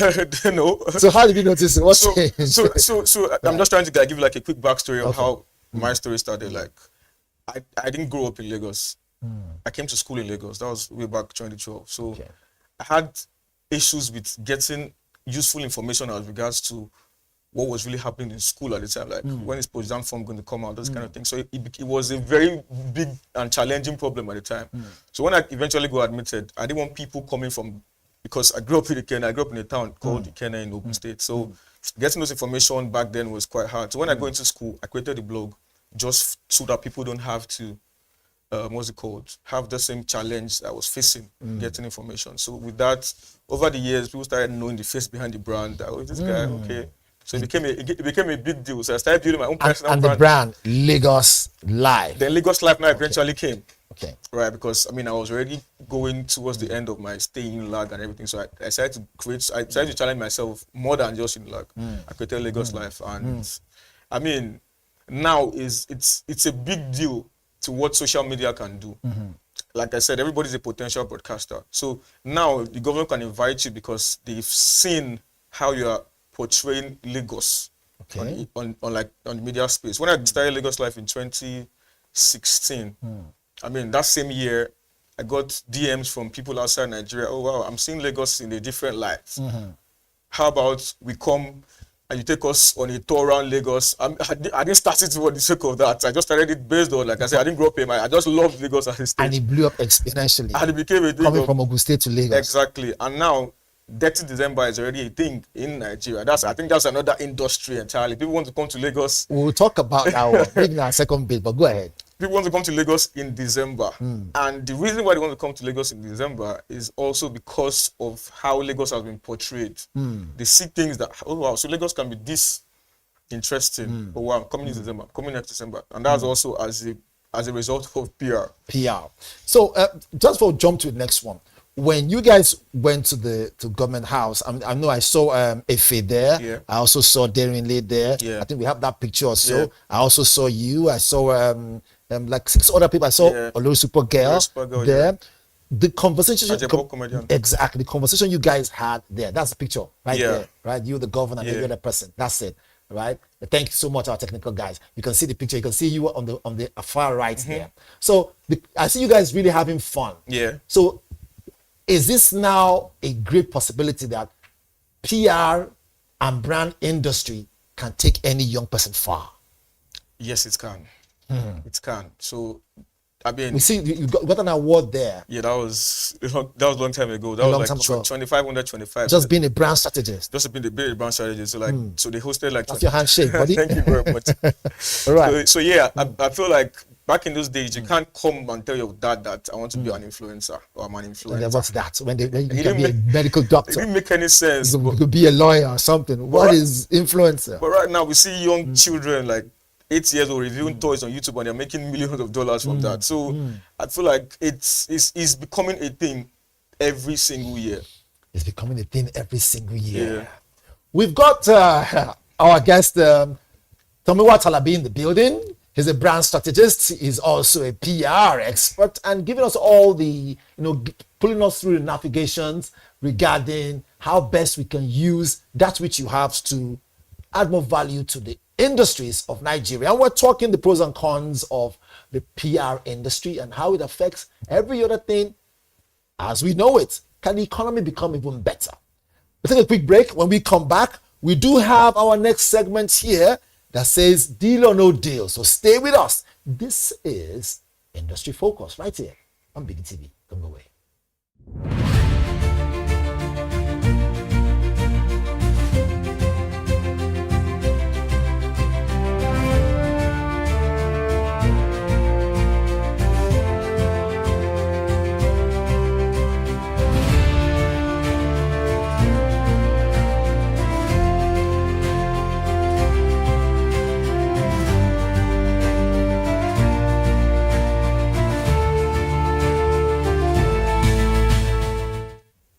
Welcome back. It is still Industry Focus right here on BDTV. We're having a fantastic time and you cannot miss it for the world. And if you've missed anything, I will say maybe after now go check the YouTube channel and go see what we're doing over there on YouTube because we're always live, BDTV live.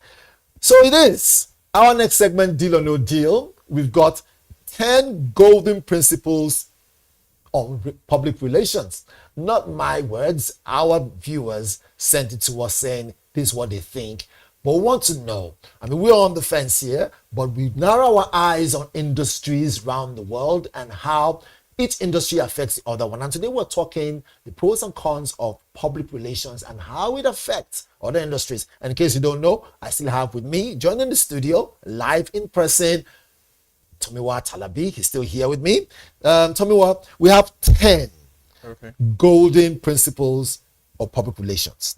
You cannot divorce it from brand also. Okay. But I mean, you're welcome to agree or disagree. Well. So I'll jump with them very quickly. He said, well, if you're ready for this. Now, for anyone you think is a no-brainer, you can just simply say it's a no-brainer. For anyone you think makes sense and can help those who want to become great industry, captains in PR industry, you can follow through. So number one here, it says, do your research. Number one says, do your research. Public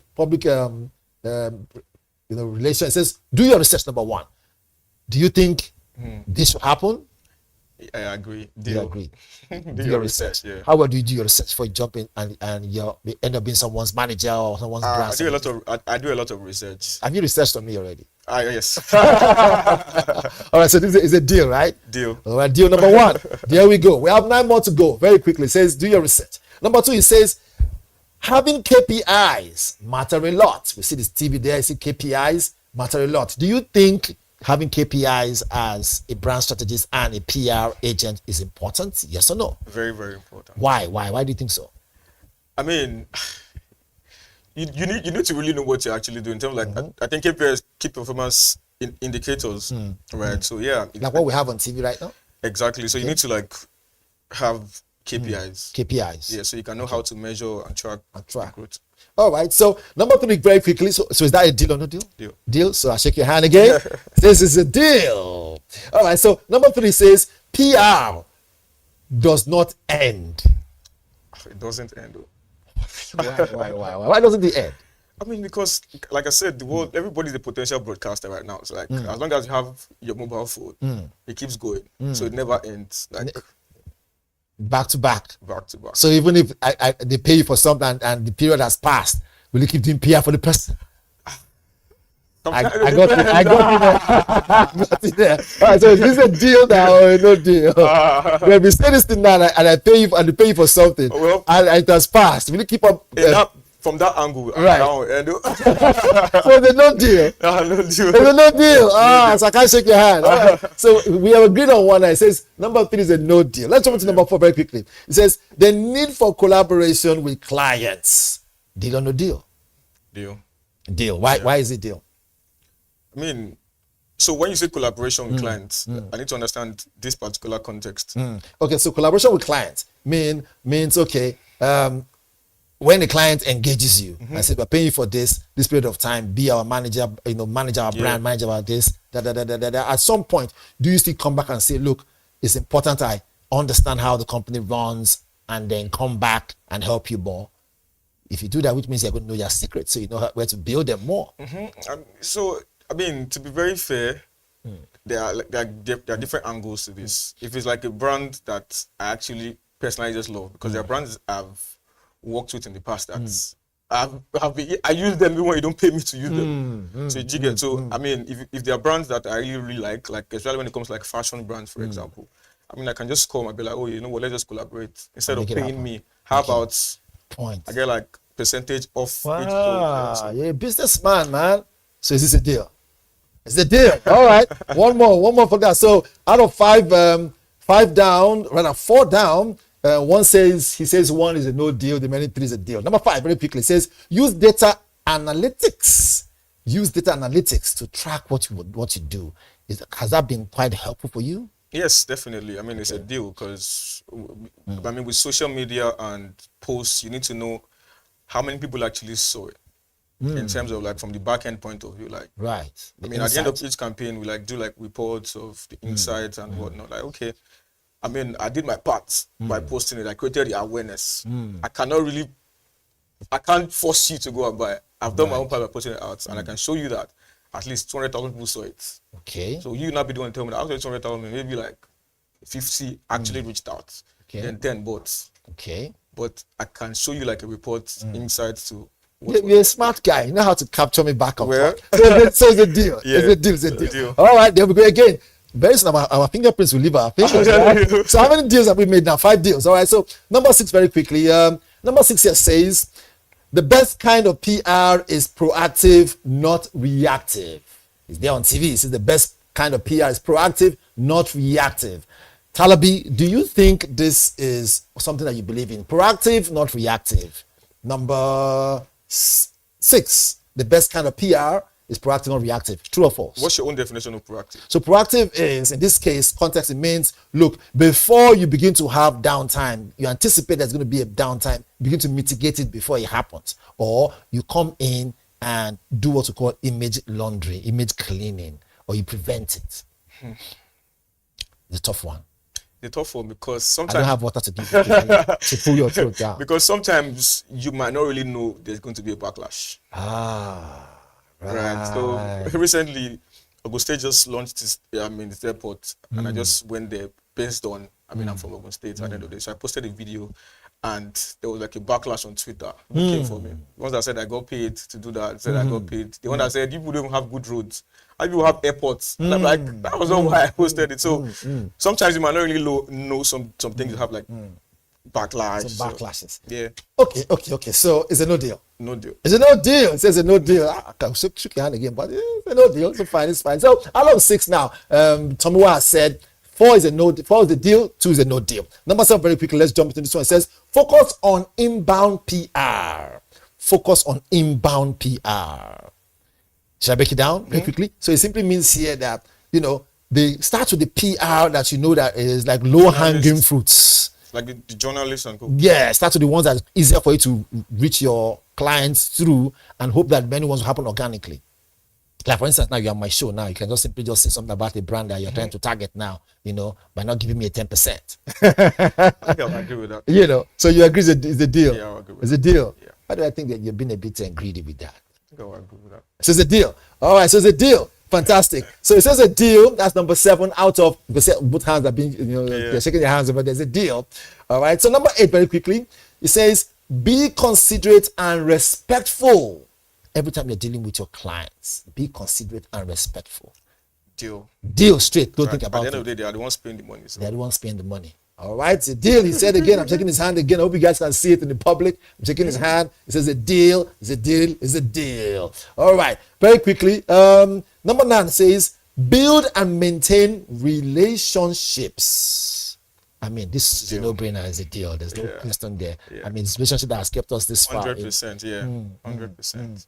Like we see them in the picture, they're keeping relationship, like they said. All right, fantastic. So, number 10, final one, it says, check your facts. When you post something without checking your facts, how bad can that be? Very important. You need to check your facts because it can haunt you. Fact checking. Eventually, exactly. So you need to check your facts. Okay, so that's a deal. That's a deal. 10 out of 8 out of 10. He says 8 is a deal. 2 were not a deal. Hopefully, if we get him again, he'll probably say 5 is a deal and 5 is not a deal. Who knows? We never know.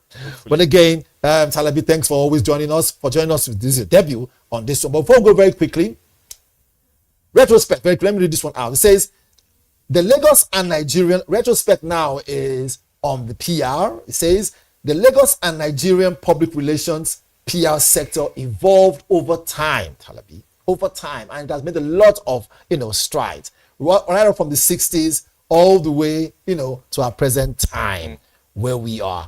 Do you see this as a major plus to, the PR industry? The fact that it is as old as 1960, even though at that time it was a different kind of PR that they had. Now it's more digitalized. You have social media. It's easier. It's easier, way easier.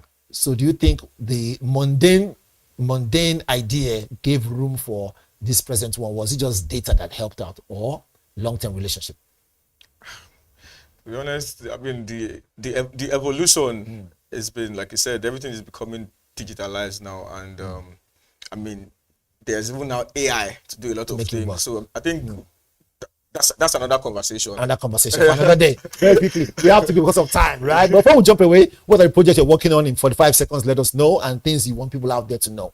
Okay, so for Lagos Life, just taking it from point A to like another level, like in terms of working on a YouTube channel, by the way, to help people understand Lagos more and help them live their best Lagos life. Because to be honest, where to go to in Lagos can actually be a problem for people. Like, so people are just in their house, they're like, where can I go today? Then Lagos Life helps them, like, okay, what restaurants, what's this new restaurant, what's this new whatever events to go to and whatnot. So yeah, we want to make it more visually appealing and also, make it work. December is coming. Everybody's in Lagos in December. So yeah. Make it work for Dirty December, right? Exactly. It's an industry these days now. We can It never is. tell. Are you on social media? Yeah, sure. Most definitely. What's your social media handle? It's Tomiwa, ITS Tomiwa. Okay, Then fantastic. Lagos Life at Lagos Life. Okay. All right. So you guys have heard him. Lagos Life at Lagos Life. It is at Tomiwa, right? It's Tomiwa, ITS Tomiwa. It's Tomiwa. Yeah. Fantastic. Tomiwa, thank you so much for joining us. Thank you Hopefully for we'll call having me. upon you again. You will come. We've 100%. been having our fantastic guest. We just had him on the show. Most definitely, he has given us a lot of things to think about. And hopefully we'll get to have him again next season, as the case may be. Thank you so much, Tomiwa, for joining us. Thank you very much. Pleasure's mine.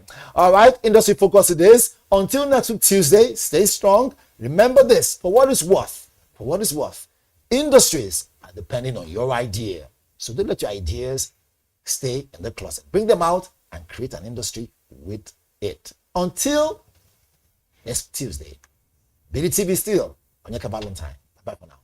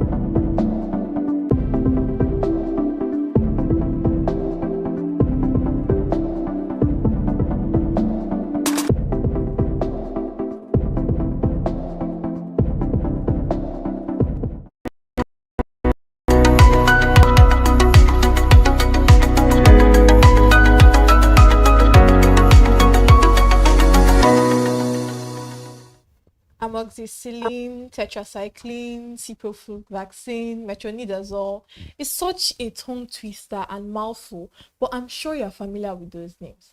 Now, every time we misuse antibiotics, we give bacteria a chance to learn how to defeat them. Misuse today only means resistance tomorrow.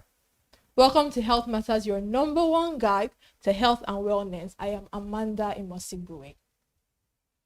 From a study in 2024, it shows that out of 12 developing countries, Nigeria has the third highest percentage of antibiotic prescriptions at 48%. Now, another study has showed that 400 students in a survey 67% of them, which is basically 268 students, reported fair antibiotic usage practices. 26.5% had poor practice, with only 6.5% having good practice, with the most frequently misused antibiotics, ampiclox, tetracycline, and the likes. And they were used for conditions like typhoid, cough, and catarrh. Now, joining us to unpack the misuse of antibiotics is Dr. Igeleke Ohis. He's a community pharmacist, currently the superintendent pharmacist at Visco Virello Pharmacy in Benin City. Welcome to the show, Dr. Ohis. Thank you very much, Amanda. I am excited to be here. Thank you so much for this opportunity. It's a pleasure to have you here. So let's dive in quickly. Now, what is the main aim? It all boils down to resistance, actually. It all boils down to resistance. We abuse antibiotics a lot in this part of the world. We abuse antibiotics a lot in this part of the world, and we do not see how terrible resistance can be. We do not know how terrible resistance can be. Resistance is it's terrible, terrible, terrible, terrible, very, very terrible. So what resistance means is the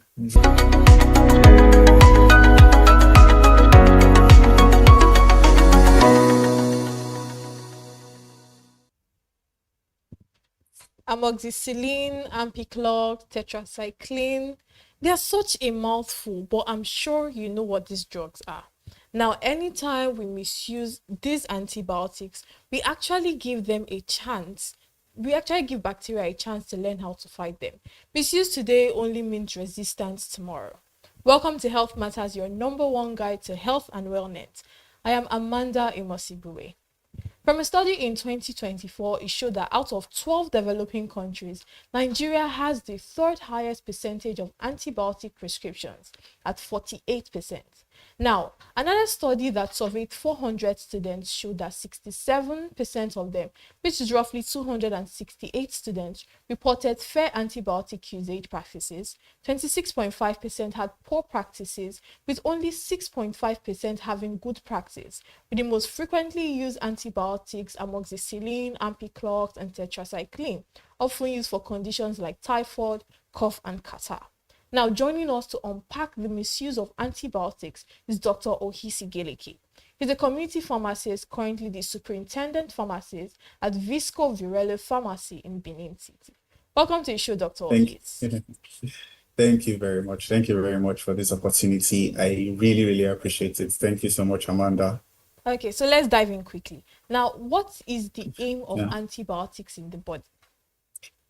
All right. So before I answer that question, let me explain what microorganisms are. So microorganisms are really, really small living creatures. Yeah, we can't really see them with our normal eyes. We have to use a microscope. So these creatures are found almost everywhere. They are ubiquitous in nature. They're found everywhere. So the common ones are bacteria, viruses, fungi, and your antibiotics, their major job is to kill these bacteria. It's either they kill them or they stop the growth of this bacteria. So when a person is infected with this bacteria, that is when the person is supposed to take your antibiotics. When you're infected with, okay, let me put it this way, there are some good bacteria, there are some bad bacteria. The good bacteria are found naturally in our system. So just hold on to this information now. You would need it later on. So when a bad bacteria, in quotes, infects a person, the person takes antibiotics so that the antibiotics would kill this bacteria and the person becomes better. So yes, that's the major job for antibiotics in the system. Not that we're trying to give anyone ideas, but enlighten us, how can we actually differentiate between bacterial infection and viral infection? Okay. Bacterial infection are localized at the first stage. That's the major difference. Bacterial infections are localized, so you can see bacterial infection of the throat, bacterial infection of the eyes, urinary tract infections, that is bacterial infections of the urinary tract, and bacterial infection of the ear. But when it comes to viruses, it is more systemic. By systemic, I mean it affects the blood and it goes, like viruses affect your DNA generally.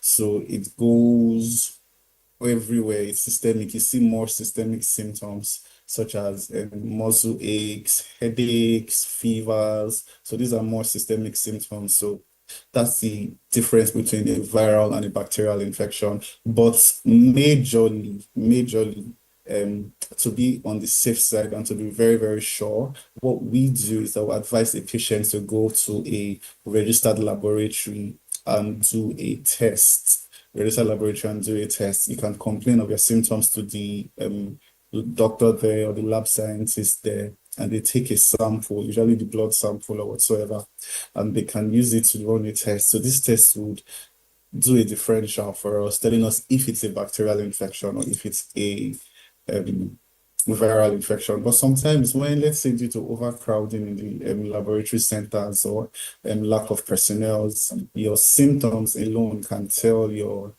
healthcare professional or your healthcare provider if it's a bacterial infection or a viral infection. But majorly, it's just like that. Bacteria is localized, while viruses are more systemic. So I really hope this explains the differences to us. I do get the difference. I do get it, yes. So let's go back to the main topic now. Why is the misuse of antibiotics a growing concern? Resistance. Fine, there are other small no, I never call them small things. There are other issues why the misuse of antibiotics, well, there are other problems that the misuse of antibiotics can cause. But majorly, what we've been preaching to people is resistance. So resistance basically means that in a layman's term, your antibiotics stops killing the bacteria that it could kill before, because now the bacteria has grown some protective measures to protect it from the antibiotics. So there are different mechanisms for a bacteria to resist an antibiotic. It could be okay, let's say there's a site, let's say site A on the bacteria where the antibiotics could bind and elicit its effects, probably by killing the bacteria or by stopping the growth of the bacteria. So some bacteria can be so smart, very, very smart. They just undergo some morphological changes. They undergo some changes in their body. And that site A just, let's say, it disappears or it's not as functional as it used to. So the antibiotics can no longer bind to it. Or the bacteria can just grow a stronger surface, like its body in quotes becomes stronger, preventing the penetration of the antibiotics into it. And some other bacteria can do it in a way that the antibiotics will penetrate, but it increases the excretion of these antibiotics. So it can enter, but as it's entering, it is coming out faster. So some bacteria can be very, very smart, and they can just create these resistant mechanisms. So when these and more mechanisms are created, it leads to resistance, and the antibiotics that usually works before doesn't work anymore on this bacteria. So this is why we are preaching these things, because I've been at the pharmacy since the morning, and I think I've met like 3 people that just came to ask for Ampiclox. I tend to talk to them like, okay, counsel them that what are you using this Ampiclox for? And some of them can be very stubborn. They would not even want to listen. So they'll just walk out and say they're going to get somewhere else. But we try to tell them that resistance can happen, and treating resistance is not cheap. It's not cheap. So it's that we avoid the abuse of antibiotics now than to face the financial burden later. Okay. So hear me out. In a way, it just seems like, bacteria and AI, they're similar. Hear me out. Because, people say, oh, when you keep feeding AI information, it's going to conquer the world. But we understand, like, when you keep feeding them information, in a way, they get to, like, sometimes when I text, like, oh, I'm like, write it in my own humor. And then because I have fed AI so much information, it's writing it in my own humor. And now, same thing with bacteria. When you keep feeding it with antibiotics, it just grows smarter. And it begins to, like, dodge. Do you understand my point? But yeah, I now, do. what are the most common ways that people misuse antibiotics? just like I said earlier, you need to do a test to know if it's a bacterial infection. So most people they can just come. I think one problem we have is the ease of accessibility. There are a lot of unregistered chemists. I will not use pharmacists because for a pharmacy you need to be registered. There are a lot of unregistered chemists, and these people just have access to some medications. I still do not know how they do it. So they have access to some medications, and Nigerians can just walk into the pharmacy, into the chemist, and get anything that they want, including antibiotics, and they just take it for whatsoever reasons. And you see some cases where some chemist owners would just like mix like 3 or 5 antibiotics together in a sachet and give them, and they'll go and take it. So people, they just take this thing anyhow. They take it for diseases that are not of bacterial origin.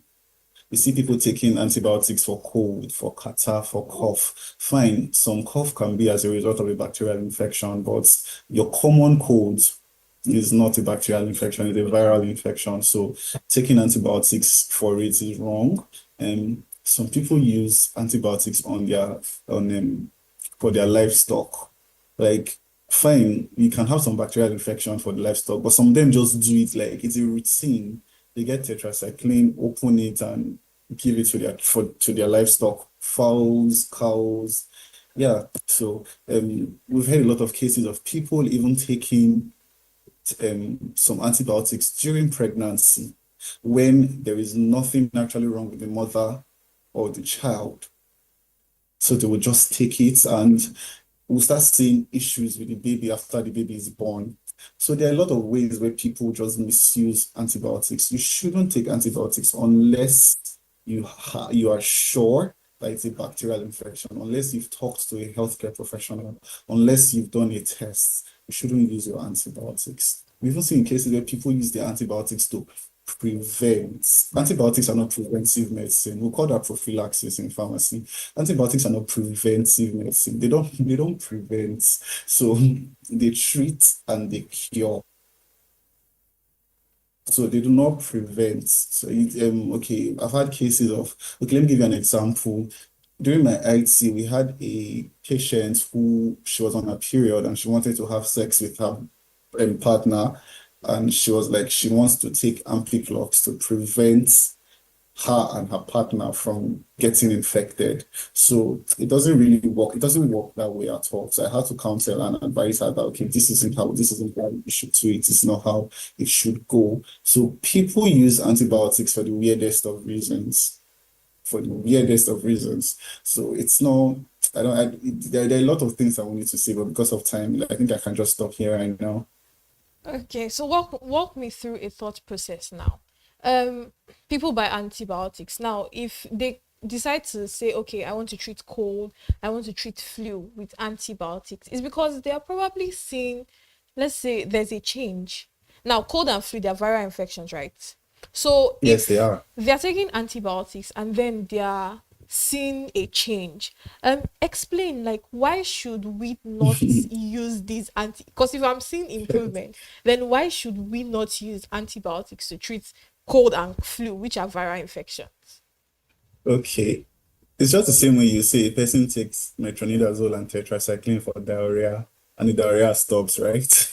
Okay. Some conditions are self-limiting. By self-limiting, I mean they go by themselves. They just stay in the body for like 2 days, 3 days, and they go by themselves.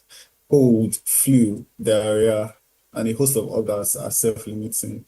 So you can attest to this, that there sometimes you had cold and catarrh and you did not even take anything and left by itself, right? Same thing with diarrhea. You had diarrhea and probably the only thing you took was Gary, or you just even prevented yourself from eating throughout that period and it stopped by itself. It's because it is self-limiting. Self-limiting means self-limiting diseases are diseases that go on their own. So most times when a person takes antibiotics for cold and flu and it stops, they think it's the actual antibiotics that worked, but it's just the disease is running its course. It has started, it has grown, now it has died, and it has left your system.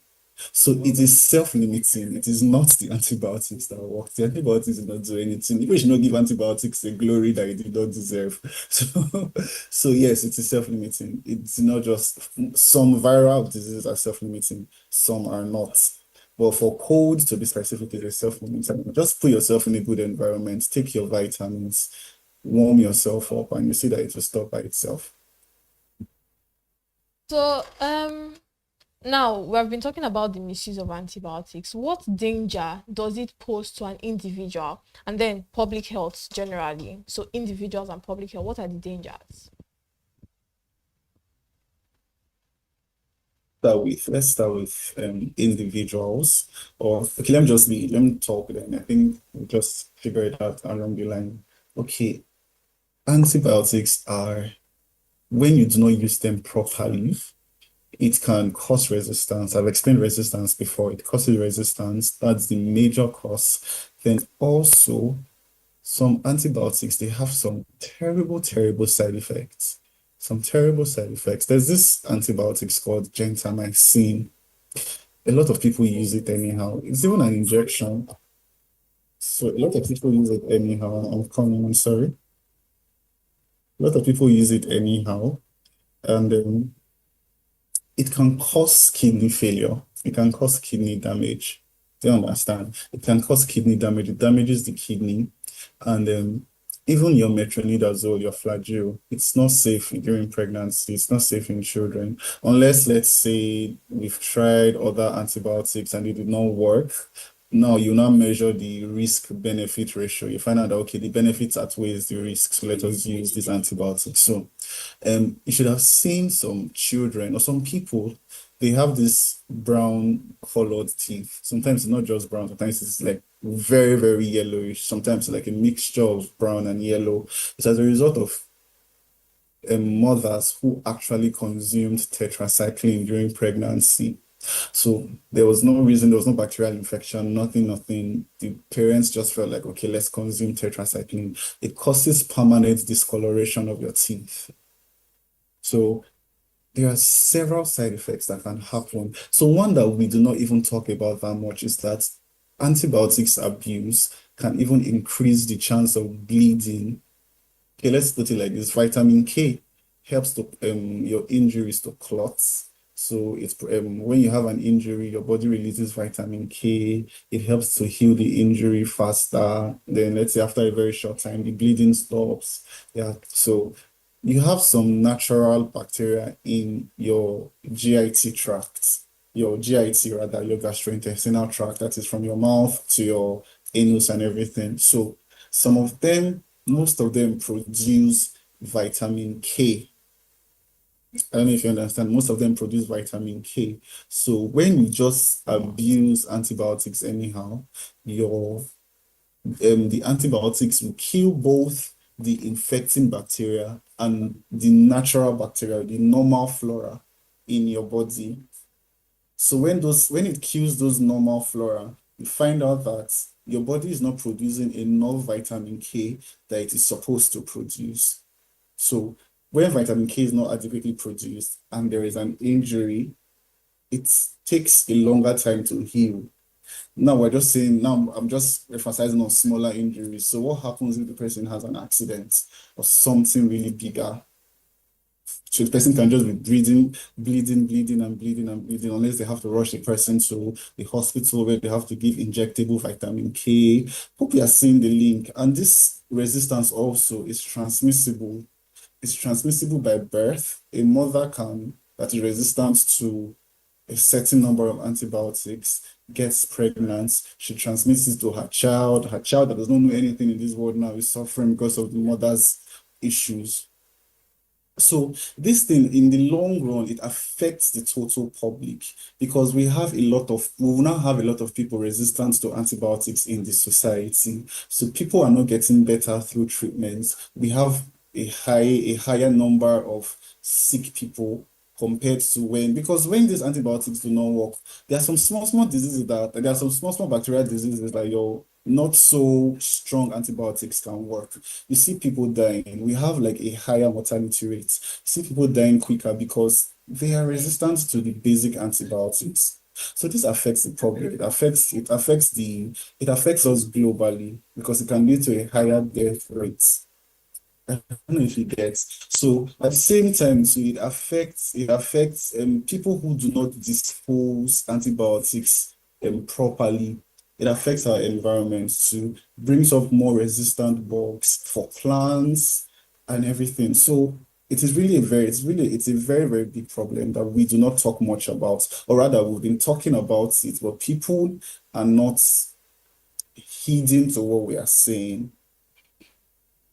People are not heeding to what we are saying. That's basically why I even came to this platform, because I believe it has a broader reach and can reach to other people that I cannot reach out to. So it affects both the public, it affects the individuals, it affects everything, Amanda, actually.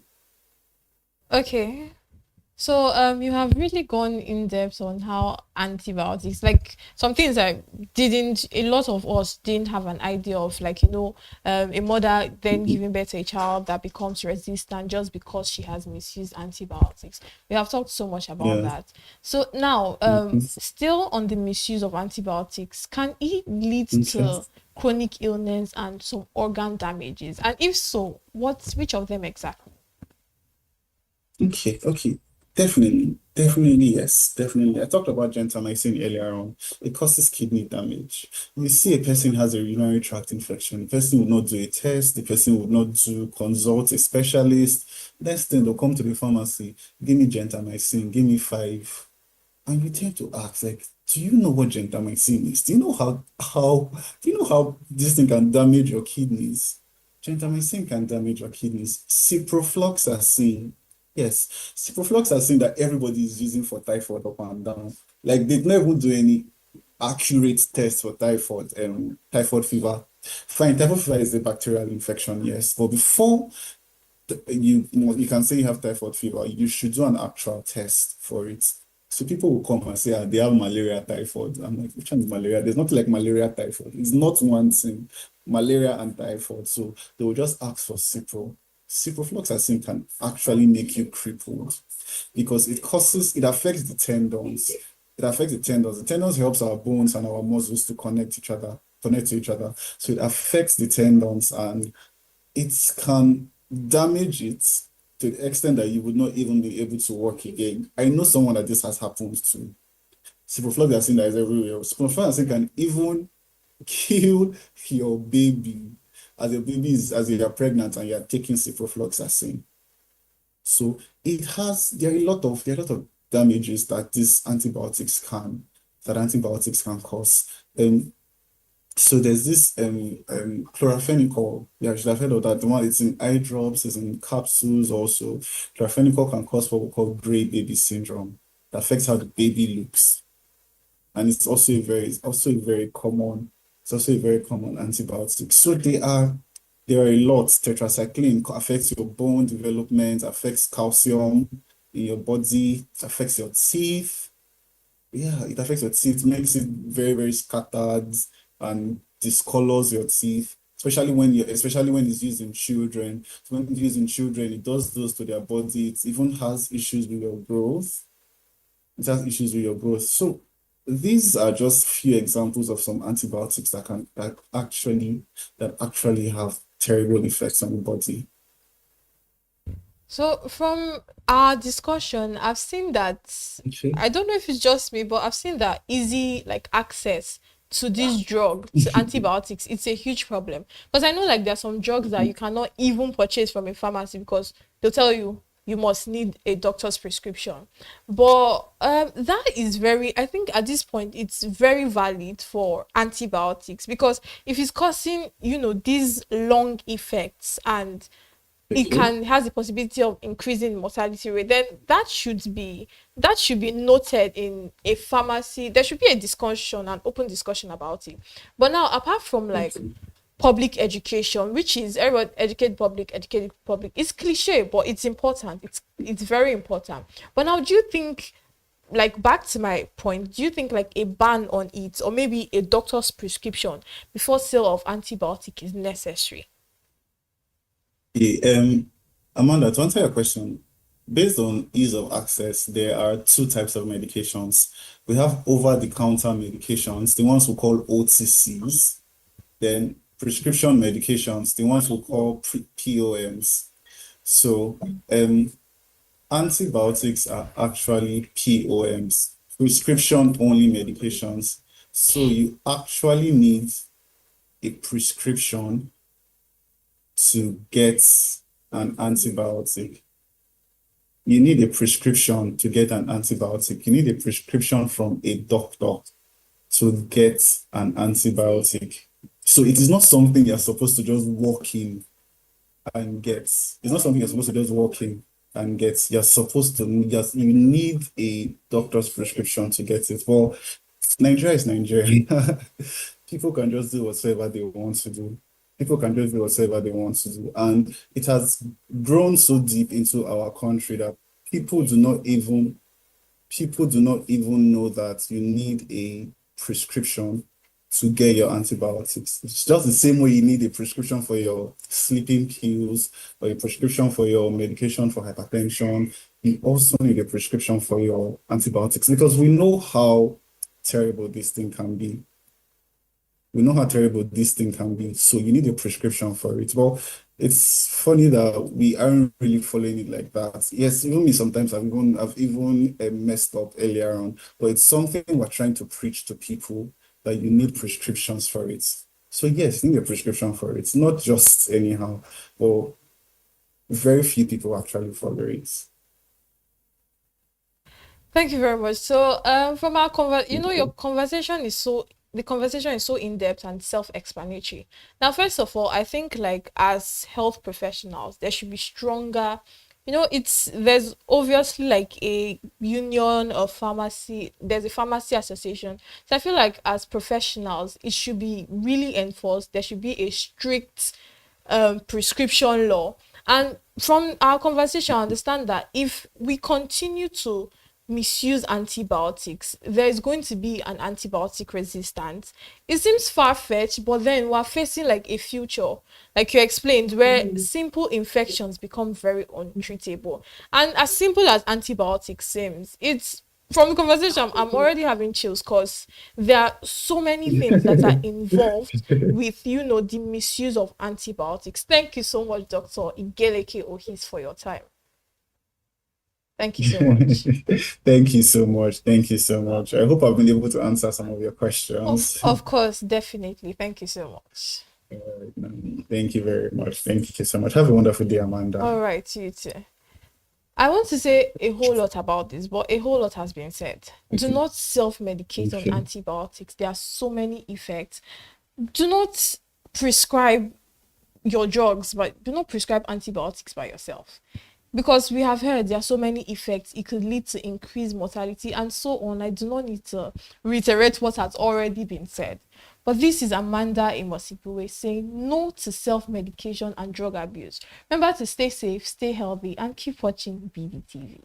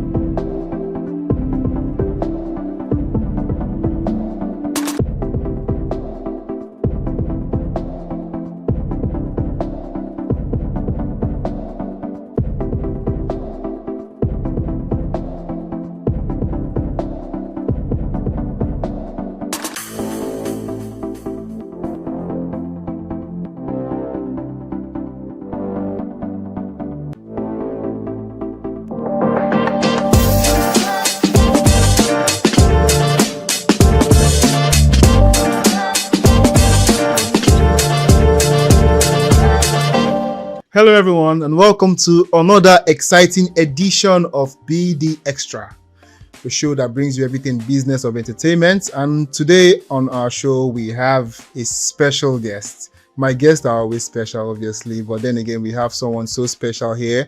He has been working in the fashion space for over 2 years now, and he has worked with a lot of celebrities. You know, it's juicy. Today on the show, I have Benny Styles. Benny Styles, welcome to the show. I'm glad to be here. Oh man, it's glad to have you here as well. Oh, it's like we hardly have like someone from the fashion space up on in business, and you know the business of fashion is something that a lot of people do not understand. And having you here actually, you know, makes you is something for our audience to take in, and you know. You coming from the style, that you just representing your brand and all that, which is very good, and which is why I see why a lot of celebrities gravitate towards you. Nevertheless, he has done a lot of things. You know, all those your fans, your celebrities, your faves on the AMVCA carpet. Guess who styles them? So Benny, it's nice to have you in our studio. Tell us how this all started. When did it all start for you, and what was the background? Background to styling celebrities. What was it like? Okay. First of all, thank you so much for having me. I'm really glad that there's an opportunity for us to have fashion conversations. We hardly have fashion conversations in our space. Yeah, so I'm really glad to be here. So I'll say that for me, fashion has been a thing for me from my university days.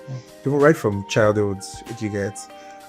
Growing up, my siblings, they always like ask me to suggest like styles to them. My sisters actually. So it became a thing for us in the house. Anytime you're going out, they come to me, "Hi Benny, what's up? Do you think you like this? What do you think about this? What do you think about this? What do you think about this?" And my opinions are valid. So it became a thing. Then I got to school. I started doing the whole thing. Collaborating with my friends, my classmates. They want to go out. They want to go to events, dinner nights, all of those things. They call me. So at a point, I became like a very fashionable person in my faculty. You get, because for me, I needed to change how we see some certain things, some certain clothes in that territory. Because for me, I schooled in Amritsar University, Epoma. So in Epoma, if people that know Epoma, they know how people dress there. There's always jeans, people are here. Jeans, polo, they are sagging. This one is with dress. Nobody really cares about their style. Everybody's just wearing what they feel like and just come. So for me, it was very boring, and I didn't like that. So it started from my own personal uniform, going to classes every day. We used to wear navy blue and black. So you see me in different kind of outfits, see me in different shades of navy blue. I always very stylish. Today I pair it with coat, tomorrow I'm with a jacket, next tomorrow I'm with a bishop neck, tomorrow collar neck. It was just crazy, like different style, different. So everybody kept wondering, Benny, what's happening? So I thought of the whole thing. I'm like, oh, this is actually a market in Lagos, but it's not here. So I need to do something. So that's how it actually came up. And I started collaborating with like some of the designers that I saw there, and they love my style. They love, in fact, when I do something with them, it's different from what they've been doing, and they're wondering, they're like, what have they been doing actually? So it became a very interesting thing for me, and I came back to Lagos too. So let's talk about your inspiration to fashion in general. What inspired you to pursue this career initially?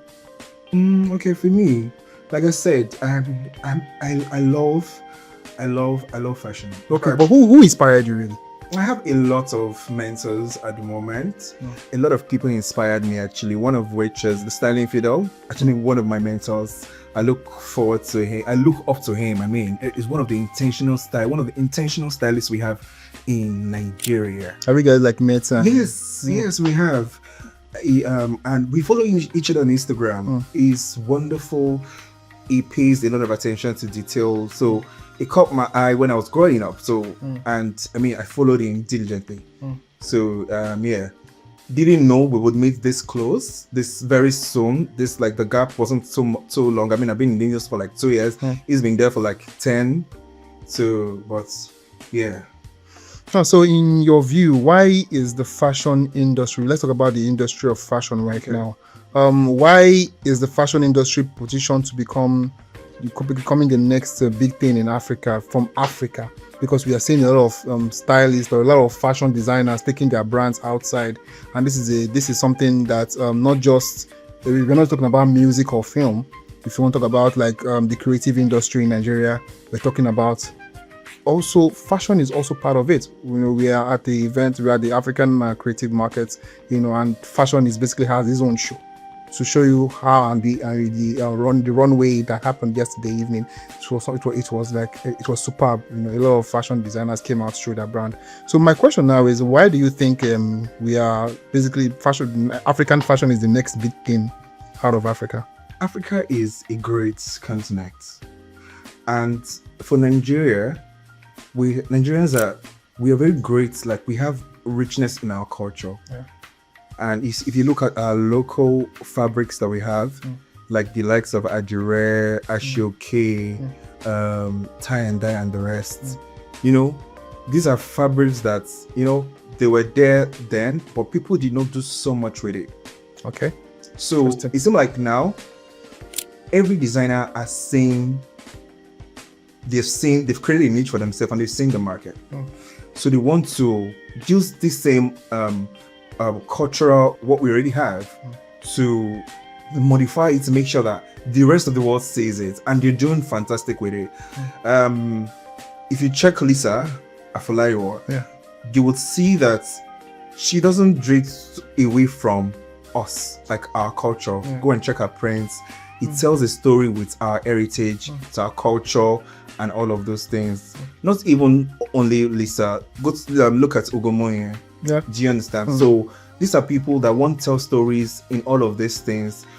And Africa is just so they need to break into that market to be able to show for sort of this thing. So it's not just a Nigeria thing. It's everybody needs to see it.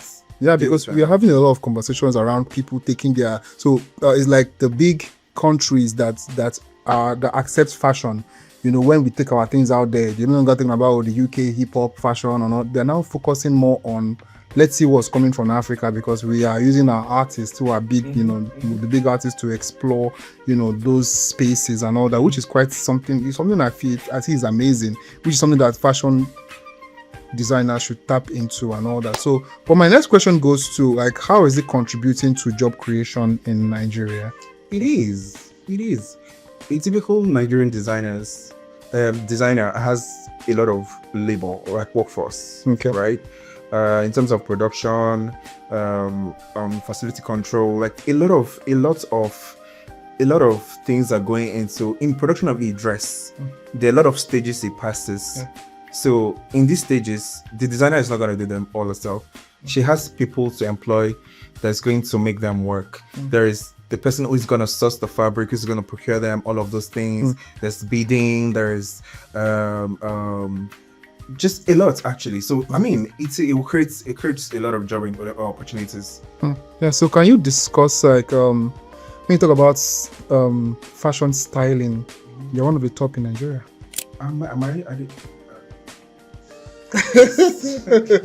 So right. So let's talk about styling as a business in Nigeria. What are the challenges like in terms of monetization, client acquisition, like building brands? What is it like about Bemi Styling? For Bemi Styling, I mean, we are grateful for where we are now, and where we are going to. At the beginning of the year, we had a lot of plans that we're going to execute before even the first quarter, which were really achieved. Now we're in the second half of the year. We're looking out for some other things that we have in our list as well. For stylists in Lagos, I'm glad that now people are beginning to see and they know the importance of having a stylist. For us, it's not just about the clothes now. It's about putting an entire look together, telling a story. A client comes to you, she doesn't know what she wants, she doesn't have an idea of what she wants to be like. For instance, bridal styling. Do you understand? So it is the job of a stylist to put all of these elements together and make sure that their client looks great. Being able to see this client, know what will work on them, know what will fit them, know what elements is going to put together to make a complete look for this person. Communicating with clients too, do you understand? And I'm really glad that people are beginning to see that the fashion styling industry is a place to reckon with. People are beginning to trust their money with stylists and know that yes, they're going to get full use of it, and they're going to make it work. Because unlike before, when you even tell somebody I'm a stylist, they'll be like, oh, what's this one doing? Do you get? It wasn't a thing then. I'm sure when those people started like maybe 7-8 years ago, they found it very difficult because it was just like they were trying to just do it for doing sake, because out of passion and all of those things, they didn't really get so much from it, because then it wasn't paying as much as it is paying now. So now people now know the real work of a stylist and why you can literally see if you would see a work that a stylist is involved in and see a work that a stylist is not involved in, and you can tell the difference. So it's very, very my question is, what separates you in terms of you and other stylists? What's the branding about Benny Styling that separates you from? Okay, so for Benny Styling, we are a styling company, right? Benny is a person. The Benny Styling is a company, and you do a lot of things actually. We do bridal styling and groom styling. Okay. That's nice. Yeah, we do bridal styling, groom styling. We do commercial styling, editorials, birthday shoots, special events, And aside that, we do style creation for fashion brands. So it's not just, we're not selfish with what we give out. We give to fashion brands as well, and all of those fashion shows too. And that's God, from my lips to you. I want him to style me on my birthday. We will. Why not? Yeah, because I'm big on fashion myself, but and I feel like this was like 3 years ago when I decided to like have a change of style, how I appear and how I look, and I couldn't do it by myself. I had to like make use of someone who, she's into fashion really, but I call her my stylist really. But I saw the value of having somebody being called, someone to look at you and look at what fits you, and how you wear and how you carry that clothes you're wearing, how you present it, and how it's telling a story about you. That was what she was speaking to me, and since then I got it, and I was like, fine, this is something that I feel like keying into. And then this brings me to my next question, which is what are the opportunities how do you see fashion growing in Nigeria, fashion styling going on? What are the opportunities like and I know you are the bridge between the person who wants to be styled and the fashion designer.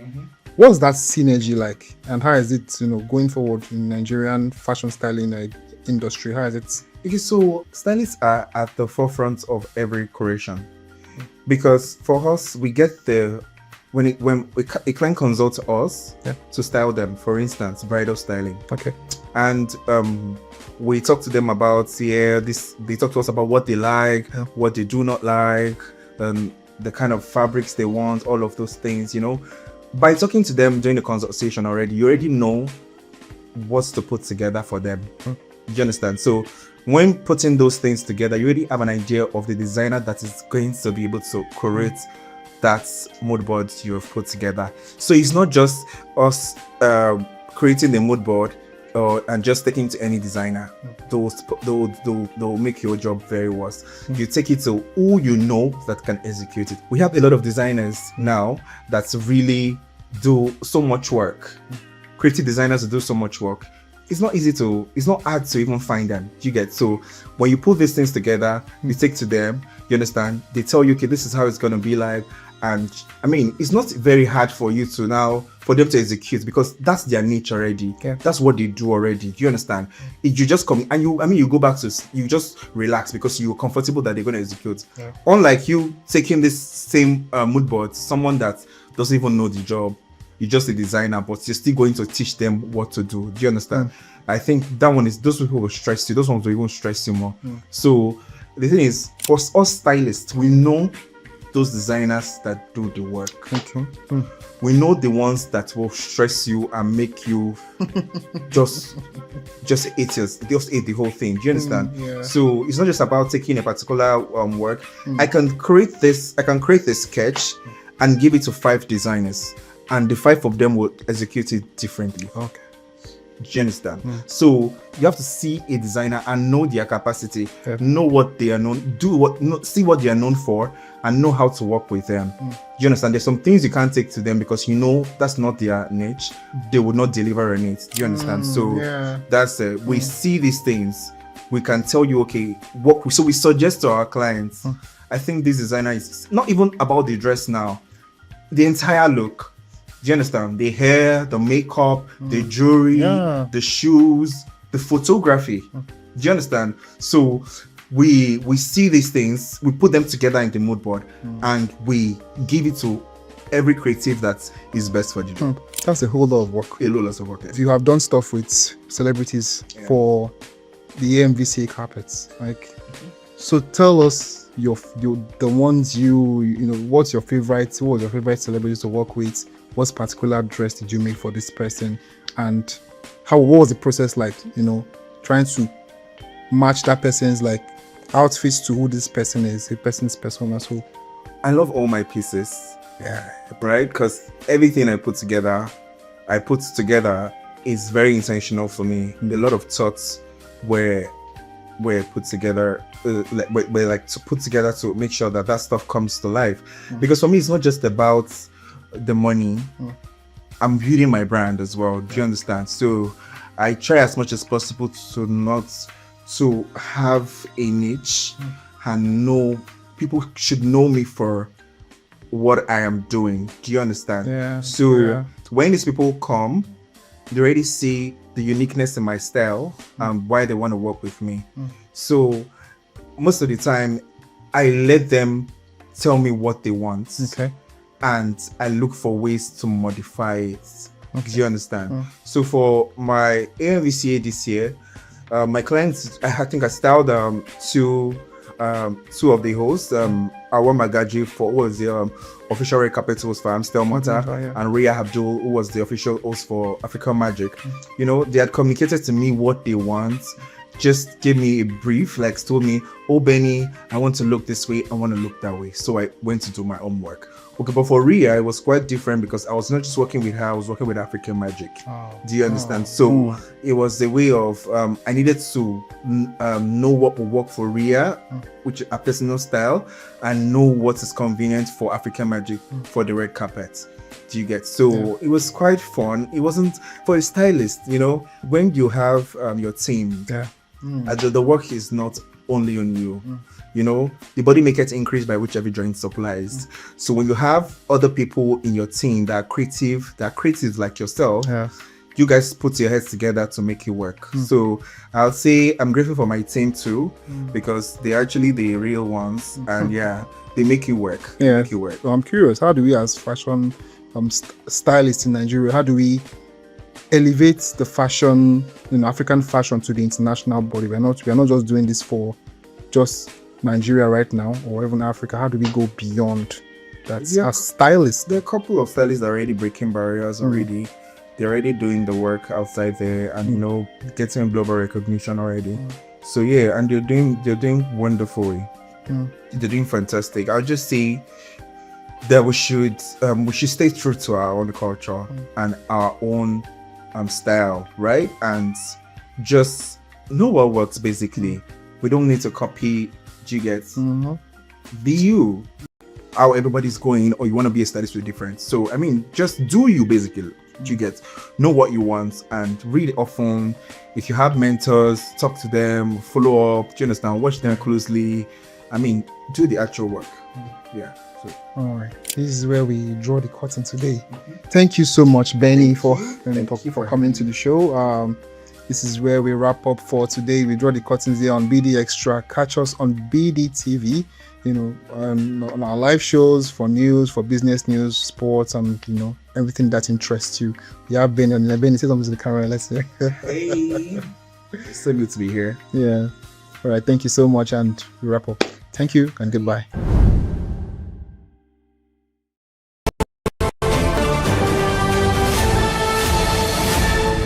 You are watching Business Day Television.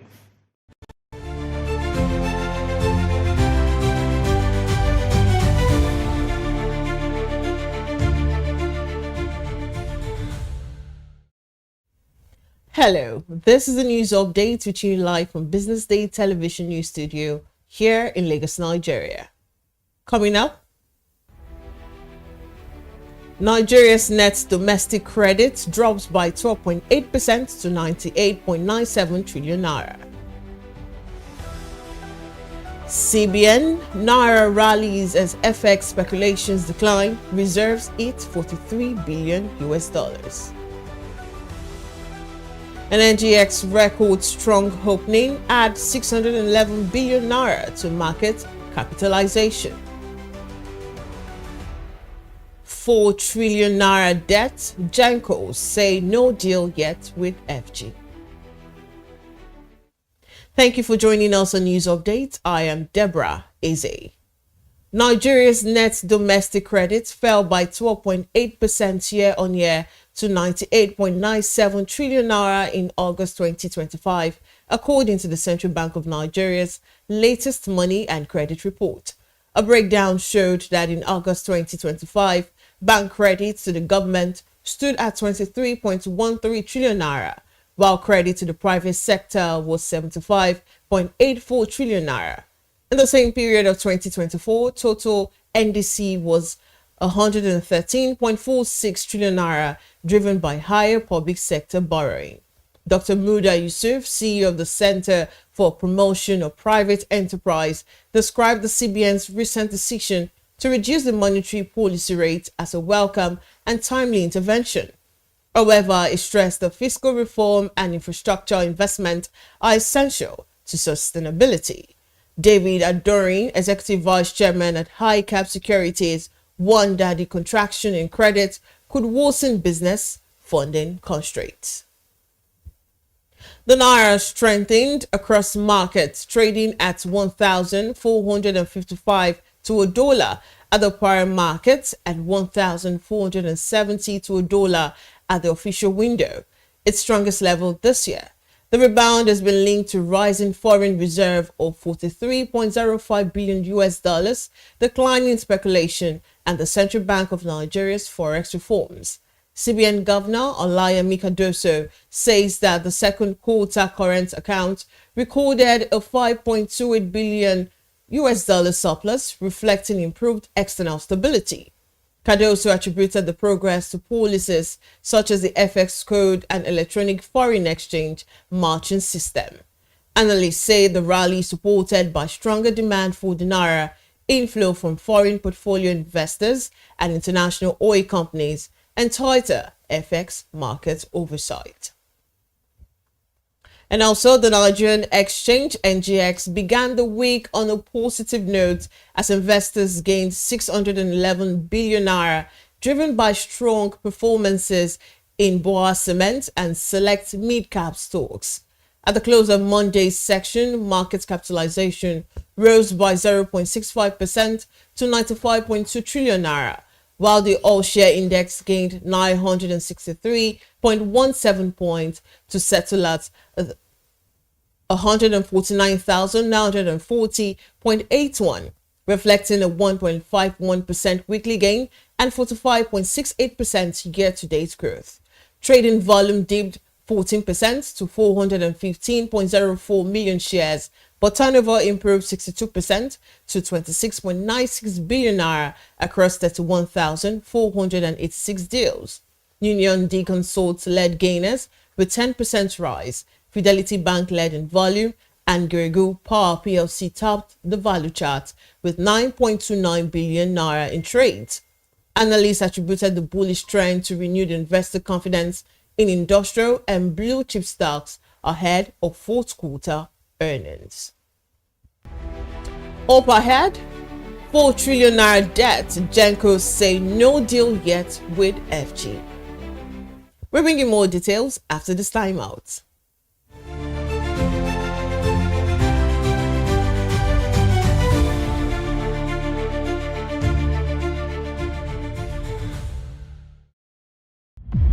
In a world where change is constant, visionary leadership has become the key for long-term success. This is why you should join hundreds of visionary directors, business and government leaders, change makers, and policy shapers have been converged at the Chartered Institute of Directors 2025 Annual Directors Conference. The theme for this year is Leading through change, building sustainable and inclusive enterprises. It will hold at the Abuja Continental Hotel on the 22nd and 23rd of October 2025. From 10 a.m. daily, we have prepared a rich lineup of keynote speeches and dynamic panel sessions delivered by industry leaders and anchored by seasoned moderators. You do not want to miss out on the great networking and learning opportunities this conference offers. To reserve your seats, visit www.ciodnigeria.org. We look forward to seeing you there.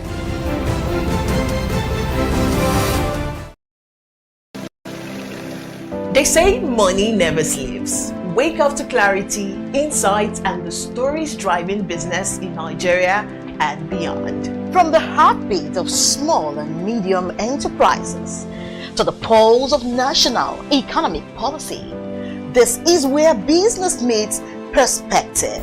With expert guests, real-time analysis, and stories that matter to you, we go beyond headlines to bring you the full picture.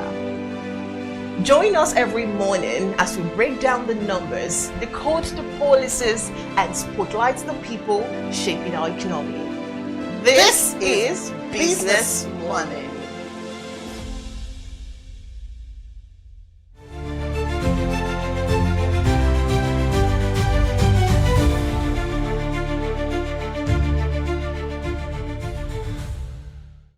Welcome back. You're still watching the news updates and still on the Nigerian scene. Power generation companies say talks with the federal government over the 4 trillion naira power sector legacy debt are still ongoing, despite government claims that the implementation plan has been finalized. The CEO of the Association of Power Generation Companies, Dr. Joy Ogaji, confirmed that while meetings were held with top officials, no concrete agreement has been reached. Last week, President Bola Tinubu's energy advisor, Olu Virgin, said the government had approved the issuance of up to 4 trillion naira in bonds to settle verified debt owed to Gencos and gas suppliers under the President's Power Sector Debt Reduction Plan. Ogaji, however, insisted that the Gencos were not fully carried along and discussions with the Ministries of Power and Finance and Nigerian bulk electricity trading companies were still in progress.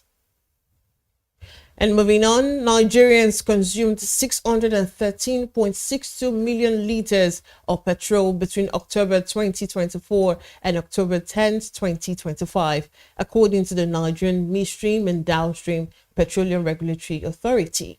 Despite improvements in local refining, imports still made up 63% of total supply, while domestic refineries, led by Dangote Refinery, provided 37%. Local output nearly doubled from 9.62 million liters daily in October 2024 to 18.93 million liters in October 2025, while imports dropped by 67%. Overall supply, however, dipped from 55.21 million liters in May to 34.04 million liters in October 2025, reflecting ongoing logistical and maintenance issues. Olatoday Jeremiah, CEO of Petroleum.ng, said local refining is reshaping Nigeria's fuel market, but noted that refineries need crude oil assets in Naira to scale up production and lower pump prices. Away from that story, Nigeria's 36 state and 774 local governments received 94.62 billion naira from the Ecological Fund between January and September 2025, meant to tackle flooding and other environmental issues. Despite this, 238 people died and over 409,000 were attacked by floods nationwide, according to NEMA. Data shows states got 51.87 billion naira and council 42.75 billion naira.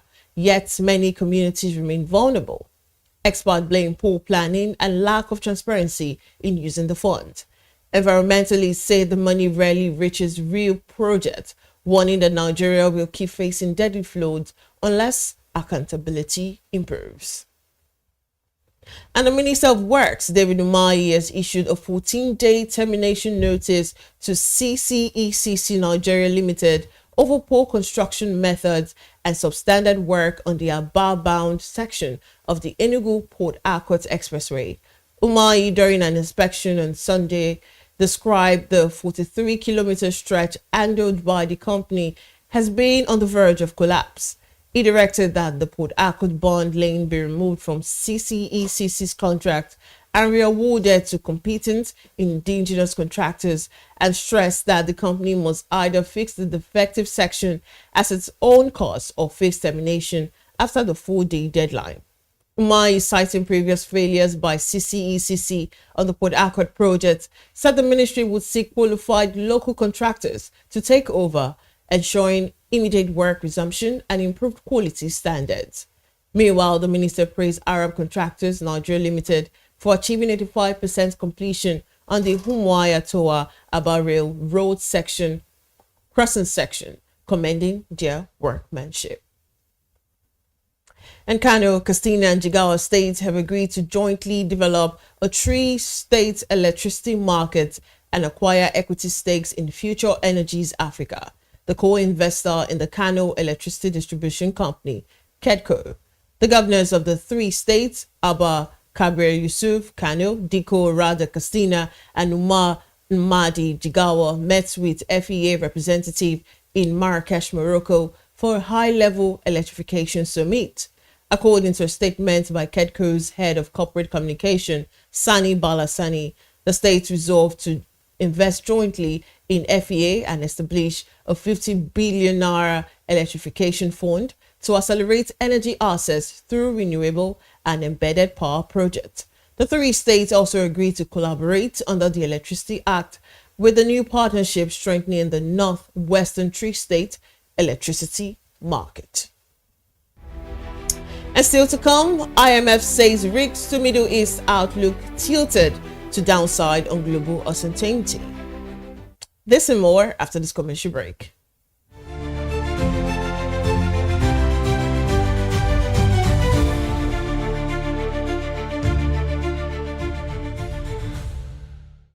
Welcome to the Triumph Against Odd podcast. Most people go through their lives without knowing what their superpower is, right? But if you're lucky enough and determined enough to find your superpower before you get to a certain stage of your life, you will be incredibly successful. Look, the first thing is you just decide not to look at the challenges, because if you do, it's going to end you. The closest thing I think is that I had a deeply military background, which is a bit of a never say die background. I saw an opportunity in non-interest banking, and I felt that the demand was there. There was pent-up demand for it. People were yearning for it, and I felt that if we did it properly, if we brought in professionalism into it, and if we brought in our experiences, our various experiences from various backgrounds into it, that it could succeed. Very few people do that because very few people explore their superpowers. They just explore bread and butter issues. I need to eat, and Yes, there will be challenges. This is a very difficult business environment. The government keeps working on how to make business easier. The first problem to overcome is really just starting, right? We thought about this idea for over 2 years before we even took the first step. You cannot ignore this country. No, and to be from here, I think is an incredible privilege. Nigeria will be ascendant in my lifetime.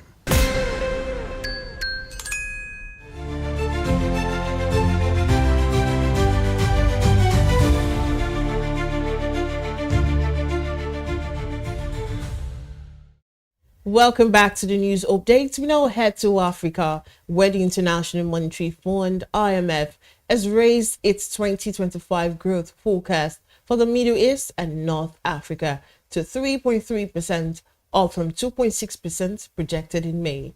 But warned the risk remained tilted to the downside despite easing geopolitical tensions.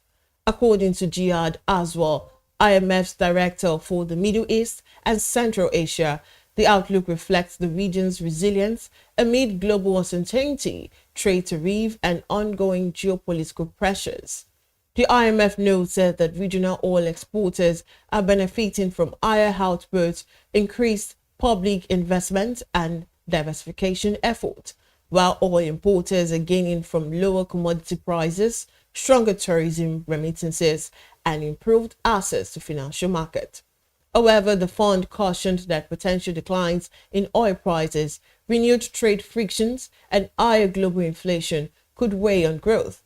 In Egypt, the IMF revised 2025 GDP growth up to 4.3% from 3.8%, supported by rising tourism revenue and strong remittances, while inflation has dropped to 11.7% in September, down from nearly 40% last year, following the IMF's $8 billion bailout program in March 2024. Morocco's finance ministry has submitted a 2026 draft budget worth 761.3 billion dirham, that is equivalent to $83 billion to the parliament, a 5.5% increase from last year. The government projects economic growth to ease to 4.6% next year from 4.8% in 2025, citing global market uncertainties and an average grain harvest. The 2026 budget prioritizes health, education, and reducing regional inequalities following youth-led protests over public services in recent weeks. Public investment is set to rise 12% to 380 billion dirhams, focused on infrastructure projects like ports, airports, and railways, as Morocco prepares to co-host the 2023 FIFA World Cup. The fiscal deficit is expected to narrow to 3% of GDP from 3.5% this year, with higher tax revenues helping offset increased spending. Financing needs are projected to fall 23% to 48.7 billion dirhams in 2026. And now to the foreign scene, US President Donald Trump and Australian Prime Minister Anthony Albanese on Monday signed a critical mineral agreement aimed at countering China's influence during their first White House summit. The meeting underscored the two nations' focus on Indo-Pacific security, with Trump also reaffirming U.S. support for a strategic nuclear-powered submarine deal with Australia. Tensions briefly surfaced when Trump addressed Australia's U.S. Ambassador Kevin Rudd, a former prime minister who had previously criticized Trump. The president remarked that he had not forgotten the comment, joking that he probably never will, like the envoy. Despite the exchange, the summit concluded positively, with both leaders announcing on an $8.5 billion mineral pipeline. Under the deal, the US and Australia will each invest $1 billion over the next 6 months in mining and processing projects and set a minimum price floor for key minerals, a long-standing demand of Western miners. A White House statement said the initiative targets critical mineral deposits worth $53 billion, though it did not specify types or location. Trump said the deal will secure major supplies of rare earth and critical minerals within a year.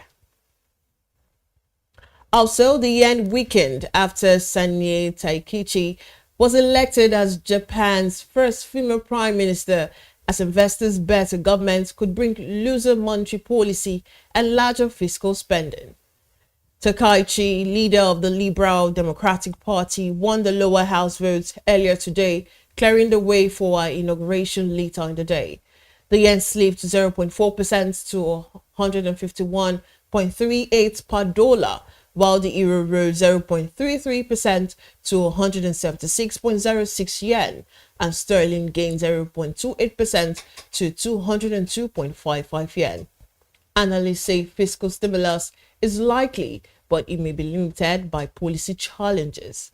Local reports suggest Taikachi plans to appoint Sasuke Katayama as finance minister. Katayama has previously voiced support for a stronger yen, which could temper market bets against the currency. Still, Taikachi's support for spending and easier policy could complicate the Bank of Japan's path for rate hikes, with analysts warning the central bank is now caught between a rock and a hard place. And up next is sport news after this break.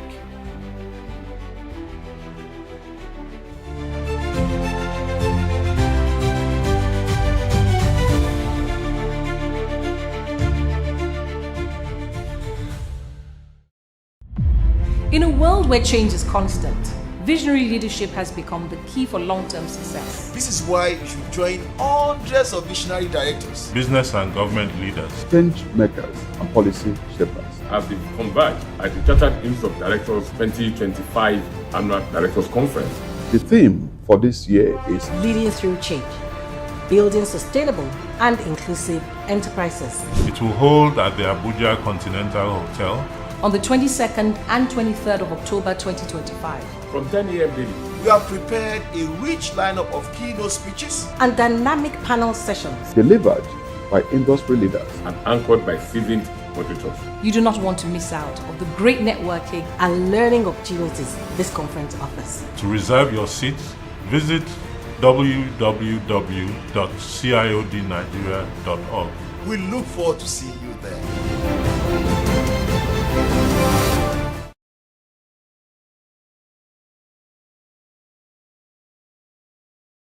Attention business leaders. Want to make informed decisions? Join the ranks of the best with Premium Business Day. Access in-depth analysis and expert opinions to stay ahead. Subscribe now at premium.businessday.ng and unlock premium content. Plus, you get 50% off your first subscription. Don't miss out. Make smarter choices and seize new opportunities. Sign up now and elevate your business game. Visit premium.businessday.ng today.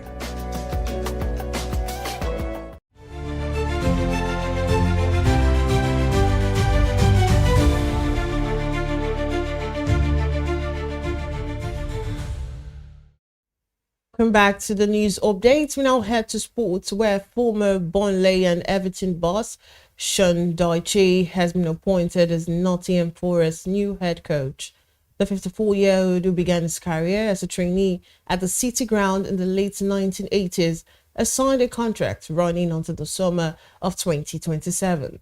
Dyche replaces Andy Posteloglou, who was dismissed on Saturday, less than 20 minutes after Forest's 3-0 defeat to Chelsea. Club officials say they see Dyche as the right man to steady the ship, organize and motivate the players, and crucially secure Forest Premier League status, though the club still harbors ambitions of climbing further up the table. Another key expectation from the ownership is for Dyche to maximize the club's every summer investment in the playing ground.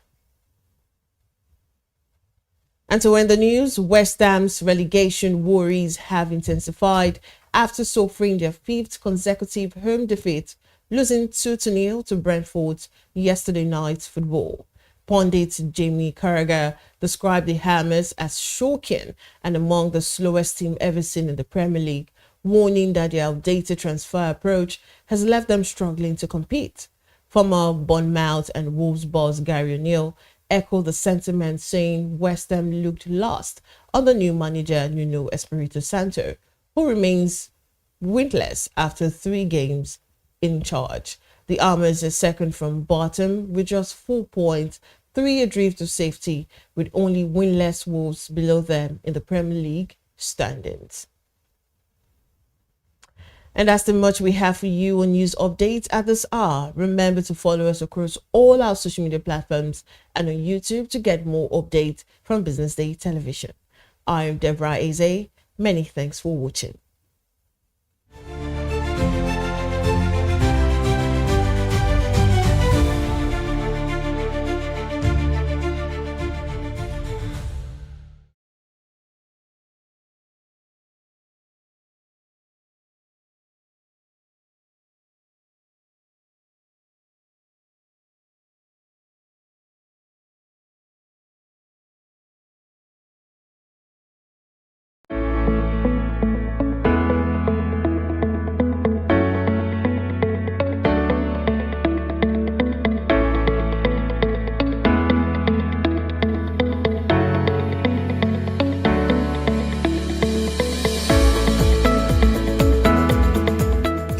Nigerians are asking hard questions about the coastal road, talking about the amount that is going into this very good development, 7 to 8 billion naira per kilometer.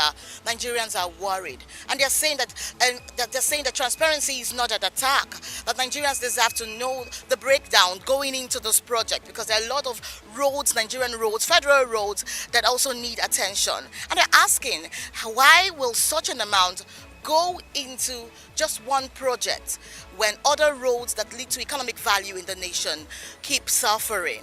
Basically, when we got winds of the fact that the coastal road is going to be worked upon, we're all excited and all, because we know the economic impact it will bring to this part of the country, and also to the south region. But with the comment of the Minister for Works, when he made mention of the 7 billion naira per kilometer, I was a bit astonished, because I believe that transparency should be the key, should be our watchword. Because I believe 7 billion naira in a road of that magnitude, I think, is a bit bogus. But still, we shouldn't downplay the economic importance it is going to bring to the people of Cross River, to that corridor. So I think the figure on ground, I think, is outrageous. I believe if such money is even being put into other roads, major roads in the country that needs to be looked into, I believe our roads will work better. I believe that the spate of accident and things like going on the road will be minimal because of the bogus sum. Anything that adds to the infrastructure of the country is a benefit to the country, so it's good. Yes, there are many other roads that need work, but this one too is needed.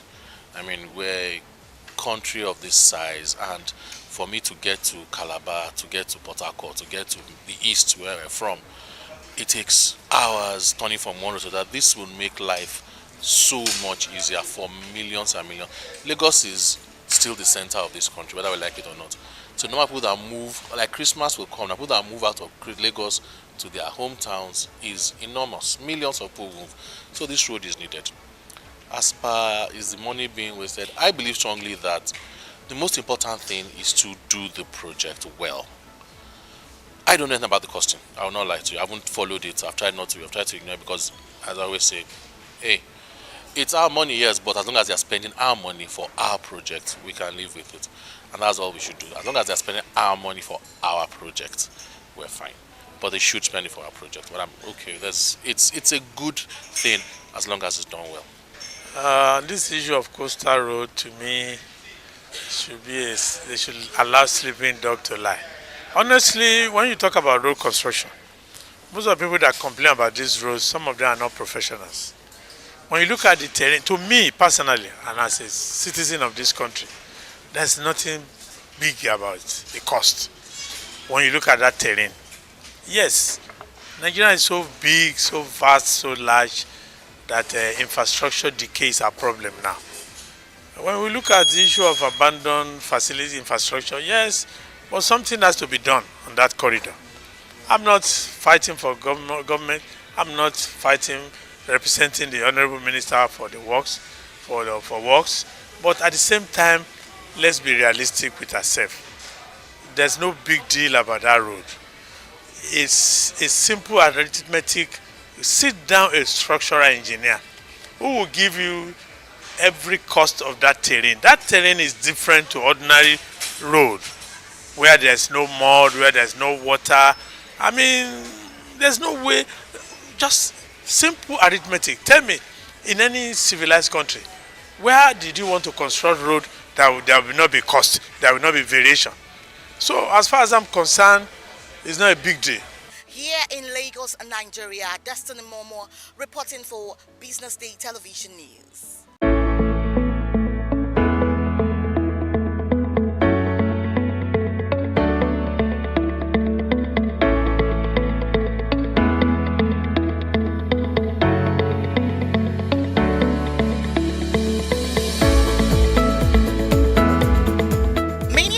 Nigerians are asking hard questions about the coastal road, talking about the amount that is going into this very good development, 7 to 8 billion naira per kilometer. Nigerians are worried, and they're saying that transparency is not an attack.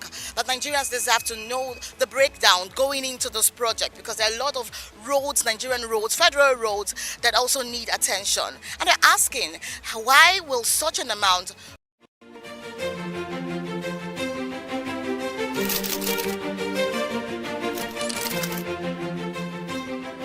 I am, of course, a great admirer of the impeccable credibility, professionalism, and business savviness of BusinessDay. If you really mean business in Nigeria, start your day with BusinessDay.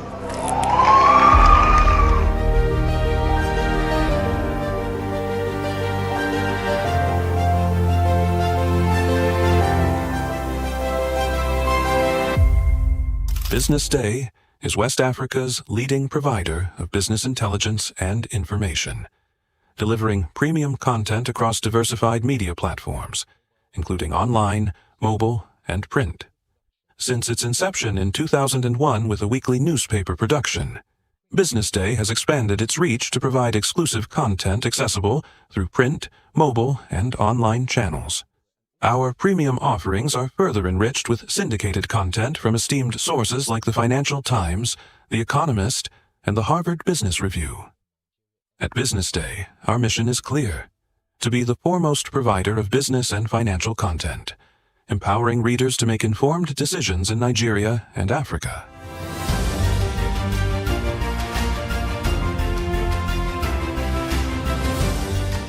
Since our establishment, we have been committed to delivering insightful, relevant, and accurate information about Nigeria's business and finance environment, while contextualizing the impact of global events.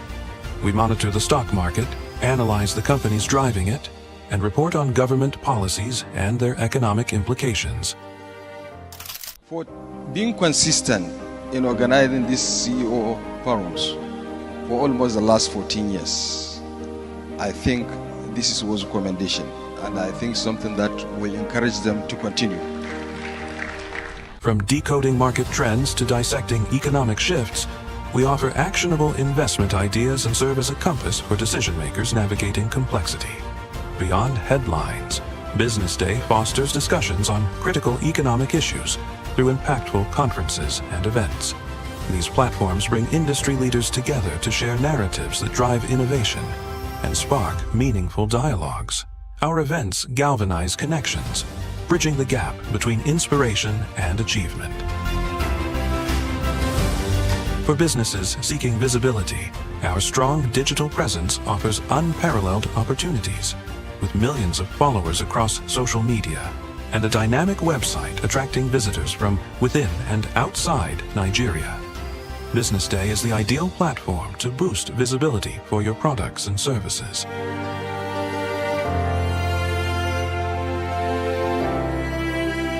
If you're looking for in-depth analysis and expert opinions on Nigeria and Africa's business landscape, BusinessDay is your guide.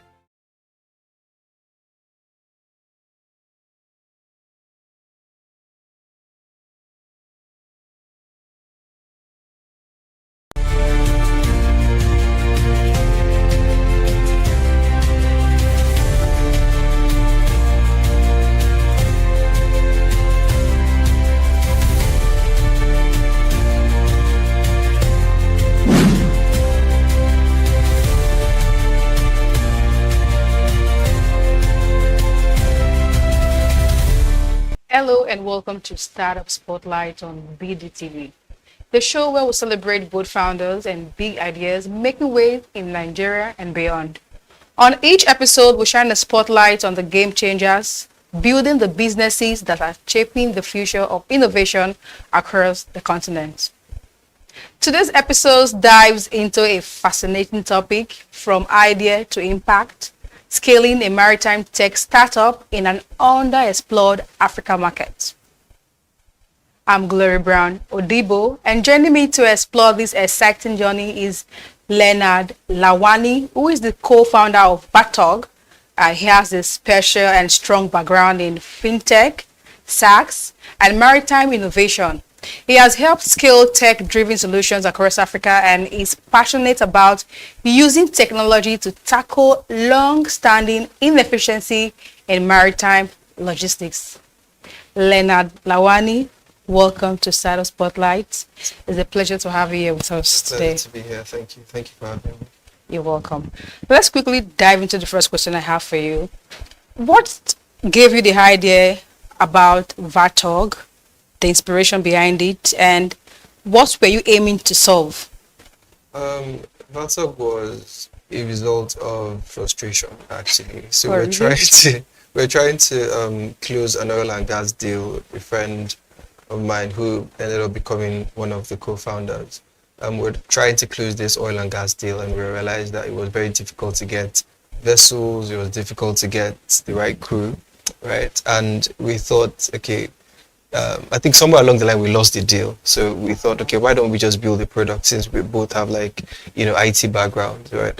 I'm a software engineer by training, and he also has experience in oil and gas. So I thought we could just come together and build a product that would solve the problem, make it as transparent as possible. So that's how VATOG was born. The maritime sector is most times underlooked. Yeah. With VATOG, have you been able to skate through all these years?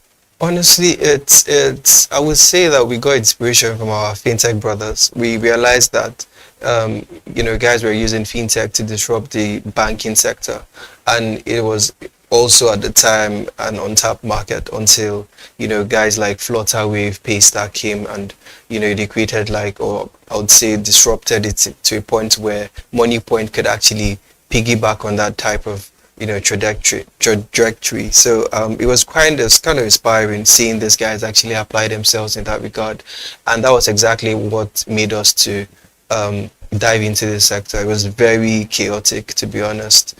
It was difficult to explain the idea to the traditional oil and gas person or the traditional vessel owner, because they wanted things to be done traditionally. They still used spreadsheets, they still had to make calls. Closing a deal with a vessel owner could take months. So we thought that we could actually solve that by automating the process. So I mean, in the long run, we saw an opportunity with all of these challenges that they were having, and we decided to build on that. Starting up, how was it like for VATOG? It was crazy.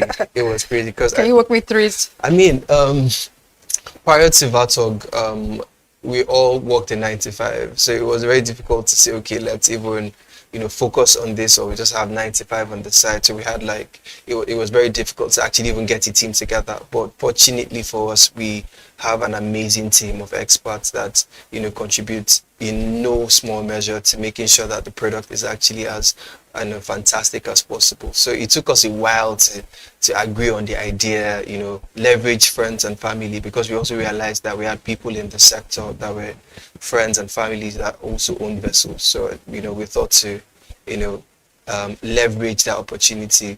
Our uncle owns a vessel, our an auntie or a family friend is a captain. We could actually leverage that to actually create something that people could use.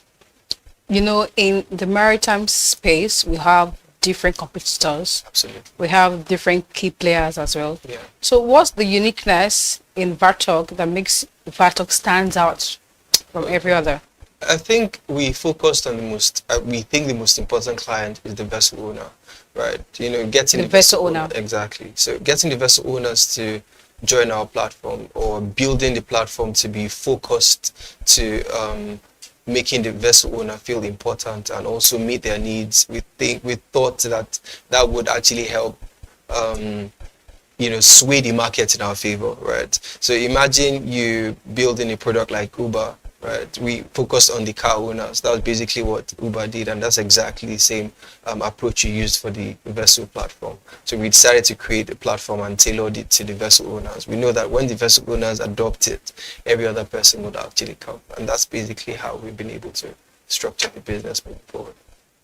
Talking about the business moving forward, access to funding for you to be able to scale to the top is a challenge. Absolutely. So while starting, how were you able to get those funds? You know, when you're starting up and you don't have capital, you get discouraged along the way. And then, so how are you able to put funds together for you to be able to get to where you are now, to achieve the goals of Batok? We're fortunate enough, like I said, we had the 95, so we were able to, bring some funds together. And because we also have like a technology background or technological background, we didn't have to, hire too many manpower, so much people to handle, programming and stuff. So a member of the founding team is a full stack developer. So that helped us to a large extent to build the back-end architecture of the product. And, it was very easy for us to also leverage the friends and family that we had that, own vessels and were also in the industry. So these connections that we had was able to help us really move forward without spending so much cash. Of course, we need money to, expand, scale, get to other parts of the, country. I mean, it's not just Lagos that we're trying to target. There's Port Harcourt and, there's the Niger Delta that we're trying to capture as well. So, I mean, we felt like, building a product, making sure the product is solid enough, eventually we'll get the right investment. As long as you're solving problems, we'll get the right investment. So far, it's just been from out of pocket. Let's talk about the regulation. Regulation is in maritime is complex. Yeah. It's challenging. So how have you guys been able to stay regarding all these challenges that come with regulation? And remember, it's a startup show. We definitely have people out there looking forward to delve into this maritime starting up, you understand? So how have you guys been able to walk through the regulation process? I think what we did was we first identified the agencies that were involved, or major agencies and major key players that we could partner with. It's over $100 billion industry, so it's big, and you have big players there, and you also need to understand that it's not a type of business that allows everybody to just waltz into the door. We noticed NIMASA was a very key player, so off the top of our heads, we decided to strategically partner with NIMASA and the Ship Owners Association as well. So that was something that we did from the jump, because like I said, the product was prioritizing vessel owners. So by partnering with all of these guys, we were able to find a way to leverage their credentials, leverage the architecture, infrastructure as well. So what I mean by that is, how you have NIMASA has some level of clearance. So partnering with NIMASA gives us some access into the maritime sector, and that's exactly what we've been doing with other agencies as well. So that's how we've been able to manage, what you asked. Okay. Yeah. Thank you so much. Yeah. Many startups struggle with talent gaps. You understand? Yeah. So how has Batok been able to get expertise, the right talent that can be able to come and bring in ideas to move the vision and the goals to the next stage? Fundamentally, the whole company is set up with members or experts from different aspects of the oil and gas industry. So some guys are in financing, some in vessel management, some are also in crewing. So we have a lot of experts within the team, and what we've been able to do is use the same approach that we use in onboarding our guys internally to onboard talent for the vessel owners. For example, if a vessel owner needs someone to, a crew member, we have on the platform a feature that allows you to check the credentials of the person and make sure the person is qualified enough. Then you can also negotiate the salaries and all of that. So we've made that very easy, streamlined that to as easy as filling a form and getting a call the next day, that you have a talent that can actually onboard your ship. Aside profit coming into the company, what other ways has Batok been able to impact to the people out there, to start up out there, regarding job creation, regarding lectures and all that training for startups coming in to learn the maritime tech sector? Okay, so I think one way we directly impact our community in that regard is by giving them an opportunity to actually train with some very big names, right? So on VATOG, we we promote like internships, with they call them the IOCs, the big boys in the space. So right, so we create that opportunity where they could actually train and learn first. And so most of these guys are coming directly from marine colleges or maritime colleges, and that's exactly how we directly impact these young people. Another way we do that is excuse me, another way we do that is by also allowing some of these guys to come on the platform and use the platform for themselves.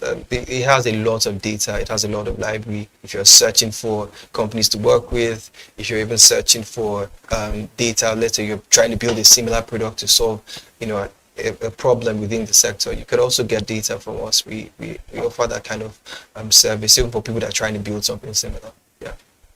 For startup, it's really not that easy. Sure. They go through a lot. How can the government play a role in improving maritime technology for startups to make it easier? Well, I think one way the government can actually assist in making this journey smooth for us is by creating an opportunity for investors to specifically invest in the maritime industry, because we noticed over the years that a lot of investors are a bit skeptical about the industry. Nobody has really gone there to play, right?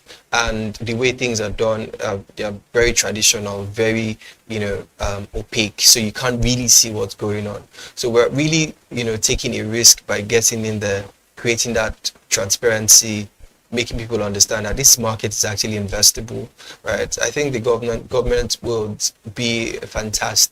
contribute fantastic if they collaborate with VATOG and also leverage the data we've been able to collect and use that to also help for other startups that could actually spring up within the industry. So yeah, I think to a large extent the collaboration would be fantastic, and also access to funds, right? Access to funds for business within that industry, especially as regards the environment, because to a large extent there's a lot of pollution within this sector, right? And this pollution, and this sector is the most, as in the sector with the highest amounts of pollution, right? Because of the kind of products that they deal with. So I feel like if the government could actually collaborate with not just VATOG but other startups to see that we can actually manage to make sure that the environment that this businesses are run in are maintained and a lot more environmental friendly moving forward. Yeah. For startups, a lot of them don't even know how to approach the vessel owners. Like you said, they are the main thing when it comes to maritime. Exactly. So how can they approach small or big vessel owners? How can they build trust? And how can they keep the relationship going? I think VATOG has been able to put themselves in the middle in that conversation. So what we've been able to do is we've been able to make sure that a vessel owner can access the charterer or the customer directly. Customer can access the vessel owner directly. But while that conversation is going on, VATOG is in the middle managing it in such a way that there is we're tracking to see if there's any fraudulent conversation going on. We're doing KYCs in the back end to make sure that they're doing business with the right people, right? So these are the things that we do to make sure that it's easy for customers to speak to vessel owners, and at the same time the vessel owners are feeling rest assured that they are doing business with the right people. So internally we have a structure that manages both parties and both conversations. Yeah. So let me ask you this personal question. If you were to go back and start all over again, what are the things you won't do and the things that you're going to do right this time? If I was to go back again, I think I would have spent more time researching, because we made a lot of mistakes because we didn't really understand so many aspects of the business. The oil and gas and maritime sector is deep. Right, so one thing we would have done was really invest in R&D, gotten that data, gone to the field, spoken to stakeholders, ask them specifically what are your pain points, right? Instead of, because we did a lot of assumption because of access to data, we didn't have enough data, right? And getting a hold of these vessel owners, it's not easy. So we had to make a lot of assumptions and learn along the way. But if we were to start over, I would definitely invest, or we will definitely invest in R&D. Yeah. Talking about advice to startup out there looking forward to delve into the maritime ecosystem. Yeah. What advice can you give to them? Just start. I mean, it's not as hard as you think, right? It's not as hard as you think. And then again, you don't even know how good it is until you get it. You understand? So you would learn to make mistakes, you will learn from your mistakes, you will learn to improve on the ideas. Just have a simple problem that you want to solve. Don't overcomplicate it. Have a very simple problem you want to solve. Get into the market and try to solve the problem the best way possible. Right. So that's my advice. For VATOC now, how has the approach with different stakeholders been with it? So, of course, yeah. So stakeholders are stuck in their ways, and I totally understand, because the market is actually, fundamentally built on trust. So you want to give your vessel to somebody that you trust. This person is going to pay you back after you've given that vessel. So you want to also give it or crew it with people that you also trust, and it's very pillared on integrity. What we've been able to do is we've been able to build a relationship with the vessel owners and make them understand that, look, you can trust us at least. And we can also create a system where at least some things are a lot more consistent. The truth is, with human beings, there are lots of variables.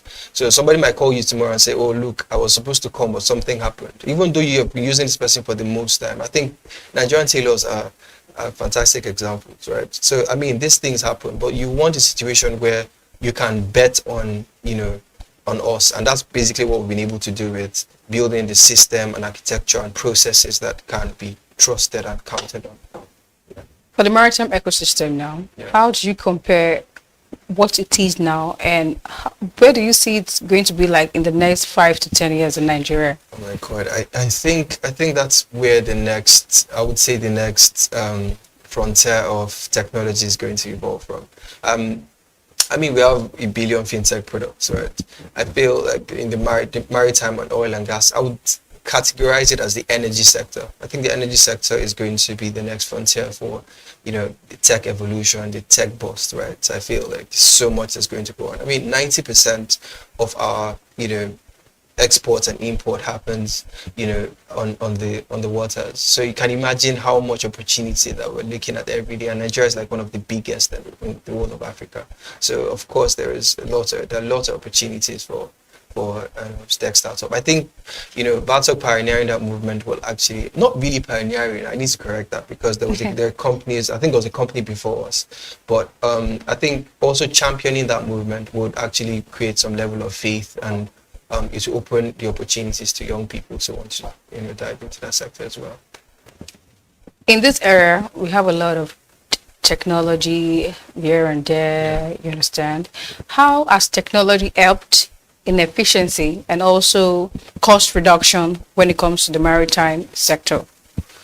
All right, I think to a large extent, with technology has really helped reduce a lot of back and forth. So imagine a traditional approach where I'm trying to get a vessel and I'm speaking to person A speaks to person B, then C, then D, then E, right? Then person F finally gets the vessel, but I have to pay person A, B, C, D, E, right? And person F. So I'm paying all of these people because I just spoke to them about the vessel and they finally got the vessel. Now technology just directs me to the owner of the vessel. So instead of paying these people, I could just pay one person for just pointing me to the vessel. So that's basically what we're trying. That's one of the things we're trying to do. Secondly, the fact that your vessel is there idle, you're paying for it every day, right? So, but if you create a channel where these vessels could actually be engaged regularly, it will be easy for them to make money. So in that case, I, as a vessel owner, I know that my asset is working for me, not just lying there, right? And it also gives the opportunity for small players to come on there and just, participate and make money, right? Because I feel like, because of how it is structured currently, these other young players or small guys don't even get the opportunity to have a piece of this pie. So we are giving that opportunity to them. One last question before you go. We already have people that are no longer on the startup level. They've already started doing this stuff and they're already on it. But along the line, they feel like, are you sure it's for me? The challenges that comes with it and all that. So what's the big picture you can give to them to still hang on? One big picture that, like, if you keep to it, this and this is going to happen. To be honest, like, I feel, you just have to keep trying. Like, nobody really knows everything. Like, if you look at some of these big companies that ended up becoming, $1 billion, $100 billion companies, like YouTube, for instance, these guys were about to close shop when when Google bought them over, right? So, and you could see how a company like WhatsApp wasn't generating revenue for the longest time until Mark Zuckerberg that's Facebook bought them over. And you don't really understand, but as long as you're solving problems, I actually believe that as long as you're meeting people's needs, eventually the business will turn around, right? The business will turn around. Consistency, right? Absolutely, consistency, yeah. Thank you so much. Thank you so much, Leonard Lawani. It's been an insightful journey on the topic of building and scaling maritime tech startup. Thank you for joining us. Awesome. Thank you so much for having me. That brings us to the end of this episode of Startup Spotlight on bdtv. I am Glory Brown Odibo. Until next time, stay tuned and keep watching bdtv.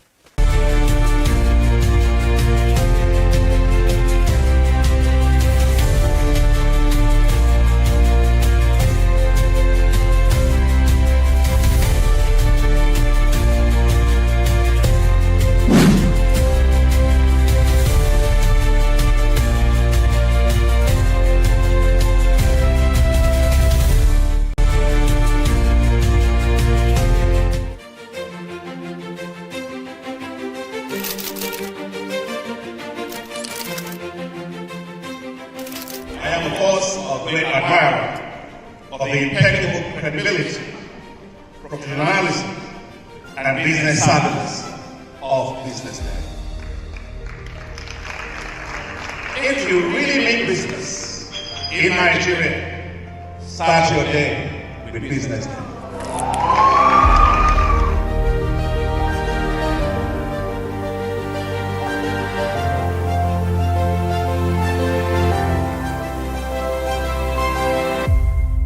BusinessDay is West Africa's leading provider of business intelligence and information, delivering premium content across diversified media platforms, including online, mobile, and print.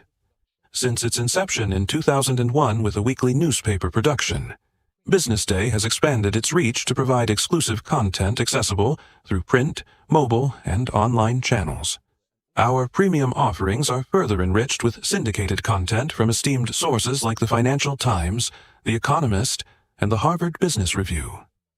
At BusinessDay, our mission is clear: to be the foremost provider of business and financial content, empowering readers to make informed decisions in Nigeria and Africa.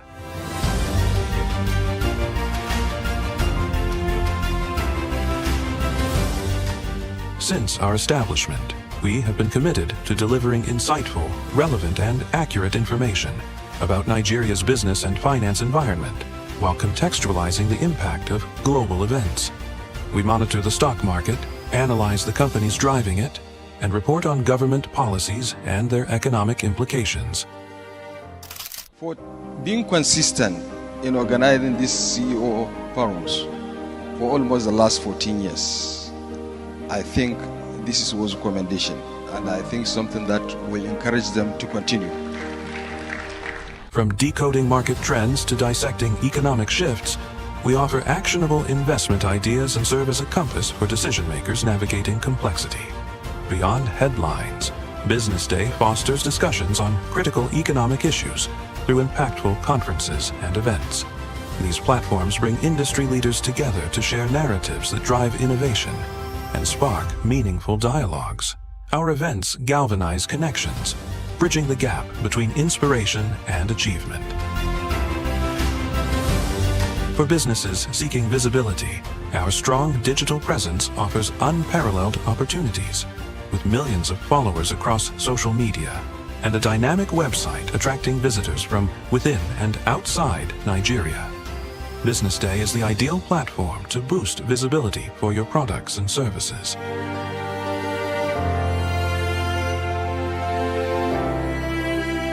If you're looking for in-depth analysis and expert opinions on Nigeria and Africa's business landscape, Business Day is your guide.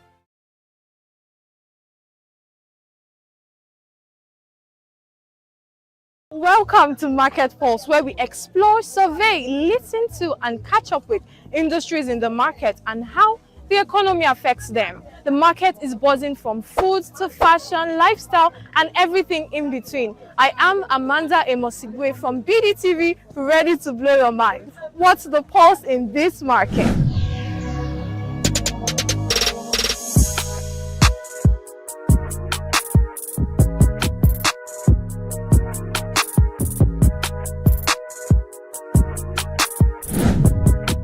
On this episode of Market Pulse, we are exploring the food market. We went all the way to Lekki and the Balende market to know how inflation has affected the current market prices. How much is this carton? 250. 250. That's the last price? Yeah. The fuel subsidy removal in May 2023 caused a hike in fuel prices, but it did not stop there. It also cut across all areas, including the food industry. The first subsidy is gone. Interacting with the sellers of foodstuff at Lekki Market, we captured current price situation in comparison with that from previous years. I've been in it since my childhood. It's my grandma's business, so when she's an elder person now, so we asked her to Rex. That's why we take me and my elder sister. That's our last one inside. It has really affected us based on no plantain. You usually have seasons. So when there is no season like this, it used to be very, very expensive than the rates we usually buy before. Now it's very, very expensive. From last 2 years back, is the prices are still better than this year. Like then when it is season, we usually buy plantain dozen, maybe 40,000, 30,000 per 12 head. It's called dozen. When it is season, we usually buy 30,000, 40,000. When it's not the season, we usually buy 200,000 per dozen. 250, yeah, last 2 years 250, 180, depend on the size of the plantains. So now that like this year now, when it is season, we usually buy a dozen of plantains 60,000, 50,000 per dozen. Yeah, this year when it's the season, we buy 40, 50, it depends on the size. Now when it's not the season at all, we usually buy 250, 300, 350 per dozen. That's 12 head per dozen. We don't increase the price, we reduce out of what we are selling. We let them know that it's not the season already, and them too, they will know that it's not the season. At the beginning of the season, they will see plantain everywhere, but when it's not the season, they won't be able to get maybe close to their house. They have to come to the market to get it, so they don't have choice than to buy it. I get like 3 years for this market. Back of us, like 30k. Now we don't like 80k now. Last week, feel like 40,000. Now like this one, 180. This one now. This one is 180 now. Last week, like 40k. I don't increase the money because for our business, I don't have money for a day. That's for years. I don't increase the money again. I go tell them, because I tell them the market don't have money. Just I go add my own self. 2 years where it passed, feel like where 2 years passed. Where today I go get it, and really like 2x. Just I manage. It's too easy. We bought it in bunch. So one bunch before is 1,000, but now we got it 2,000. So it affects us very, very, very well. We have to increase the price we sell it before.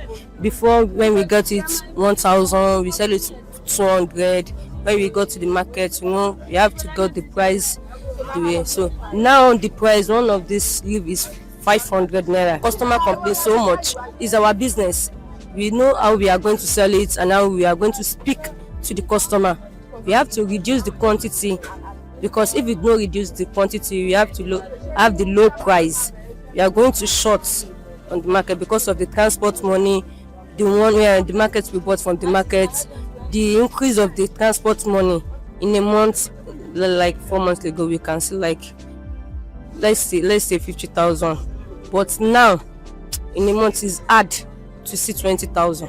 Yes, it's hard to see 20,000. They are finished their work, but to do freedom is they don't have money to do it. That's why they come here. They come and help us to sell market. Maybe we can give them 1.5 a day. When they go tomorrow morning, the next day they come, then we give them another money. Deciding to get answers from other sources, we shifted our gaze and redirected our steps to the Obalende market, where we interacted with other food sellers, and not so surprisingly, there was an outburst. We used to buy basket of tomato that time, 5,000, 3,000, 2,000. Sometimes we buy one basket of tomato, 1.8, and we are shading it 100 naira, sometimes 50 naira. But now it's too expensive.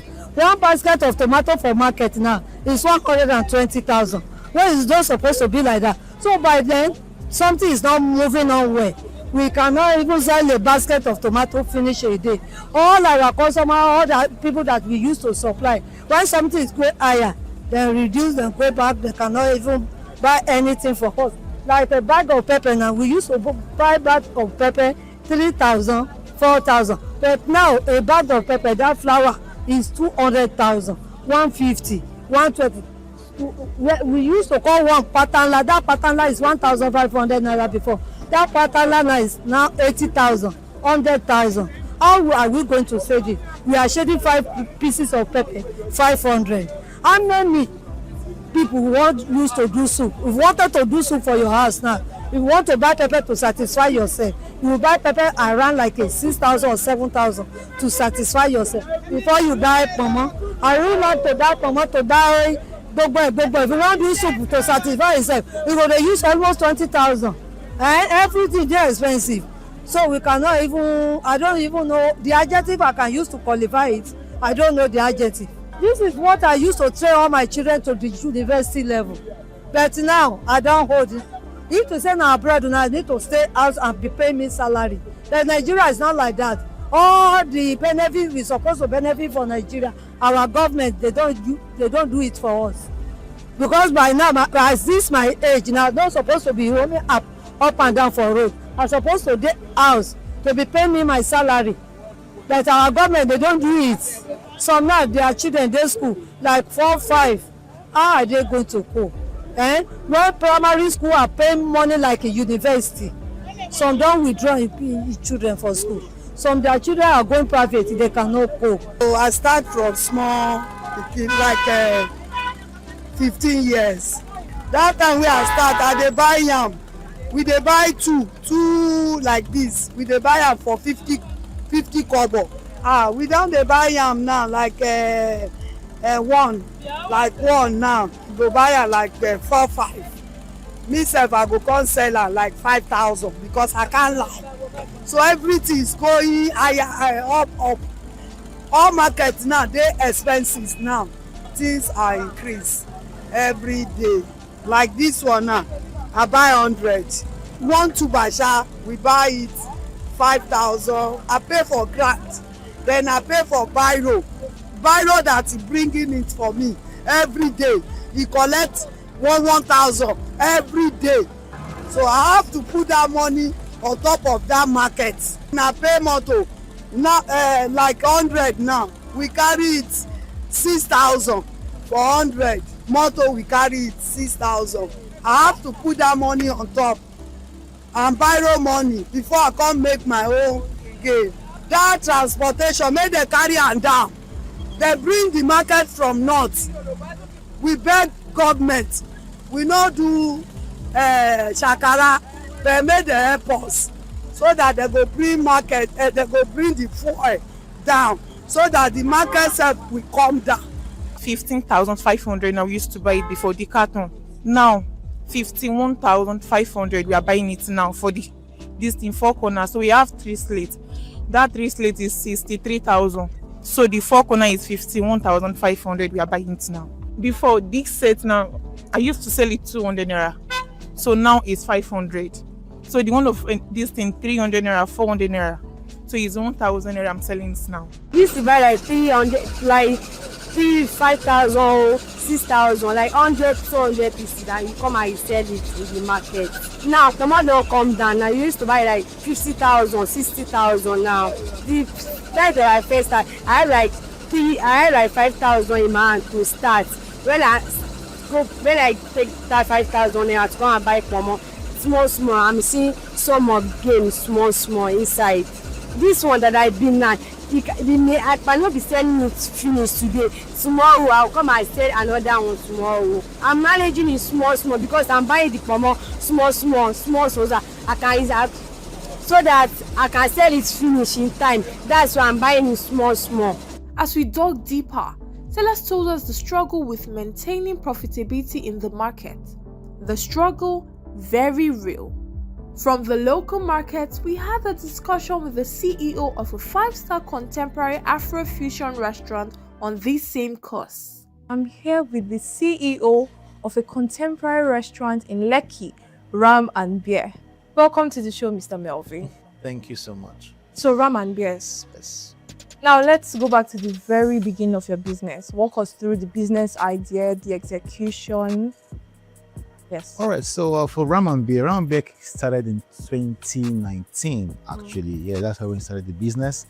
And the name Ram Beer, okay, first of all, I looked at what do people like in general. Ram. Yes. We all like ram, like the layer ram, the ram meats and all the ram suya, you know. And then I said, fine, so ram is one keyword. I kept it there.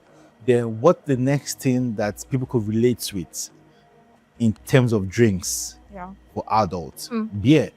Yeah. People like drinking beer. Yeah. Right. So I said, fine, if that's the case, that's my name. Ram and Beer. Ram and Beer, beautiful. Yes. So how was your startup process like?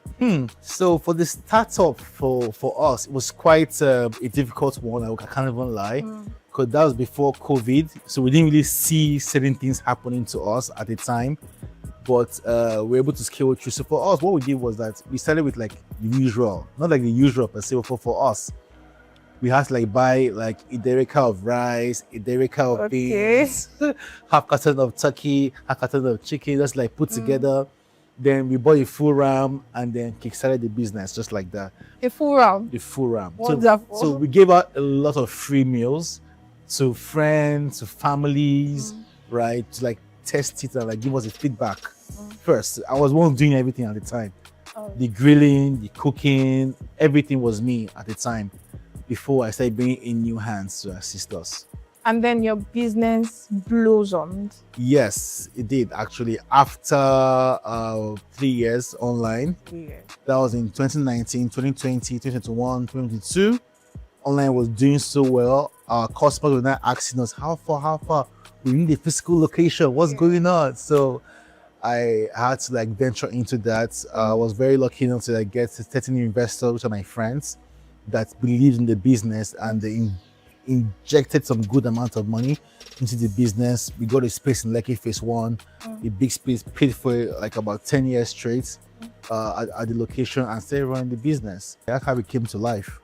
So you said the business, it's bloomed and blossomed as at 2022. As at 2020, in the 2020, we already had about over 800 customers that we have serviced, all online. Wow. And we had about 3 dispatch bikes then, which wasn't enough at the time. So we had to partner with at that time was GoCada, yes, with them to help us facilitate our deliveries and all that, alongside with the 3 bikes that we had on ground. Before we now move to the new space. Let's take a stroll back to 2 years, 2023. Okay. How has inflation affected your business? But trust me, the inflation has hit us hard. I think it has hit everybody anyway, but for us, it's been sad because we have not been able to get those amount of customers that we usually get on a daily basis. Yes. So for instance, in a week, we might have like a footfall, for walk-in customers in the restaurant, how about let's say 200 people walking in a week or 300 in a week walking in. Because of the inflation, it reduced drastically to like 50 people in a week. Oh. That was bad because now people don't come in any longer. And I still had to pay the staff, pay the hostesses, run physical operation costs, which doesn't really care about whether people come in or not. They must be paid. Compared to when we're online, we didn't really bother. If anybody orders, fine. If anybody orders, fine. We don't really bother that much. But in having a physical location whereby we're hoping that people will come and people don't end up coming, things became really bad for us. The prices of our items now skyrocketed a whole lot. It was really, really crazy, actually. So still on this inflation, you mentioned prices of items skyrocketing. Yes. But apart from prices of items skyrocketing, did you have to substitute ingredients? Did you have to change your menu? What have you done to adjust to this? Okay, so we did not reduce our standards, first of all. The same ingredients? Same ingredients, same standard. But what we had to now do was we had to now increase the costs of each item. Our menu was a bit robust at the time, so we had to streamline it to have very few items, not so much, because we couldn't cater for a lot of items to always buy and put in our inventory. So we had to streamline to certain things that we know that will always move to our best sellers, so to say. So best sellers meals, best seller grills, we had on the menu. Other ones that were only selling so much, we took it out and then focus on those ones and increase the margin up to a bit with about 15% on each of the meals and continue the business. I'm looking at the aspect of now your labor force. Did you have to cut them? You had to cut down your labor force. To be very honest, I felt sad doing that. It's because always sad. I had to, because we couldn't continue that way. So we had about 32 staff at the time. We had to streamline to 18. Even the 18 had to start doing some other people's jobs. But I never touched the workforce, which is the kitchen guys, which is the chefs, the chefs, the grill chefs, and the assistant. I didn't touch that department. But other areas had to streamline then increase their salaries. I made it higher than what they were receiving before, just to accommodate the fact that, okay, guys, you're going to be doing more work as usual, and this is the money we're going to be paying you extra to compensate you for that extra work. The other guy had to now cut them off. So that reduced our salary base to about at 45%. So looking at the business aspect of it now, your income, take us back to 2023. Let's compare your income from 2023 and from 2025. With increase in prices of your menu, with increase, let's still compare. Okay, so if we're going to compare 2 years ago, 2023 and today being 2025, I would say 2 years ago, the money that we made had more value. So if we're making 20 million naira in a month, for example, is of value because you're spending about, let's say 2 or 3 million naira to go and restock your item, which is fine. So this year, you're making 14 million, times 2 of what you made 2 years ago. It seems more to you. But you're spending 8 million or 10 million on restocking your items. So you see where the problem is coming from. We couldn't match up it. We couldn't match it up at all. 2 years ago, 4 million can buy your food stuff, and now 8 million, times 2 of what you're buying. We started buying tomatoes for a bag for 150k for a bag of fresh pepper. A bag compared to 50k. Same bag. Significant increase that affected the business drastically, but we have to keep moving because we're here to serve, right? So we'll keep serving. So a little birdie told us that your restaurant got demolished. We want you to walk us through that traumatizing, if I must say, process. What happened? What led to it? So first of all, it's a very sad story. We never saw it coming, that this would happen someday. We're running the business, we're paying our taxes, we created jobs for a lot of people, even our external contractors, we were paying them. The business was taking care of several families. Yes, of course. Comfortably, right? We're all dependent on the business. But this now happened in February 2020 when the Lasbaka, which is Lagos State Building Control Agency, came to our restaurant and partially demolished it. Partially. Yes. So we had a structure and an outdoor structure. The entire outdoor structure was brought down. The entire BQ, the boys' quarter where we had our staff sleep, I feed them every day, every single day, morning and night. So that makes them very comfortable, and their salary they can save and make proper use of it. Do you understand? Yes. So that was demolished, kitchen was demolished, the entire front was demolished, and there was no notice of any such. No notice. No notice. Suddenly. No notice. We are coming so deal or pay a particular deal. No.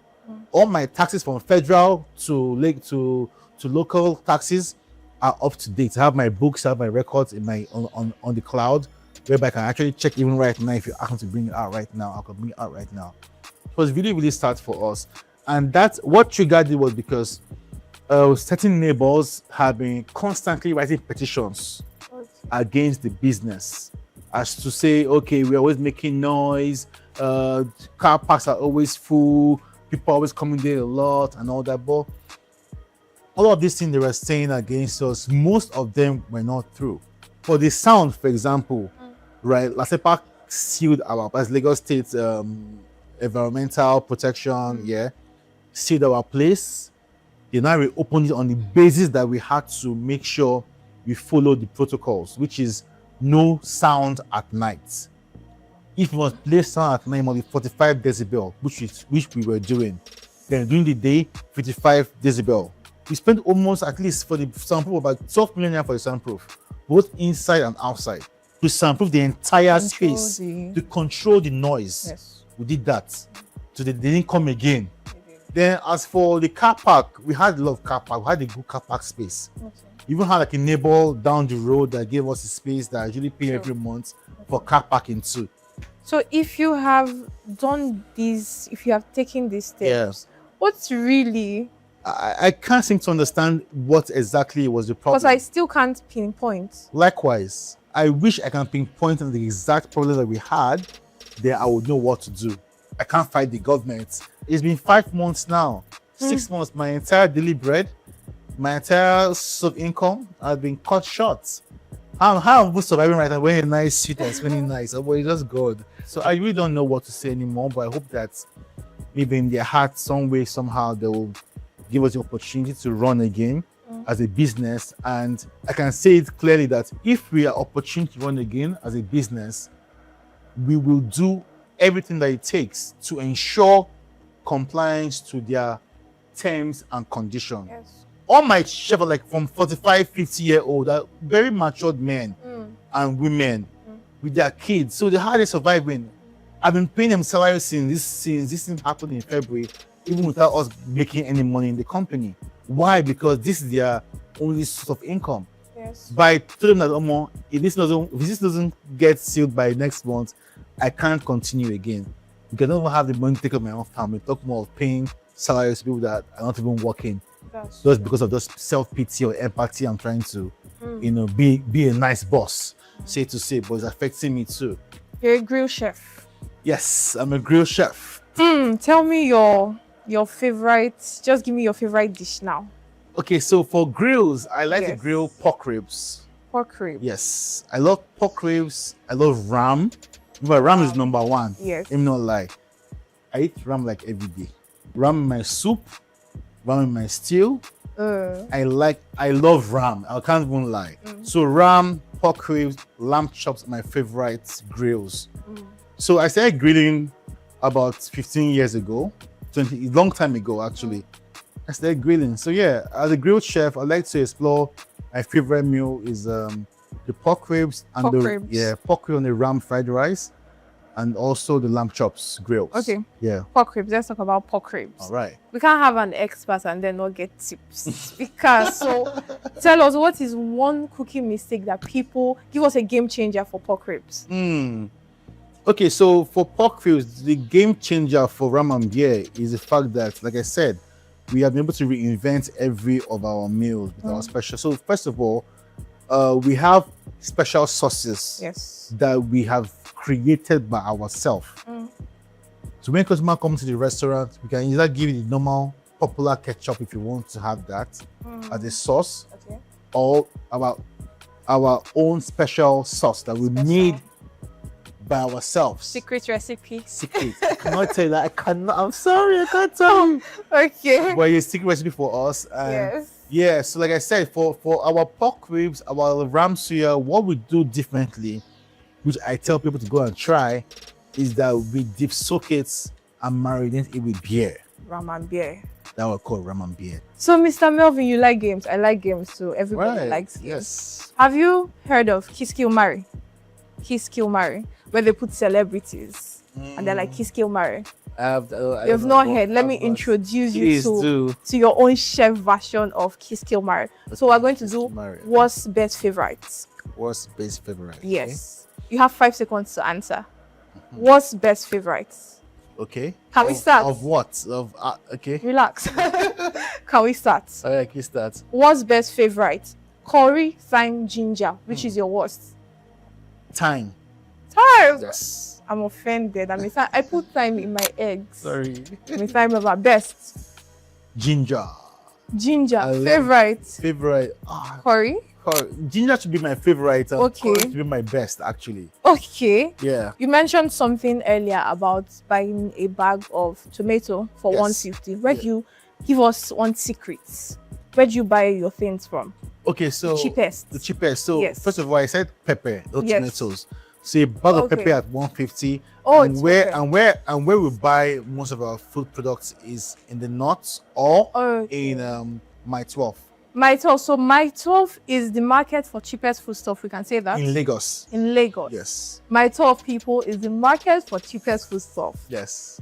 It's been so much fun. It's been so exciting, so exhilarating having you here, Mr. Melvin. Thank Let's have it for my guest, Mr. Melvin. I am so happy that you came here and it's been so exciting. CEO of Ram and Beer Restaurant. I am Amanda Amosigwe saying stay safe, and this is BDTV. We have listened and caught up on prices in the food industry. The big question is, what's next for the sellers and the consumers? Is there a way out soon, or will we continue to adjust like we always do? We'll bring you updates next time on Market Pulse. Welcome to Market Pulse, where we explore, survey, listen to, and catch up with industries in the market and how the economy affects them. The market is buzzing from food to fashion, lifestyle, and everything in between. I am Amanda Amosigwe from BDTV, ready to blow your mind. What's the pulse in this market?